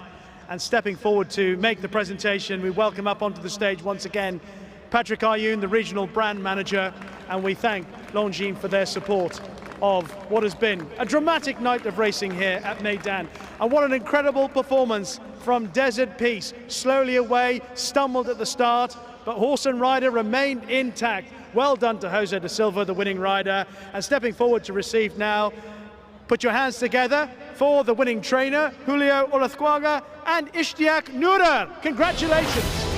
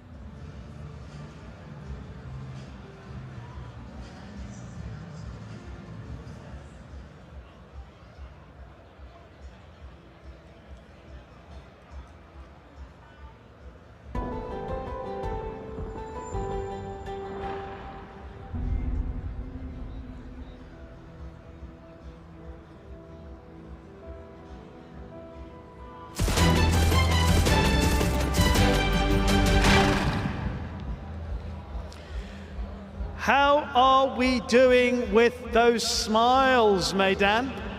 Are you putting on your best grins, your best laugh? Are we going to see your biggest and brightest smile of the night? Because it is time for our 3rd edition of Faces at the Races. 500 dirhams to be won by one lucky person at Meydan this evening. whoever it is, will have to make their way to Concourse B to pick up the prize of 500 dirhams. Who is gonna get it? We are closing in on our winner. The camera is searching for it. Who is it gonna be? What, we're gonna get a dead heat? The first dead heat in the faces at the races? And I think we are going with it. We're going with a dead heat. Those two lovely ladies, congratulations. You have won the 3rd edition of Faces at the Races.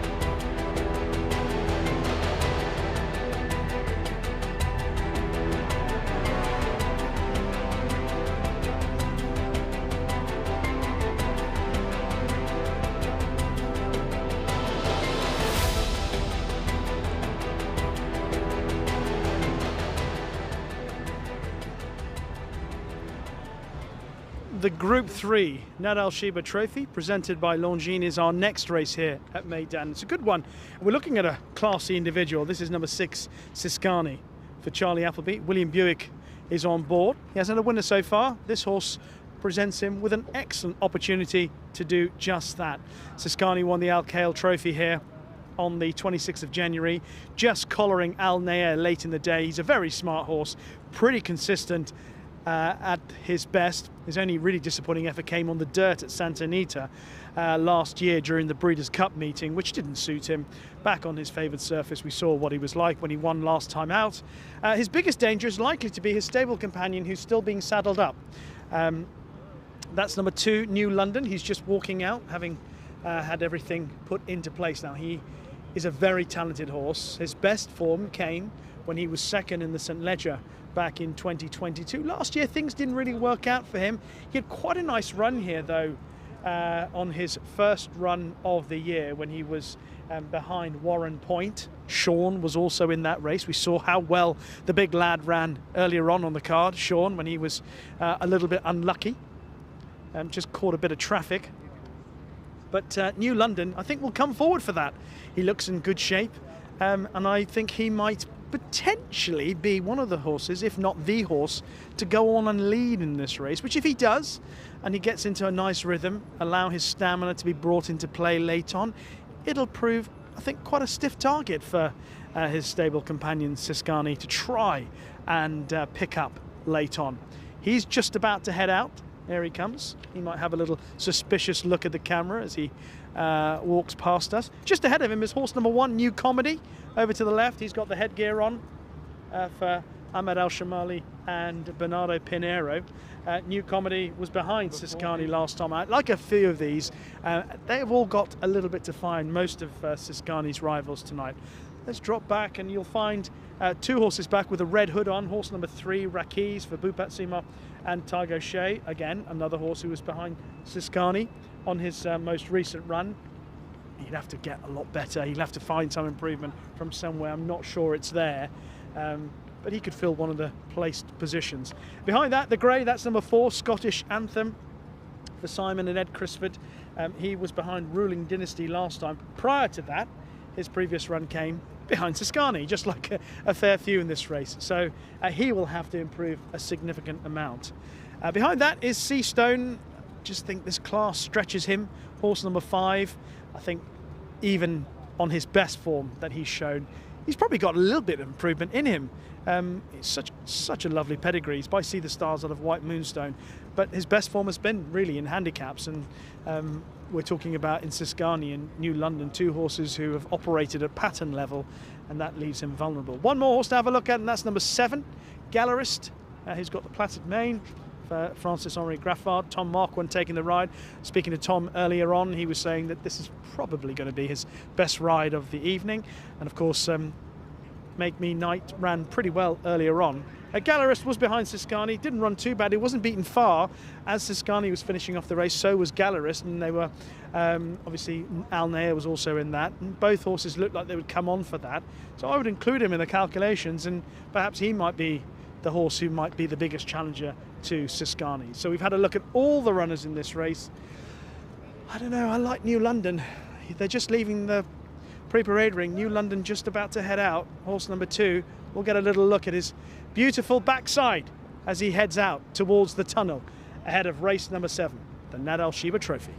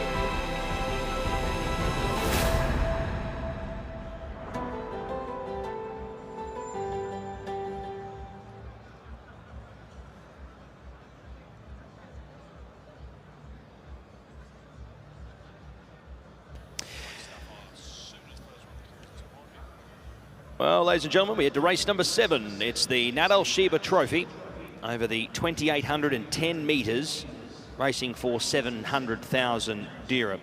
Field of 7 heading to post. The first horse we will have a look at is the 1 in New Comedy.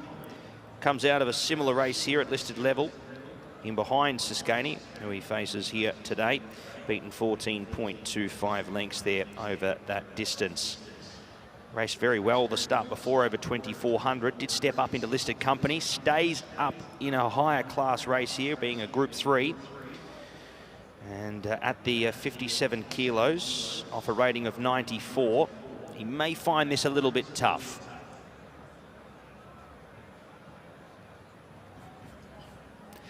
Number 2, New London, beaten 2.25 lengths behind Warren Point over the 2,000 metres at Group 3 company. Beaten ahead by Trigoni at Newmarket over 2,400. He's a head to the front, free rolling type of horse, and we may see that from him here in a race that doesn't have too much speed. He should get it up in front as he likes here under Miguel Barcelona, who's already been able to pick up multiple wins for Charlie Appleby tonight, and in the white cap as well, which he favours here tonight. So for the superstitious people, New London could be the one here off a rating of 108. He's a 4-time winner from 10 starts with another 4 minor placings to his name. A definite winning hope here in the event. Scottish Anthem makes his way out nice and early here under Audrey de Vries. He is a get back and run on type, so he will be looking for hopefully something to take up the running and provide some sectionals. He was closing off very well in his last couple of runs. He has had a run in between in an 85 and up over the 2,400. He was 5 lengths off ruling Dynasty there. He's done some racing. His fitness should be no question whatsoever, but he will need a genuine tempo in the event. Number 5 is Sea Stone. Jim Crowley will ride for Ismail Muhammad and Mr. Abdullah Al Mansouri. He was beaten 10 lengths by Siskiny. Much like New Comedy, he was down the track on that day and would need to improve on his previous performance.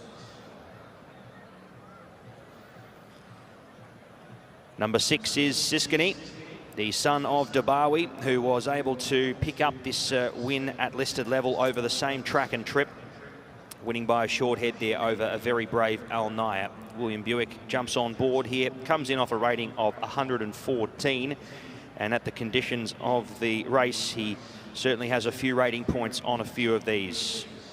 He does look a likely hope for the Dubai Gold Cup and would want to be potentially taking this out and doing it well to be a contender there. So hopefully we see Siskiny running a decent race, and he gets all favours from the inside to find a nice spot, potentially on the rail with cover through the early and middle parts of the race. 7 is Gallerist. Tom Marquand rides for Francis Henri Graffard, and Hollymount Stud SC, the 4-year-old, comes into this with 55 kilos. So he gets a bit of a weight swing on a few of these and comes in off a rating of 109. He was 3/4 of a length off Siskiny last time out there in that listed event, and could be another one that is a threat here to the international market favourite in number 6. So the last horse we will need to have a look at is Rackies. But Rackies is yet to show himself here in the yard, so we will wait for him to make his way out, and we will get the camera on him ASAP. Scottish Anthem already at the gates, but only 7 contesting the Nat Al Sheba Trophy here for 700,000 dirham, our longest distance race for the evening.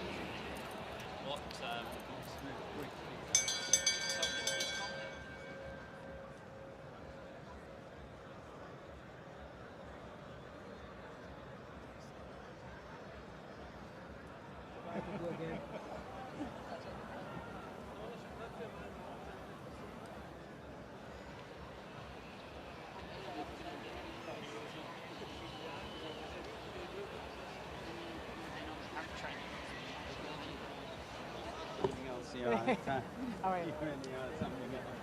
Oh, he's slick, isn't he? So slick, eh? I mean, how does he? I just hope a bit of that magic rubs over. Yeah, right. I need some of the blue magic for me.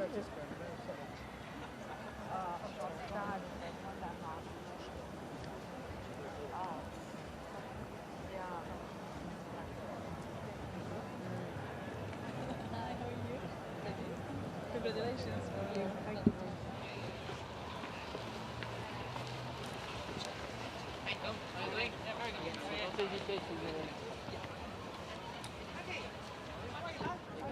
Happy New Year. Not New Year anymore. No, I haven't seen him.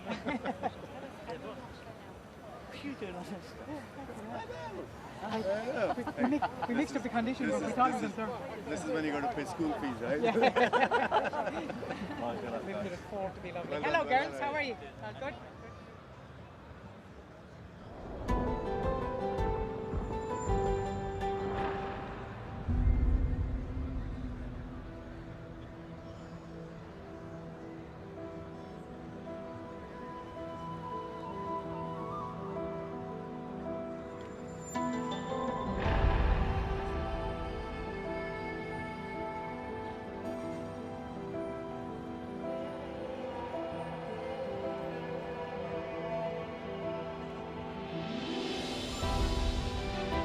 And last but not least is Rakiz, the 6-year-old gelding by Dabawi. Bat Seemar combines with Tygo Shea.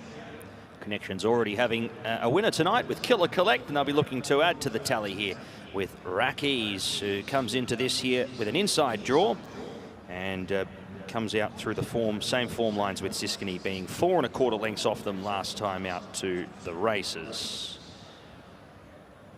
So he's our last horse to have a look at. 7 of them to contest here over the 14.05 furlongs on the turf here. Our longest distance race for the evening, the Nat Al Sheba Trophy for 700,000 dirham.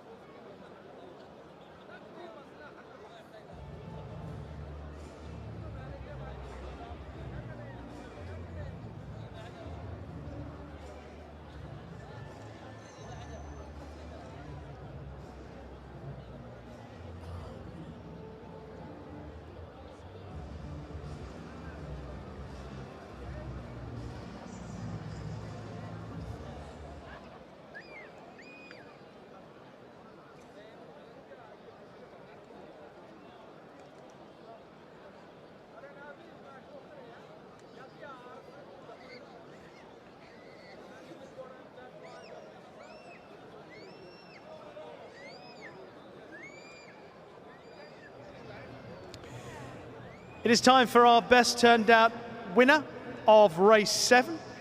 It has gone to horse number 5, Seastone, who's looked after by Naeem Kadir, and he's in the winner's enclosure now alongside Ali Essa from Phi Advertising. We thank them for their generous support of the best turned out horse award this evening. Best of luck to Seastone, and our congratulations to Naeem Kadir in race 7.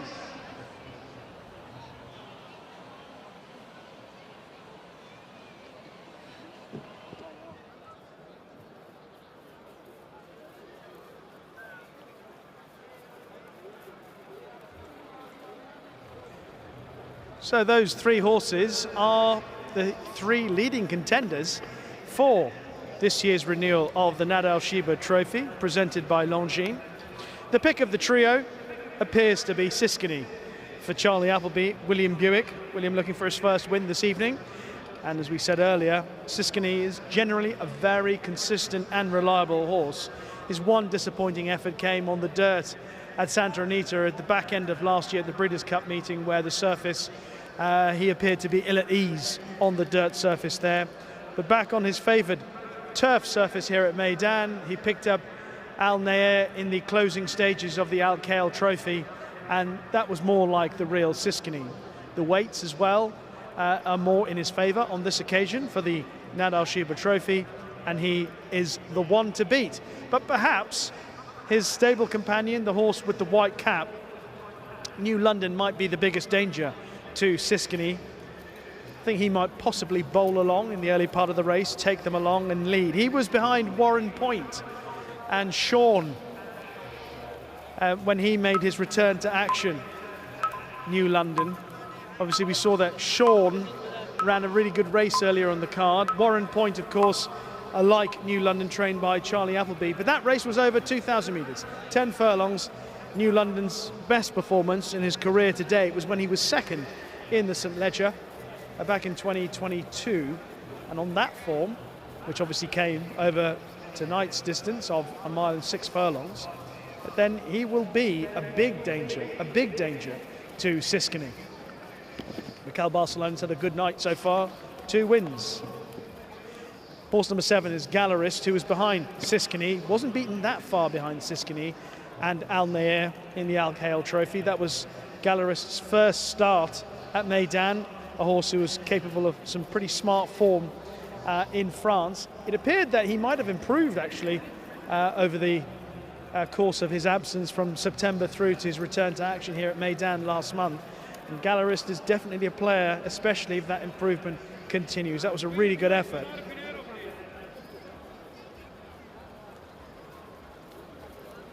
Horse number 3, Rakiz, was also behind Siskany in the Al Khail Trophy, as were New Comedy and Scottish Anthem. They all finished in his wake, Seastone as well. And Rakiz, I think he'll have to improve a fair amount. Like the others, they all struggle at the weights. Siskany ought to come out comfortably on top of them again. But whether he will against his stable companion, New London, that's another question. Interesting to see how this race pans out, tactically as much as anything else. Pat, it's all yours. Thank you, Rishi. Yeah, it's a small field, but it's going to be a very tactical affair. And as you mentioned as well, New London, he holds the key to a couple of these runners as well, because if he does go up in front and create a genuine tempo, will they leave him alone? Or will a few of these decide to roll along with him? You'd say Scottish Anthem will be settling right back in the field and making his run at the right time. But these 7-horse fields over 1.6 miles, it makes it very interesting. So we are locked and loaded as Rakiz loads away. Set to go, the Nat Al Sheba Trophy resumption, brought to you by Longines, and we are away. Siskany was very good off the inside. He's going to continue to roll forward. Good speed out wide, though. Scottish Anthem's going to go up and press the issue in the early stages. New London's going to have the opportunity to work across. Rakiz is going to get up handy to sit in the 1-1 here as they make their way to the post on the first of 2 occasions. Gallerist, 3 back on the inside from Seastone. New Comedy, happy to sit slightly detached here at the 2,400 metres as they make their way down the front of the course, where it is New London taking over, leading the way from Scottish Anthem in second. Third on the leader's back is Siskany, travelling along okay at this point in time. They haven't slackened the tempo at any point at this stage. Next was Rakiz as they make their way off the front and off the running from Gallerist, Seastone, and the last one still is New Comedy, watching it all unfold. 15:06, 27:41, those early clocks, as they make their way onto the side section of the course in search of the 1900. And it is New London, the leader, by 3 parts of a length. Second was Scottish Anthem, sitting closer today. Siskany third, and in the 1-1, Rakiz just on the steal a little bit here and a little keen here in fourth. From Gallerist, who's been able to find a nice rhythm on the running rail and coming past it. Rakiz, I think, is all over the shop here as well, and he's gone off the track here and been pulled out of the contest by Ty Gaucher. Then came Seastone, New Comedy now to second to last, and Rakiz is out of the race. Past the 1,400 metres they go, and New London still leads them. And not leading them at fast fractions at all. Has been able to get a breather up in front. Leading by a length and 3 parts here. Scottish Anthem second, Siskany third, still tracking the leader and has not been too concerned about the speed at this any point whatsoever, despite being buried away. Then came Gallerist, Seastone, New Comedy, and that's the last time we call Rakiz, who's been out of the contest and pulled up there past the 1,000 metres. At the 950, New London continues to roll along here. Scottish Anthem second, Siskany going along well in behind the leader, just needing to roll out. Gallerist keeping him pocketed at this point in time. From Seastone, New Comedy is on the back of the field as they come past the 700 metres. New London yet to really be felt for at this point in time. Scottish Anthem getting a dream run in second. Siskany now starting to roll forward and get into his gears from Gallerist, who's holding that position there on the back of Scottish Anthem. Seastone next, and New Comedy was last. New London the leader as they come into the straight here in the Nat Al Sheba Trophy. Siskany edging for a path. Scottish Anthem trying to keep him in. Siskany out now. Gallerist has not found anything at this point in time. Seastone trying to run on. It's New London. Siskany really starting to let down here on the outside. Seastone coming as well. New London throws up the white flag. It's Siskany. Seastone the concern. Seastone the challenger, but Siskany will hold him off. Siskany takes the Nat Al Sheba Trophy by a length. Seastone very brave in second. New London takes third.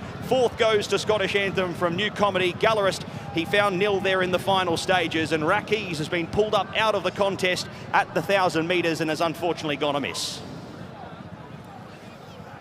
Siskany gets the job done.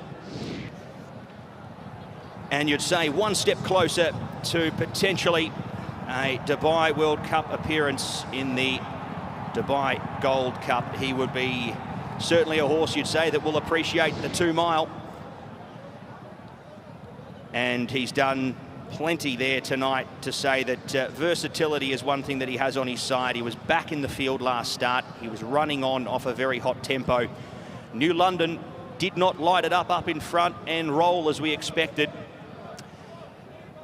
but went at a genuine enough clip to not fall into the lap of Siskany, who was able to extricate off Scottish Anthem, doing everything possible to hold the line, but Siskany was going too strong, and Siskany is going to take out the race here by a length. 6-5, 2 and 4, 6-5, 2 and 4. Siskany gets the job done, 2,810 metres in 2:57.06, and the unofficial margins a length by 2. A sad postscript to the race, the injury to Rakes as we watch the closing stages once again. Siskany, very professional, just doing his thing, travelling in behind the speed set by New London and Scottish Anthem.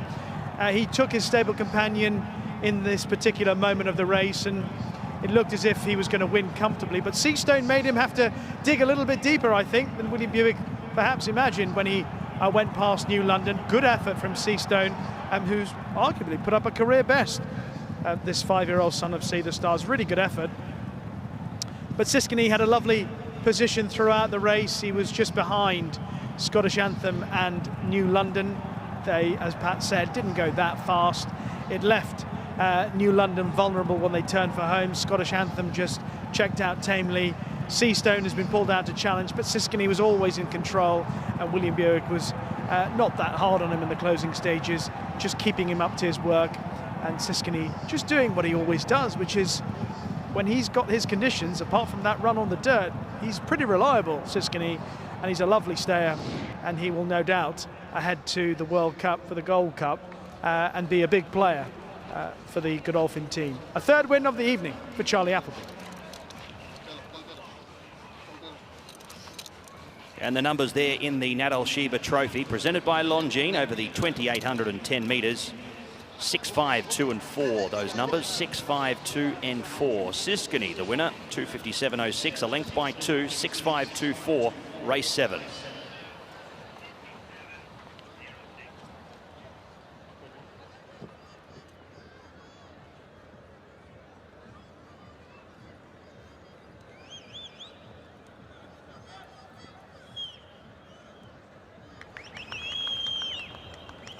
Here comes the winner of the Nat Al Sheba Trophy, presented by Longines. It is the 6-year-old son of Dubawi and Halei.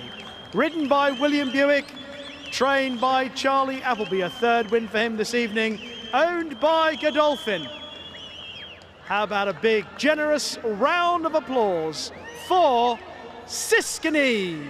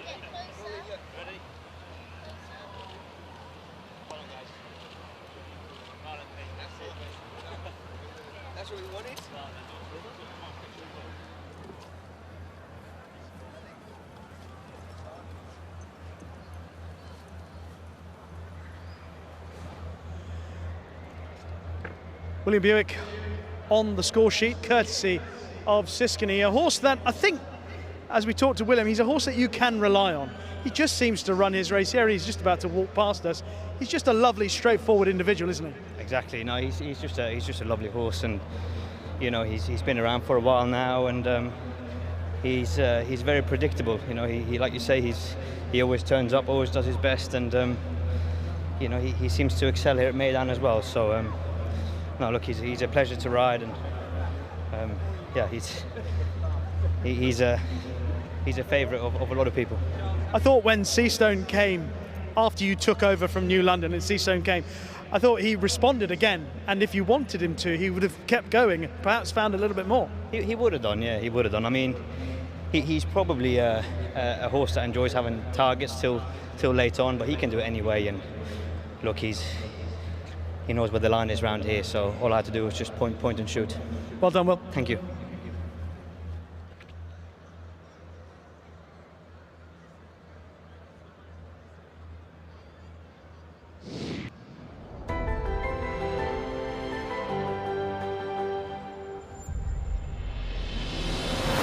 And we get correct weight here. 6, 5, 2 and 4, those numbers. Siskany gets the job done in the Nat Al-Sheba Trophy resumption, presented by Longines. 2:57.06 the time, 1 by 2 the margins, 6, 5, 2 and 4. Correct weight, race 7.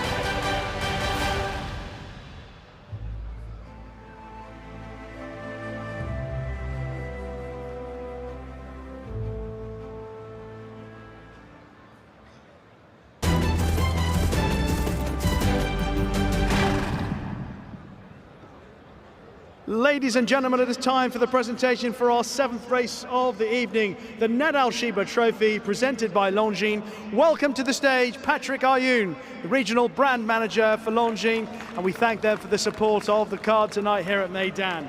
Terrific performance from Siskany to win for the Godolphin team, and stepping forward tonight to receive on behalf of the winning owners Godolphin, they've been very busy, the Appleby team of Edith, Erin, Emily and Sean.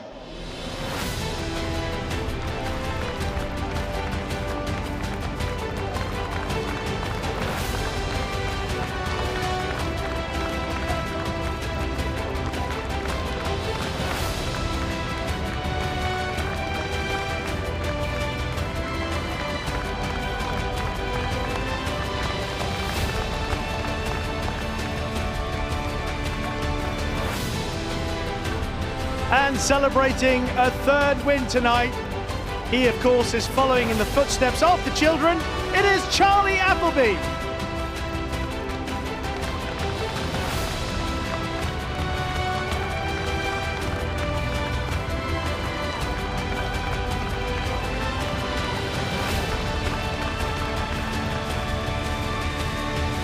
And let's have a big round of applause for our winning rider. It is the one and only William Buick.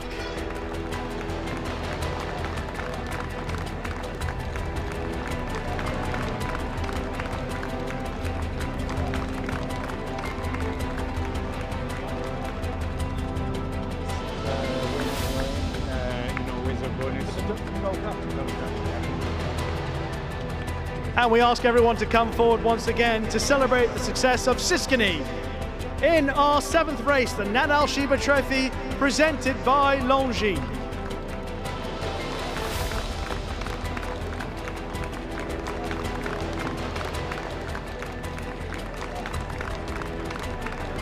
You know about it?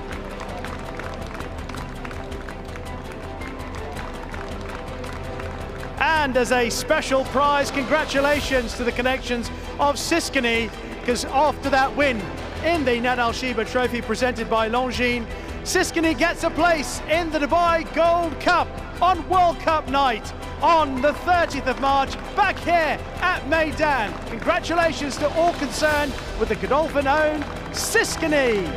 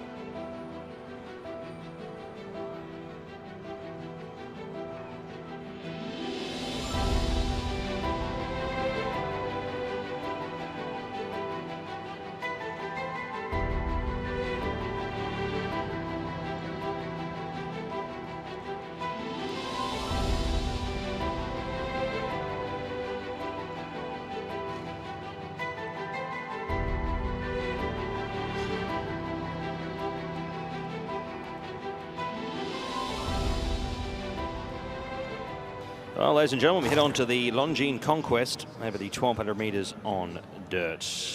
First horse we have a look at is the last start winner in Ashka Asa, who comes into this with an ace draw and a big weight, but should have plenty of confidence from that win down the straight last time out. One of the likely leaders in the field, and you'd expect one of the horses setting up a pretty genuine tempo in the event.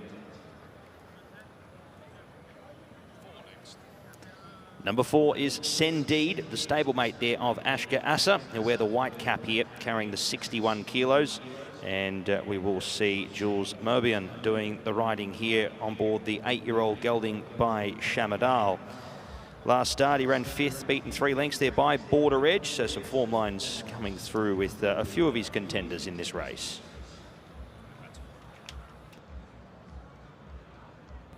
Number 1 is Goya Chica. 62 kilos here, coming into this off a rating of 80. He was beaten 7 lengths behind Mountbatten last time out in a 65 to 85. He finds a slightly easier race, but does have to carry a little more weight.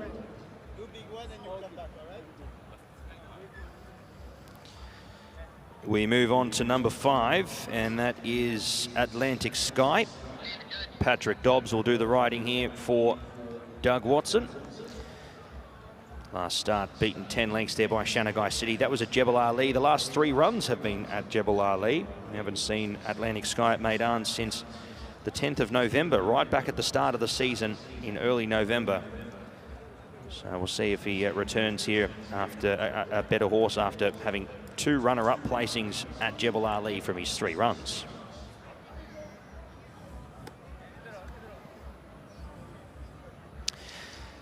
Number 6 is Meydan, and now the sole representative for Shadwell.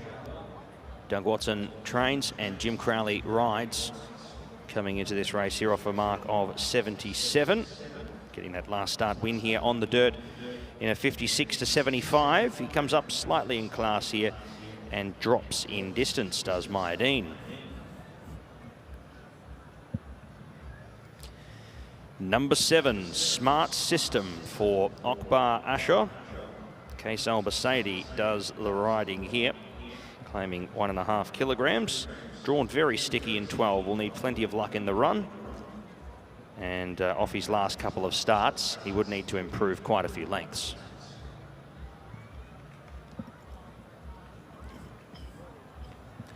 Number 8, Nomasi, the son of Helmet, having his 12th start here today, the 2-time winner. And he has been yet to break through for a win since resuming after a bit of a break. He's had the 2 runs. Last start was 6.5 lengths off Meydan, who he faces once again. There's the bell for riders to climb aboard. Our 3rd and final runner here for the Borsley team is Shanagai City, who has been racing quite well of late. He was a Jebel Ali winner in late January.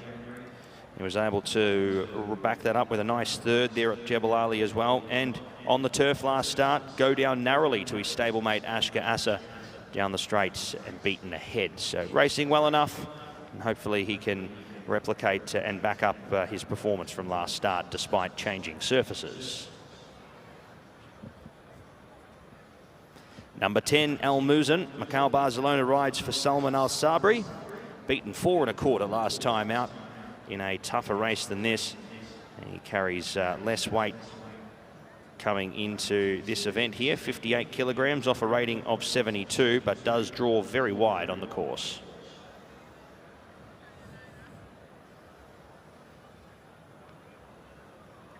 (11) is Sadiq. Patrick Cosgrave rides for Bat Seemar and the Chopra family, yet to figure in the top 3 in his 5 starts to date, so hard to have him in the selections.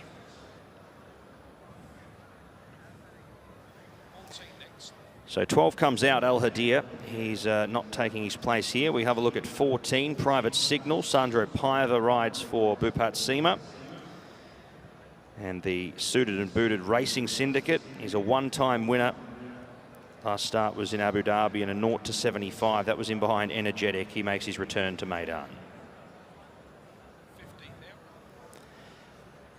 15 is Addicted to Chaos, the first emergency. He gets a run here tonight. Gabriel Maloon does the riding on the 5-year-old gelding by Super Saver. He's bred to be a good dirt horse. He just hasn't been really able to put it all together until last start, where he was beaten a length and 3/4 by Shanagai City there up the hill at Jebel Ali.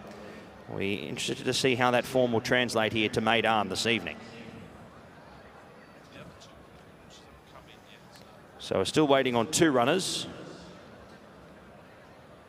I speak of the 3 in Border Edge, as well as the 13 in Ironside. And we will just wait to see. And here they come. 13 is our next horse, Ironside, for Case Albus. Richard Mullen to ride. Beaten 3/4 of a length there, running a nice 5th placing in behind Ashka Asa on the turf. He makes the switch over to dirt as well and up in distance to the 1200.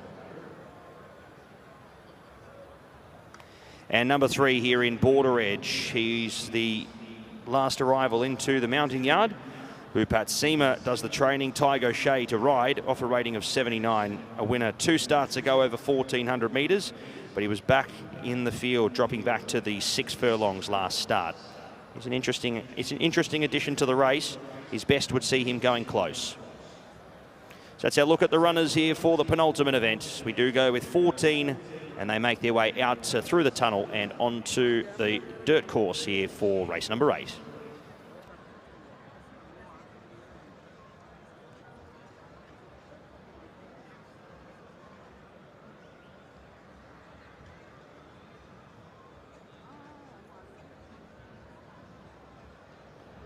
Well, Fight Advertising have kindly sponsored the Best Turned Out Horse Award, and their CEO, Ali Essa, is currently in the winner's enclosure now. The award has gone to horse number 7, Smart System, who's looked after by Manohar Singh. And Manohar Singh, as if by magic, is now also in the winner's enclosure alongside Ali Essa, the CEO of Fight Advertising, receiving his prize of 650 dirhams for producing Smart System in such fantastic shape. Good luck to Smart System in our penultimate race, number 8.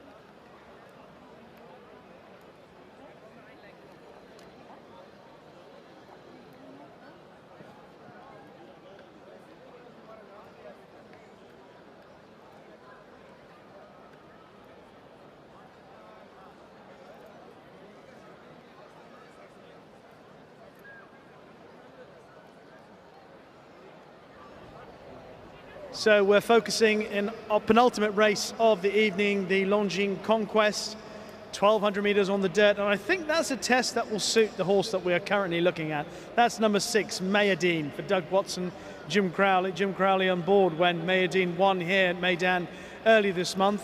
That was over 1,400 meters, and he travelled like the winner, could be called the winner some way out, but just scrambled home. Didn't think he enjoyed being in front too soon. But he managed to have enough in hand to just hold off Maplewood. I think back at this distance today, with a fair bit of pace in and around him, he'll be able to hopefully just travel in behind the speed with a decent draw in stall 3. Jim Crowley, you'd hope, wouldn't be far away, and he could pounce late on. Meydan, he's always been a talented horse, and when circumstances fall right for him, then in this sort of company, he is clearly a horse with a big chance. Horse number 3, Border Edge, won a couple of starts ago here at Meydan. That was back in January. Beat Nayar, who of course managed to win last time out, so got a boost in the form. After that run, he dropped down to the distance of tonight's race, 1,200 meters, and he was down the field behind Meshakel. That was a little bit disappointing, if truth be told. However, judged by the previous run behind, where he won defeating Nayar, that's the sort of form that would give him a good chance tonight. He's got a decent draw in stall 4. Of course, Tiger Shea and Bat Seemar already on the score sheet this evening with Killer Collector.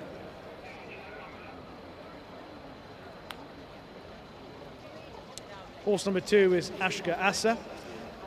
Pat, I know, is a supporter of this horse in this race, drawn in stall 1, and just looking at the way he raced last time out, albeit on the turf over 1,200 meters on the straight track, he was able to show lots of pace on that occasion. A repeat of his early running style will certainly put him in there again. His stable companion, Shanghai City, got closest to him, wasn't beaten far, just ahead behind Ashka Asa. And Shanghai City, like so many of the Rashid Borsley horses, has shown a fair level of ability on both turf and dirt. And that was a really good effort behind Ashka Asa last time out. Was closing him down all the way to the line. I suspect he might finish ahead of him today, although he's got a slightly more awkward draw in stall 9, but he's got pace. He can get forward, or forward enough to be in striking range when turning for home. I think you'd have to include Shanghai City in your permutations for our penultimate race. We're just hearing that horse number 13, Ironside, has been withdrawn. Horse number 13, Ironside, withdrawn on vet's advice.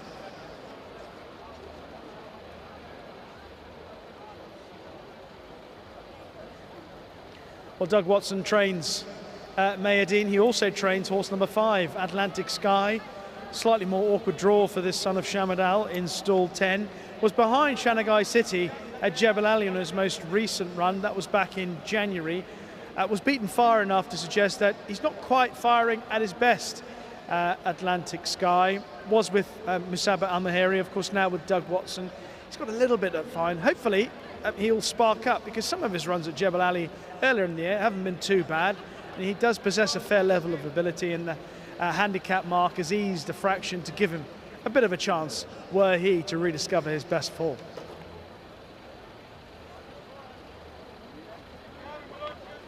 It's been a good night for Miguel Barcelona so far, a couple of winners in the Godolphin Blue. He rides a horse here who was pretty useful back in the day when he was trained in the UK by Roger Varian, Al Muzen.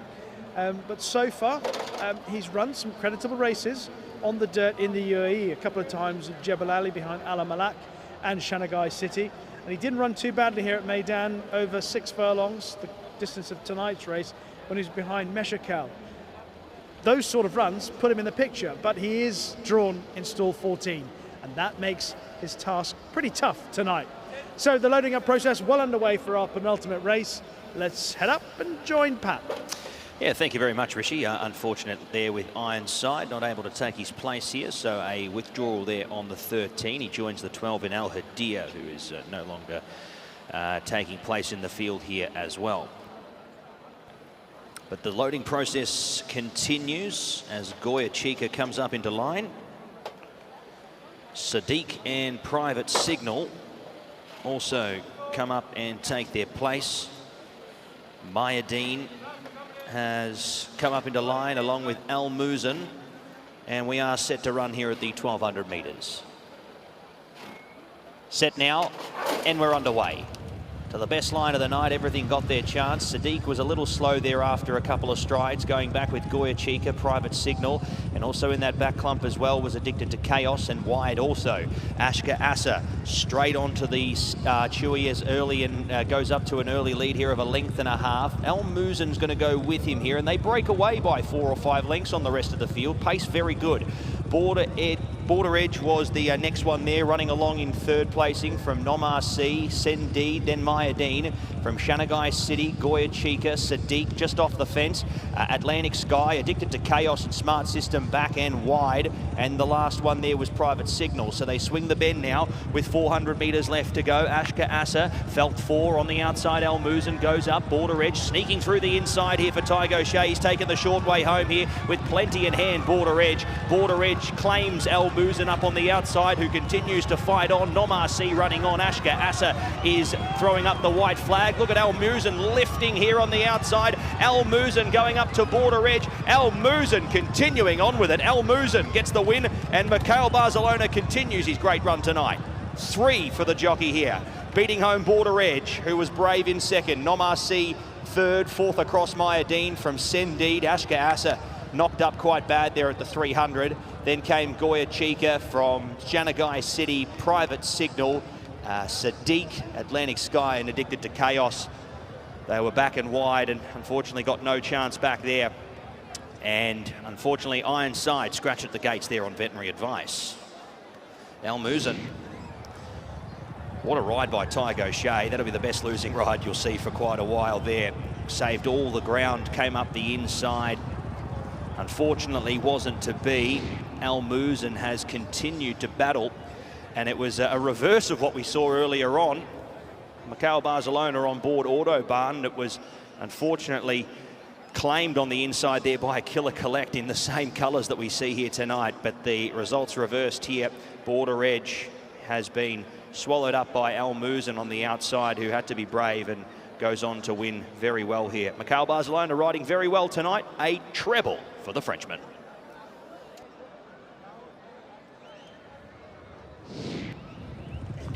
That's an extraordinary performance from Al Muzan. He was ridden hard and aggressively in the early part of the race to get that position, lead or share the lead early on before Ashka Asa pressed on. And it looked as if he was a sitting duck for Border Edge when he came through to challenge in the closing stages. But all credit to Al Muzan, who has stuck to the task under Miguel Barcelona, and he has got home in front. In the end, he was going away from Border Edge. Nomasi has run well to be third, and back in fourth was Meydan, who couldn't land a big blow, but he's run okay in behind. This is the point where, okay, Border Edge has managed to get a seam past the weakening Ashka Asa, and you thought, okay, he'll go past Al Muzan because he's done a lot of hard work, especially from stall 14. He was going some pace in the early part of the race, but Border Edge, maybe he got a bit tired as Al Muzan didn't tire quite as quickly as he did. That's a pretty huge effort from Al Muzan to take this race from stall 14. He's beaten Border Edge, Nomasi, Meydan and Sendi, the first of the Rashid Borsley horses, back in 5th, and Ashka Asa in 6th. Border Edge, when he made his move here, you're thinking this will be another winner for Tygo Shea and Bat Seemar and the team. But to be fair to the winner, he never ever gave up chase. And Border Edge has run really well in defeat. A fantastic effort from him. He's clearly in good nick. But in the end, he's come up against a horse who has produced quite a remarkable performance tonight here at Meydan, Al Muzan.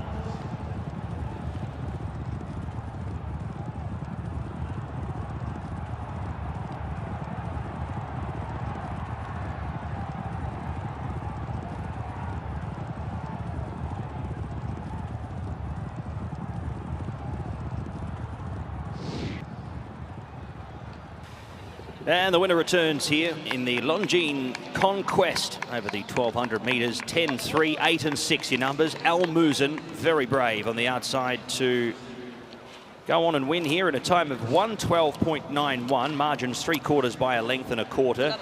10, 3, 8 and 6. A third win for Miguel Barcelona in the Longines Conquest.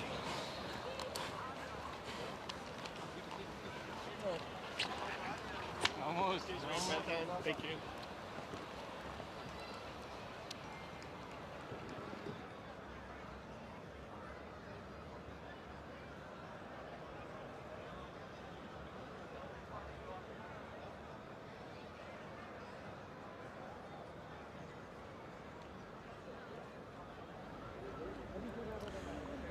Time to welcome back the winner of our penultimate race of the evening, the Longines Conquest, and it was won in tremendous style by Al Muzan. It's the first win of the season for trainer and owner, Mr. Salman Ali Al Sabri, and the trainer Salman Al Sabri.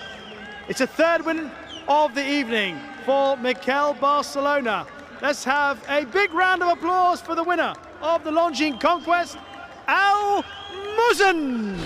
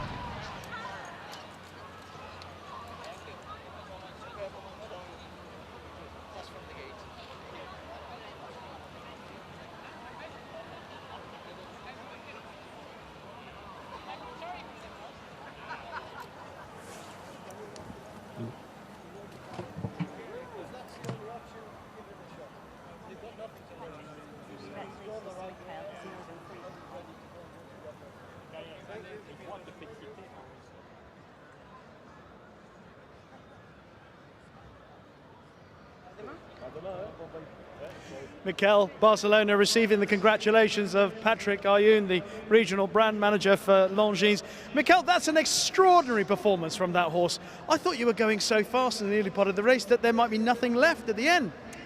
Well, I've been told earlier he doesn't like the kickback, so I have not much option to break fast and try to get as close to the radar as I can, give him a small breath and then go again, and actually he worked pretty well for us.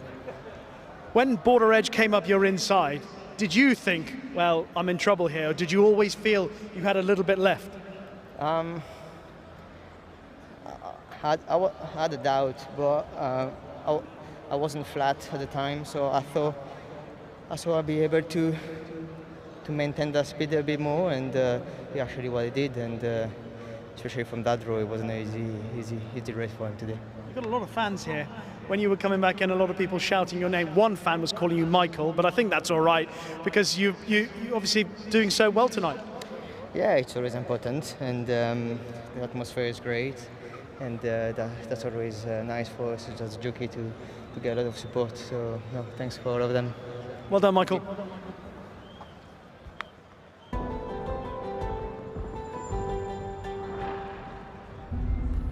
And correct weight is given, 10, 3, 8 and 6. Al Muzan gets the win in race number 8 in a time of 1:12.91. Margins 3/4 by a length and a quarter. 10, 3, 8 and 6. Correct weight in the Longines Conquest.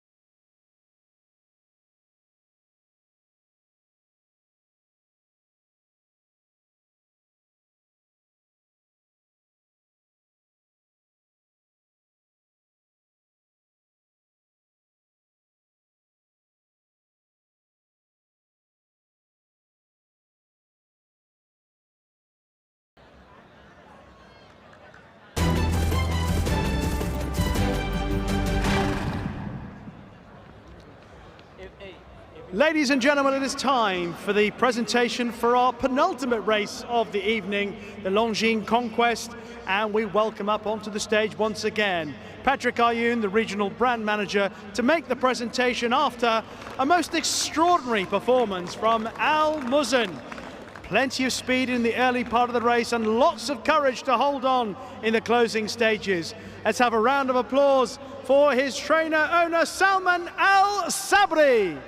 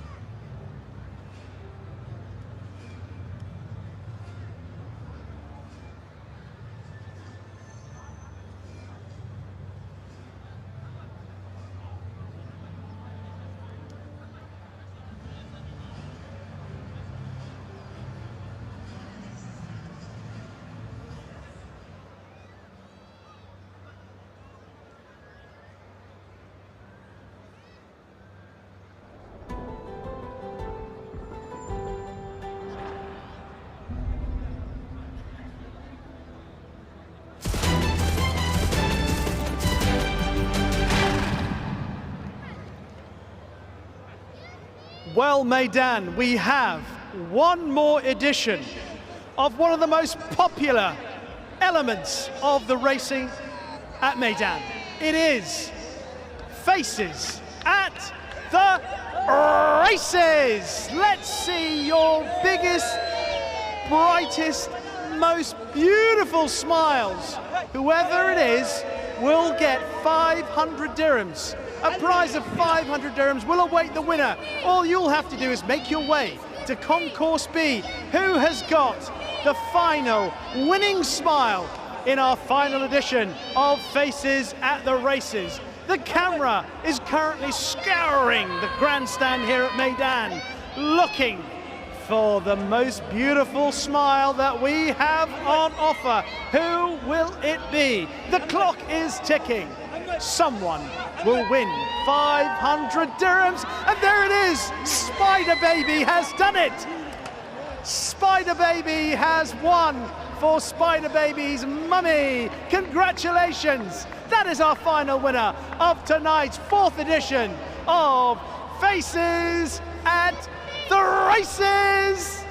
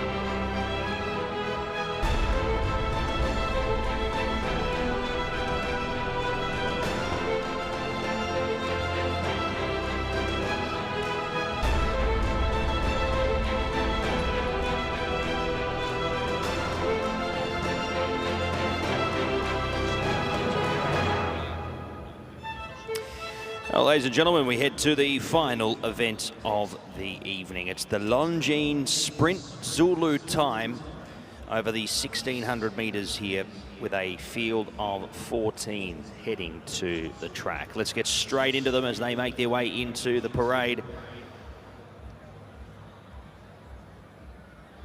And we kick it off here with number 1, Mostawa, the 8-year-old gelding by Poet's Voice. Jim Crowley for Heather Main, who looks to be a pace influence in the race as usual, just has a tendency to drop away the last couple of starts. Would need to improve on what we've seen already so far.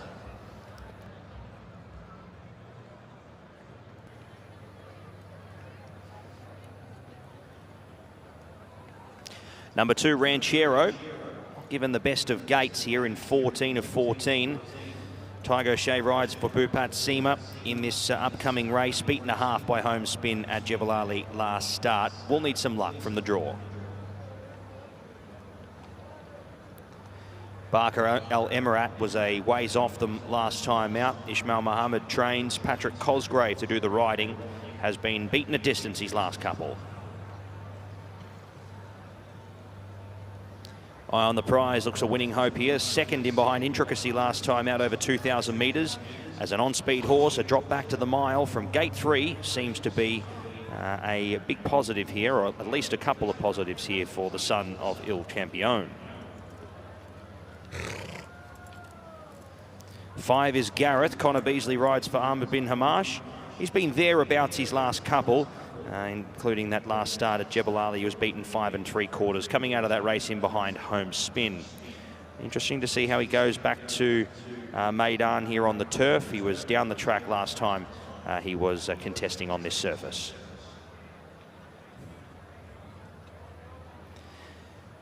Maplewood was brave in behind Meydan 2 starts ago to only be done a short head. Has since gone to Jebel Ali and was beaten 6 3/4 lengths there.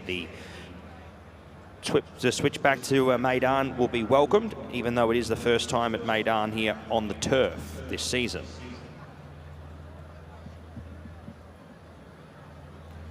Seven is Thunder Power, beaten a distance last time out in behind Violet Justice. Would need to improve as it makes its Meydan debut.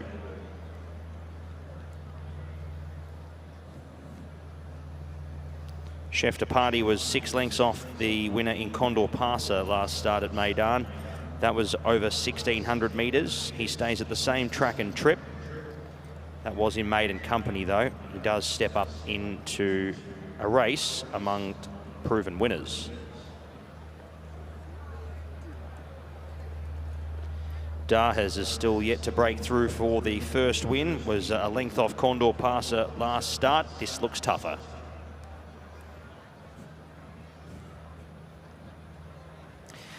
Shake Hand has had a couple of blanks here, beaten a distance on 2 occasions and 15 3/4 the other time. He would need to significantly improve on what we've seen so far, even though this is the easiest race he's faced in quite a while when it comes to handicaps. 12 is Silver Jubilee. He's a get back and run on type here, the son of Dabawi. Pat Dobbs rides for Doug Watson. He was 7.5 lengths off Mountbatten, a race that has held up.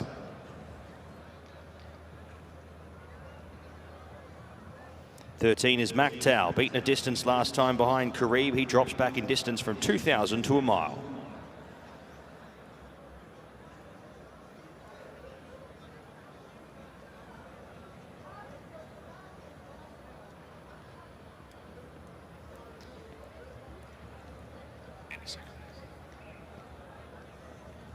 And 14 is Drink Dry, the son of Saxon Warrior. Andrew Slattery rides at the lightweight for Lucia Body.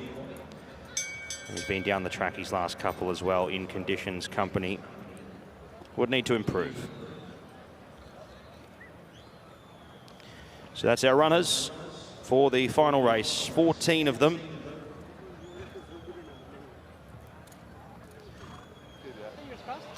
Hopefully you're a lucky champ. She's a lucky charm today. Well done. And 11 will be the last horse that we will have a look at in Kahile. And we'll have a look at him once he makes his way out into the yard. But that's our runners for the final race of the evening, the Longines Spirit Zulu time over the 1,600 metres. And runners and riders start to mount up and make their way out onto the course for the last. it's free day. Go back, compared to back home, you're working until 12 o'clock. And here,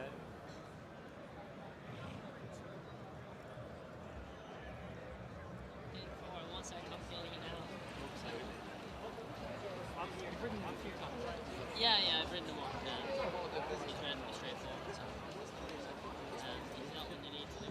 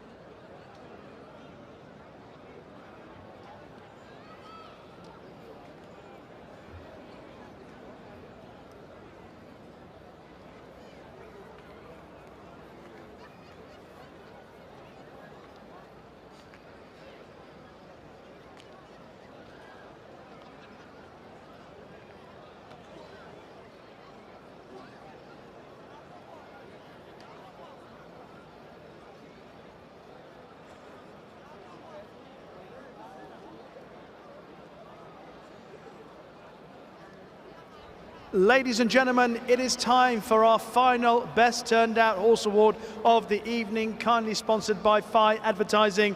We welcome their CEO, Ali Essa, into the winner's enclosure now. The award in the final race of the evening has gone to horse number 8, Chef de Partie. Gadekai Surutso is in the winner's enclosure now, receiving his prize from Ali Essa. We thank him, and we thank Phi Advertising for their support of the Best Turned Out Award.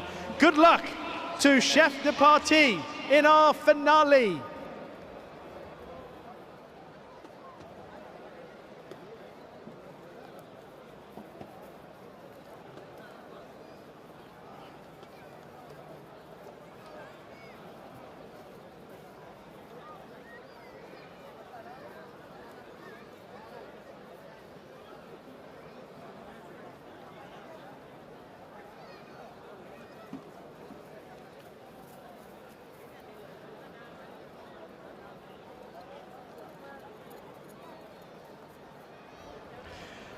Let's have a look at some of the principal contenders for this final race of the evening, the Longines Spirit Zulu time.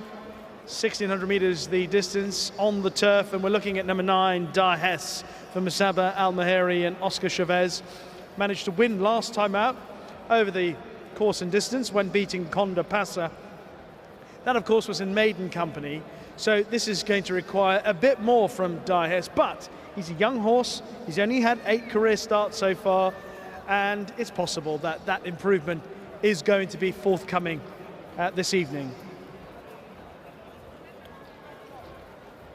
Horse number 4 is Eye on the Prize for Julio Olazquaga and Jose Da Silva. Desert Peace provided one of the most remarkable performances of the night, certainly one of the most remarkable performances of the season. And Eye on the Prize has got a chance of giving the combination another winner. Eye on the Prize was second behind Intricacy, and that was over 2,000 meters here at the beginning of the month. I think dropping back to 1,600 meters is going to be right in Eye on the Prize's wheelhouse. But whether or not that race might have taken a little bit out of him, we'll find out tonight. But I believe the trip is going to suit him. 2 is Ranchero for Bat Seemar and Tiger Shea. Not a bad effort at Jebel Ali last time out behind Homespin. Homespin ran pretty well earlier on the card. And this horse does have wins on the turf, not so on the dirt, although that run behind Homespin was on the dirt at Jebel Ali. Ranchero has got an awkward draw in stall 14 to overcome.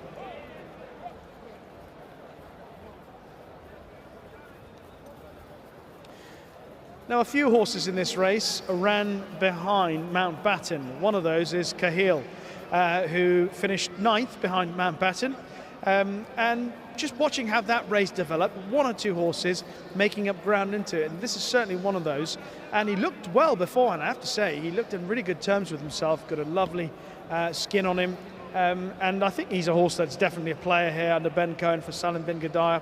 On his very best form, like the run at Abu Dhabi last year, put him in with the squeak. And if he steps forward for those 2 runs so far, one behind Al Jadaf on the dirt here at Meydan and last time behind Mountbatten, then he is a player. The loading up process underway for our final race of the evening here at Meydan. It has been a thoroughly enjoyable, enthralling night.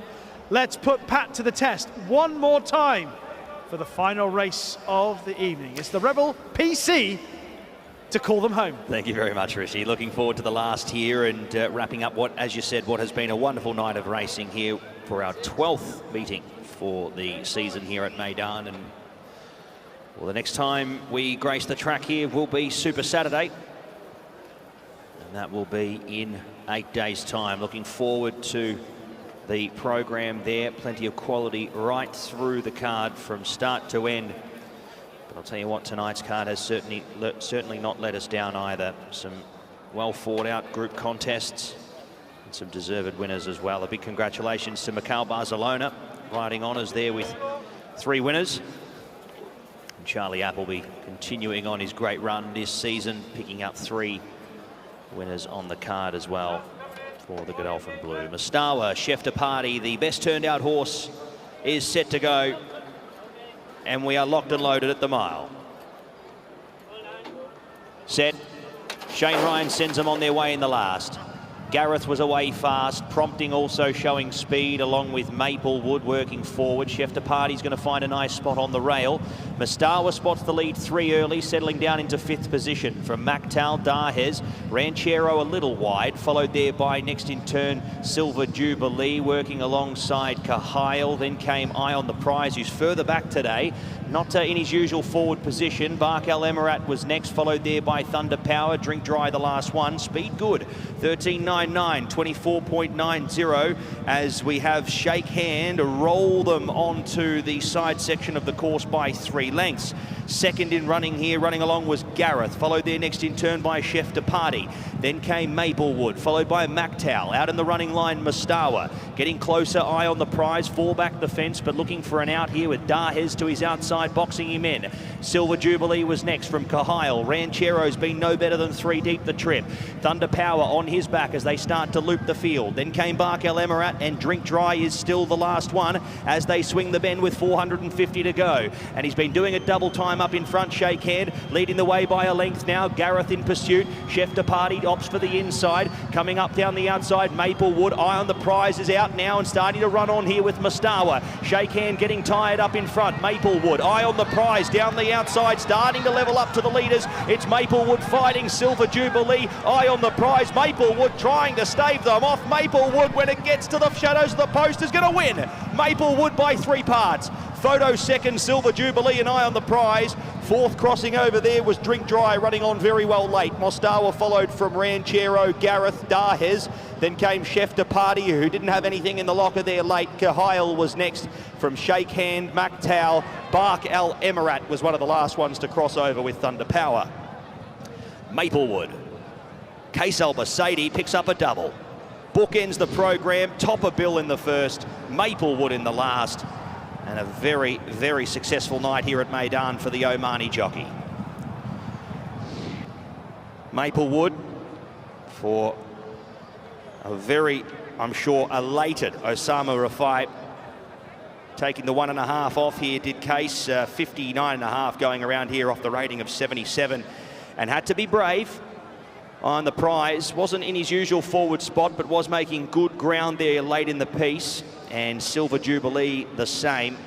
But it was a 3/4 length win here to Maplewood in the last. Taking it out, Case Albus, a night to remember.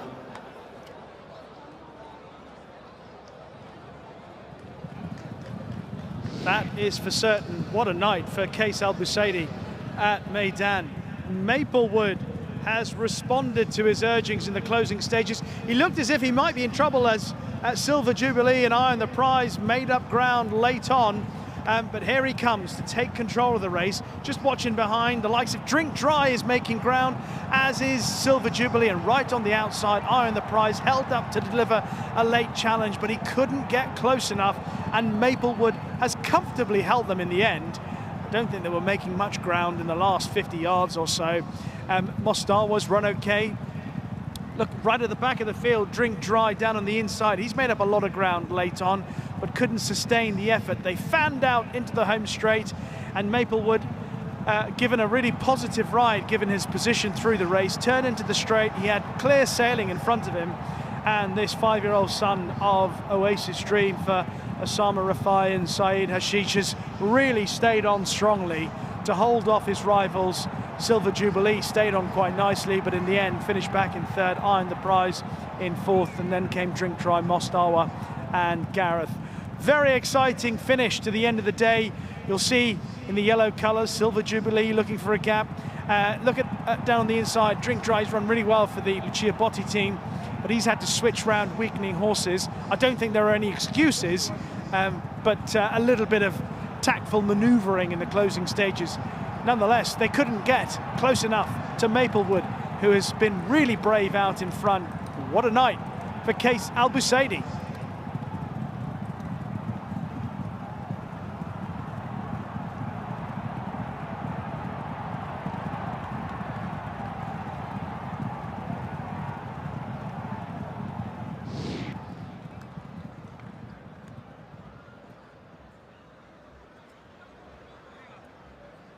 And the numbers here in the last 6-4, 12 and 14.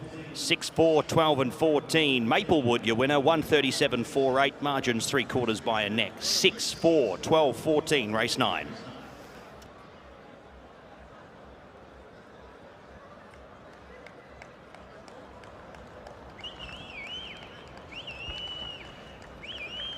Let's welcome back our final winner of the evening in the Longines Spirit Zulu time. What a brave performance from the son of Oasis Dream for Osama Rafai, the trainer, Saeed Hashish, the owner. A great night for Case Albus. Put your hands together for Maplewood!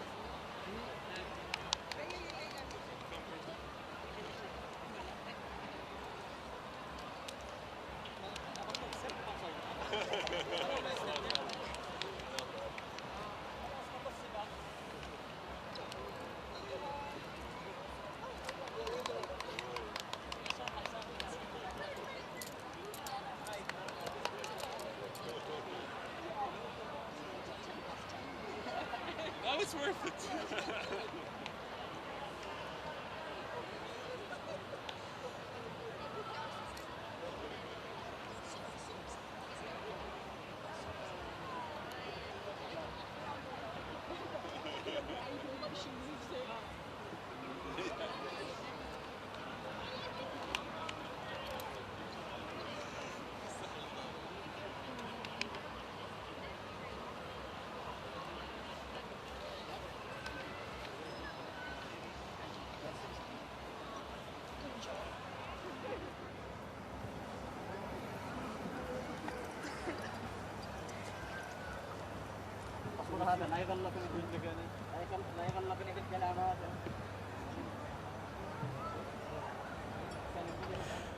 Well, Case Albus is weighing in after the success of Maplewood, but have a look when he turns around, unless of course he is doing something else. But he's got a big smile on his face. He was smiling at the start of the evening, a big smile on his face.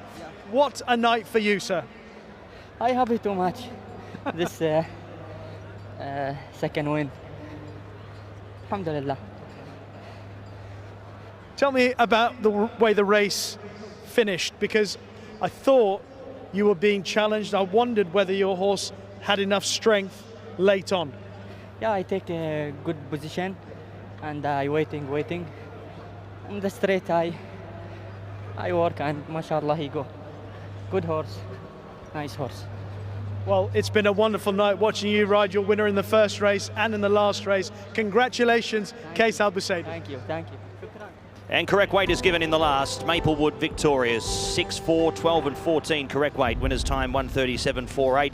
Margins 3/4 by a neck. 6-4, 12 and 14 correct weight in the last.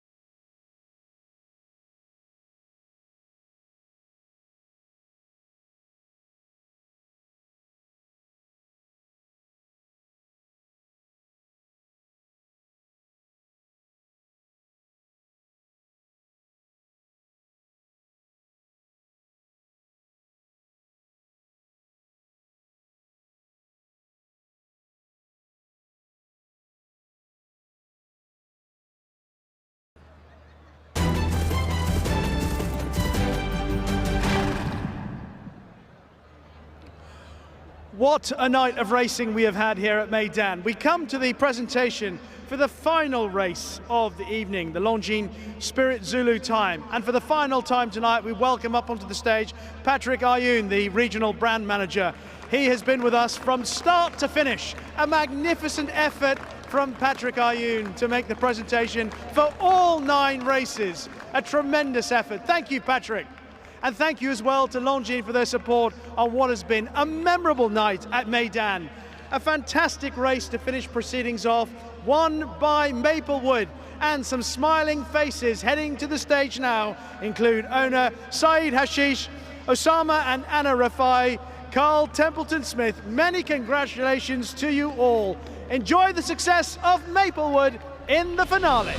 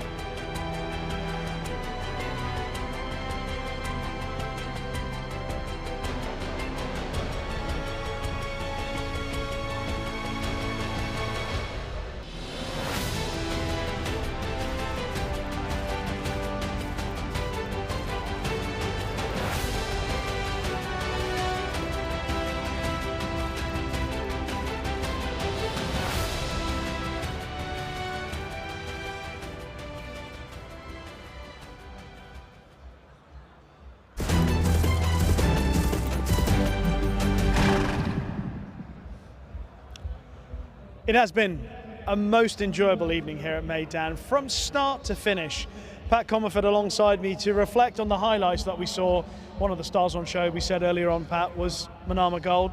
She didn't disappoint, but maybe she didn't win in quite the manner that we would have wanted. Yeah, look, she was found a little bit wanting there in that final 100 metres, and just I think showing signs there of, as you said, as Audrey said, and I think he hit the nail on the head in his post-race interview, she's still a filly that's growing into herself.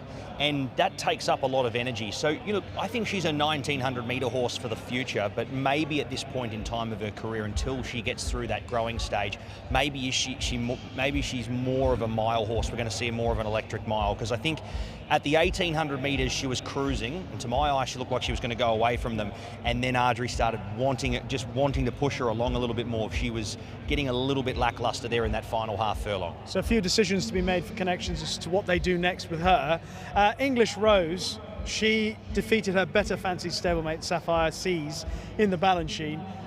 But again, another win for Charlie Appleby. Miguel Barcelona, when it comes to those older fillies with Charlie, he seems to have the right call. Well, the wrong call for William. Tell you what, not the worst second stringer to be having in your arsenal as well. Buick goes with one, and you've got Miguel Barcelona jumping on the other. Look, you're going to get two horses that are prepared in perfect order, and as we said before in the preview, Rishi, there wasn't actually too much between either of the two. The market definitely gravitated more towards the first string horse, but it wasn't on form going to be as clear cut as that. And for those overseas looking at English Rose, well, they've probably got the benefit of the doubt there and been able to find a horse that probably went off at a quote didn't deserve to be that quote. Yeah. So it's it's worked out on both ends. They've been able to get the benefit of the doubt there with English Rose, but Siskiny was very impressive. Yeah, tell me about Siskiny. William Buick did win that one. I just said to him afterwards, he's just rock solid, professional, reliable. And he's a 2-mile horse. Like he's doing this, it's getting the job done over 2,400 metres, over 1.5 miles, 1.75 miles, just on natural ability. But he's a horse that'll stay all day. And he showed here today that last start, where they were a little bit more electric up in front, and he had to do the chasing role, he was able to find his rhythm in behind, one back on the inside. And yes, he did no work in the run, but he still had to not over race, and still he's a horse that very much knows what he's doing. And I think he's a very worthy candidate. I'm very happy that he's got an addition and an acceptance into the Dubai Gold Cup. I think he's going to be, on that performance, a definite winning hope, and one for the locals to cheer. And a trainer who definitely knows what he's doing, clearly, is Charlie Appleby, because Naval Power, obviously Godolphin and Miguel Barcelona again, made light of a year's layoff, and he won the Singspiel Stakes with a sweeping run. How unlucky was Sean? The hard luck story of the night. Look, I think Naval Power had plenty up his sleeve. Sean, maybe not clear-cut winner, but would have definitely been a photo finish on the line, and he would have had his opportunity there. And look, unfortunately, no fault of Tom Marquand. I'm sure there'll be plenty of people, plenty of armchair riders, on social media, saying that he let the horse go wayward. He wasn't to know. The horse, he switched his hand over to the left to stop himself from laying in, and the horse didn't respond to a hit on the left-hand side.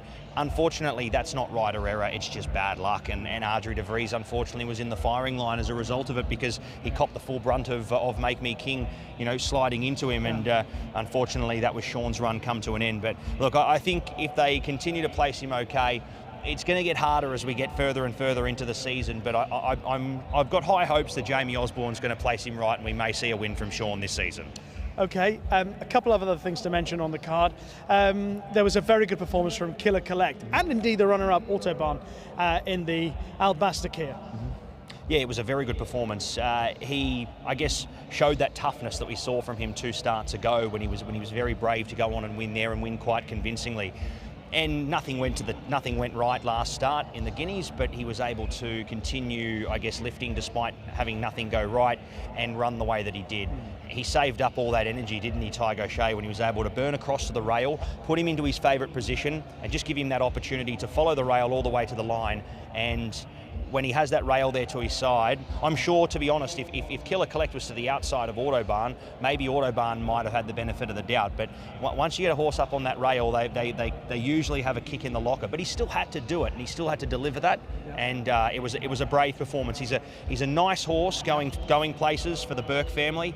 And look, I really want to say I do feel so sorry for them. It's the highs and lows of racing. We had a great performance from Killer Collect, but unfortunately, Rackies goes amiss tonight as well. So it's a roller coaster of emotions, this sport. It's why we love it so much, but at the same time as well, it's an amazing result there for Killer Collect, and he's a very nice progressive type for the future. He's a very good looking horse. Look forward to seeing what might be his future, because of course he has 5 weeks between now and Dubai World Cup night. It means that he could run in the U8. If he'd had a race like this in the old days, then it would have come at the wrong time and he may have missed out, because the bulk of the carnival is behind us. Coming up next, it is Emirates Super Saturday.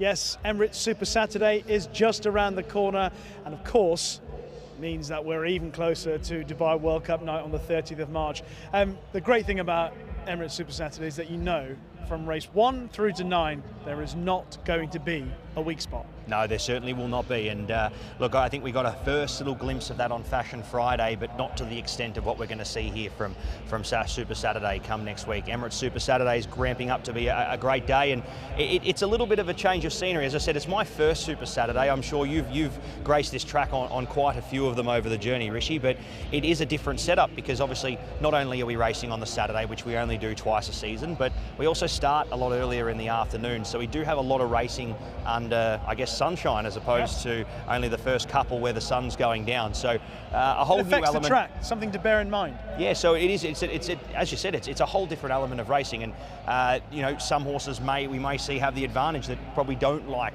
being racing under lights as much as they do during the day. So we'll see if it does advantage a couple of people, and that's all part of the excitement and anticipation that Emirates Super Saturday will bring. Indeed. 3:30 proceeding start on Emirates Super Saturday. Hopefully you can join us here at Meydan, if not watching us.